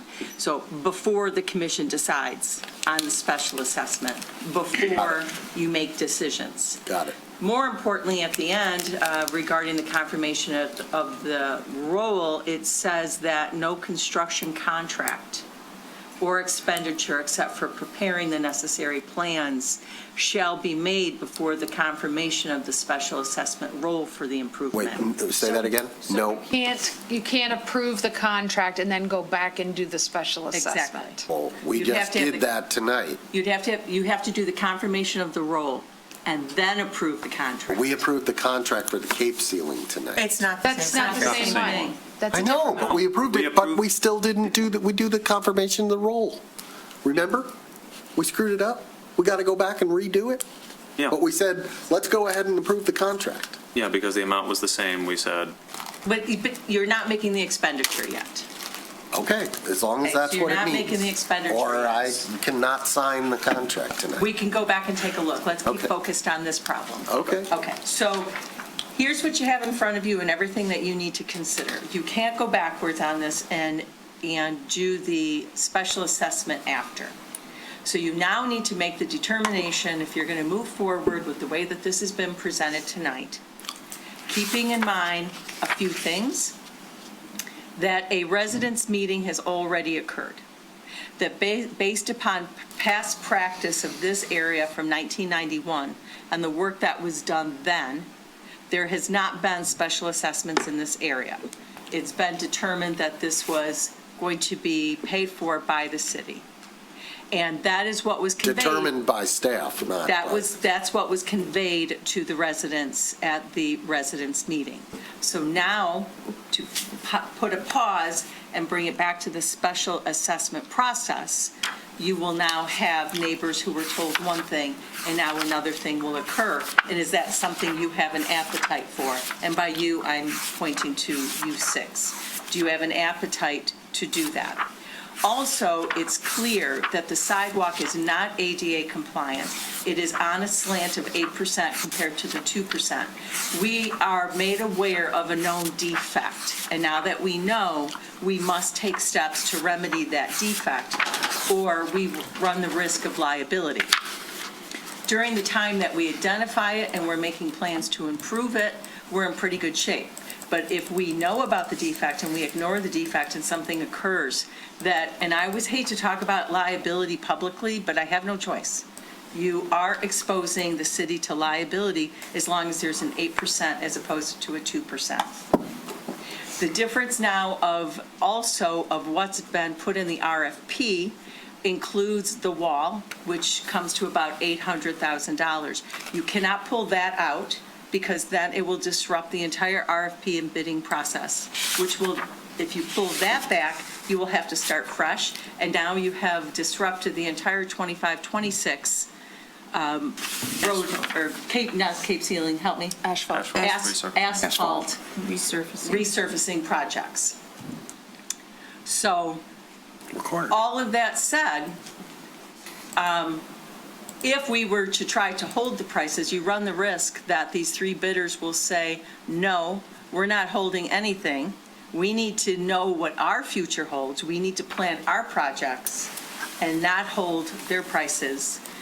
So then you run the risk, if you have to go back out, the prices now go back up. And it's probably hypothetically possible that given what has currently happened to the price of oil and crude, that all the prices are going to go up. Yes. I would not want to rebid this. You can guarantee. Yeah. So I'm just, this is an excellent example of everything we talked about under the workshop, that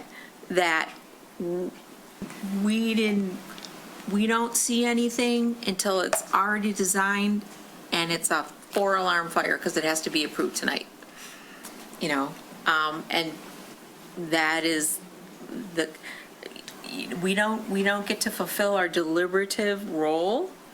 We don't get to do the due diligence and raise and have addressed issues when it has to be approved tonight. And we didn't see it till the Thursday prior,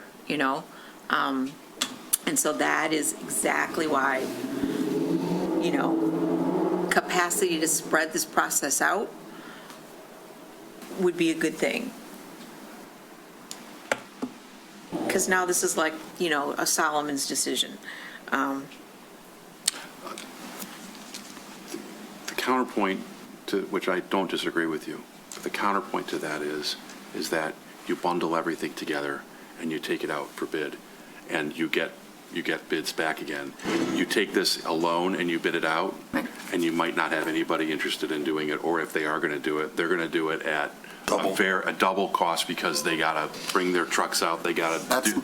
I'm just saying. That's not a counterpoint to what she said. Well, it is a counterpoint. No, the counterpoint would be, they should be able to go ahead and do all this work and make all these plans and bring it to us and say, do it or don't, I'm just saying the reason why it was packaged all together. Sure, package it, but they could have brought it to us a long time ago and talked about the wall, talked about who's paying for it. They deliberated. Somebody decided that 1991 was a precedent, and we weren't going to charge them, and then we went to the residents. They had their meetings with the residents. Also, so in city staff's defense, because I did some poking around, as you probably can tell at this point. There's not a ton that talks about the wall, but last year's January 2025, and maybe even 24, the long-range planning meeting does mention that the asphalt resurfacing program will include this neighborhood and wall.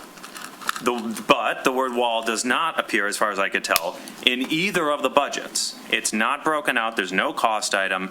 There's certainly no discussion of whether it should be specially assessed. So I think that we all need to work together to figure out a new path forward to prevent this kind of situation. Because, it does feel like, we're here to make a decision, and then it turns out, whoops, well, there's actually almost no decision to be made. All the dominoes are lined up, and now all we can do is knock the first one over. So that's kind of how I feel about it. It's not going, and as I said, I really appreciate engineering putting all the resources together, doing all this research, doing all the designs, and I felt like they had good answers to all of our questions. I am not concerned really about the engineering elements of this project, and I'm not as concerned about the aesthetic elements. If a bunch of residents got to see what it's going to look like, more or less, and they were like, yeah, cool.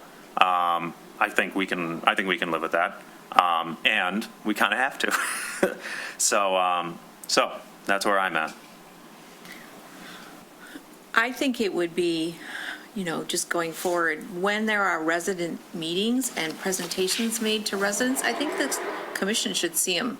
And we usually do include them in the packet. Right. I think we should see them when the residents, I don't want to get it on the Thursday before.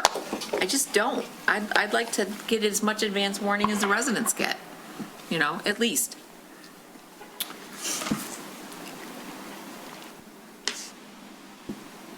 Well, I'm not making a motion. Here I am.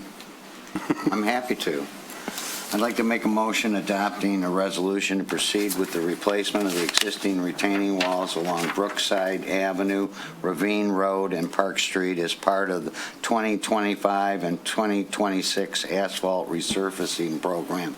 And to also make a motion adopting a resolution to set the public hearing date of necessity for the replacement of staircases in the retaining wall, meeting the requirements of assessment for all properties within the project area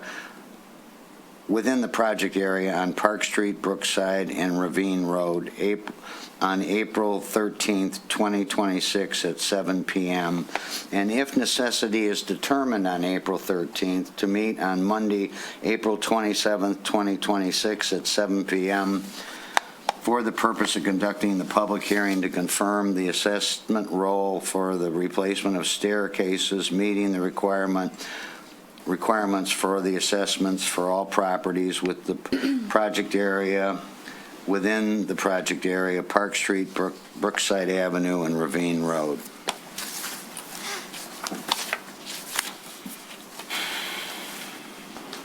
Second. Comment on the motion?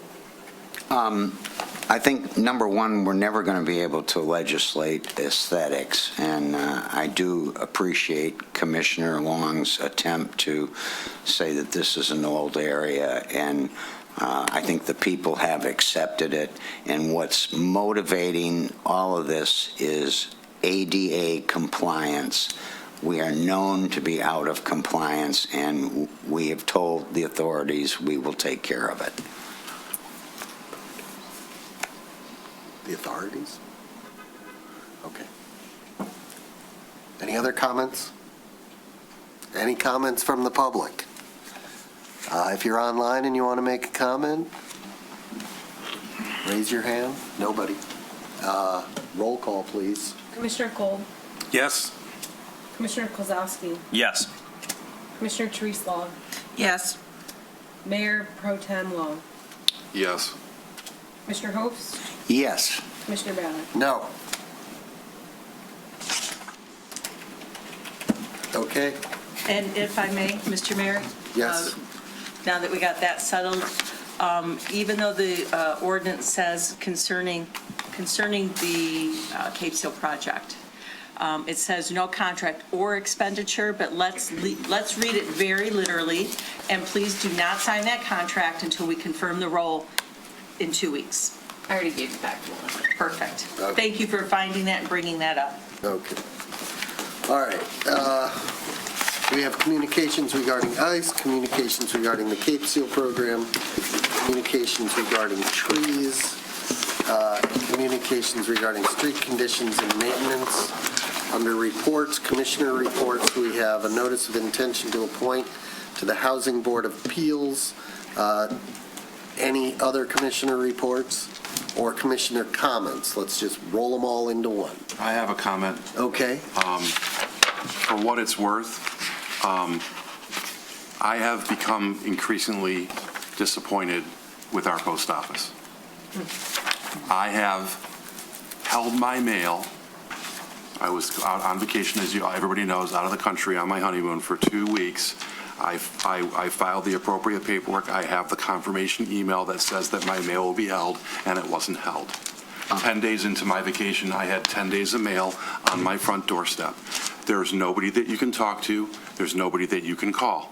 You have to email. So when I was on my vacation, I did an email, and I finally got a call, and it was the most rude, unacceptable call. And even after I said, just please do your job and hold my mail like you said you would in the confirmation, they still didn't hold my mail for the rest of the time. This isn't just the first time this has happened, it's the second time it's happened. I have zero confidence in our post office, and I'm not the first one that I have heard from of our residents that have been very disappointed lately over our post office. I know there's not much that we can do other than to bring awareness to it, which is why I'm bringing it up tonight. I have been here for 31 years, and our post office used to be absolutely grade A, first class, amazing service. And it is completely the opposite right now. And I just want to raise it to bring awareness and to do whatever we can do to put pressure on whoever's in charge of running that office. I know it's somebody in the government, that this is unacceptable. And they may as well just put a burning red flag on my front doorstep saying nobody's home for the last 2 weeks, because that's what they did by having my mail delivered, even after I complained and talked to somebody about it. It's very disappointing. Ms. Kucharik, is there anything we can do? I mean, I know legally we have no power. Could we write a letter to the Postmaster General of the United States, whoever that is?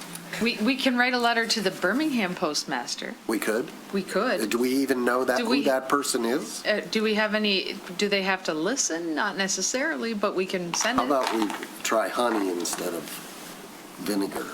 I know Postmaster Blackshear, he's most responsive when it's election mail related, and that's about it.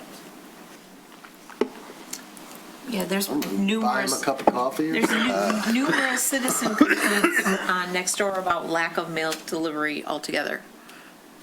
I haven't had mail in 5 days, you know. Maybe it's something we address offline. Yeah. But maybe it's somebody in the city who knows somebody who can be nice and say, hey, what's going on? So, sorry to waste your time from the fact that we can't not a change waste of something, but I do want to bring awareness to it because No, it's it has important. become just an incredibly disappointing experience. Okay. Any other commissioner comments or reports? We have nothing else. We have two standing motions, though. Two standing motions. Closed session. Closed sessions? Right, we have to go into We did closed them. session. Okay. Yeah, we already did those, so we just need to adjourn to closed session. So we're going to go into closed session.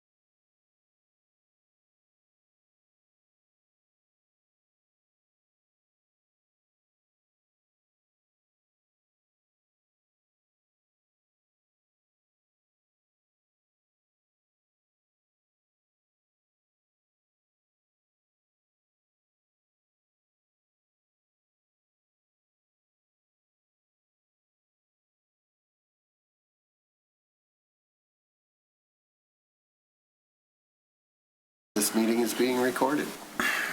Hi, we're back in session, and I need a motion to adjourn. Motion to adjourn? Second. All those in favor? Aye. Aye.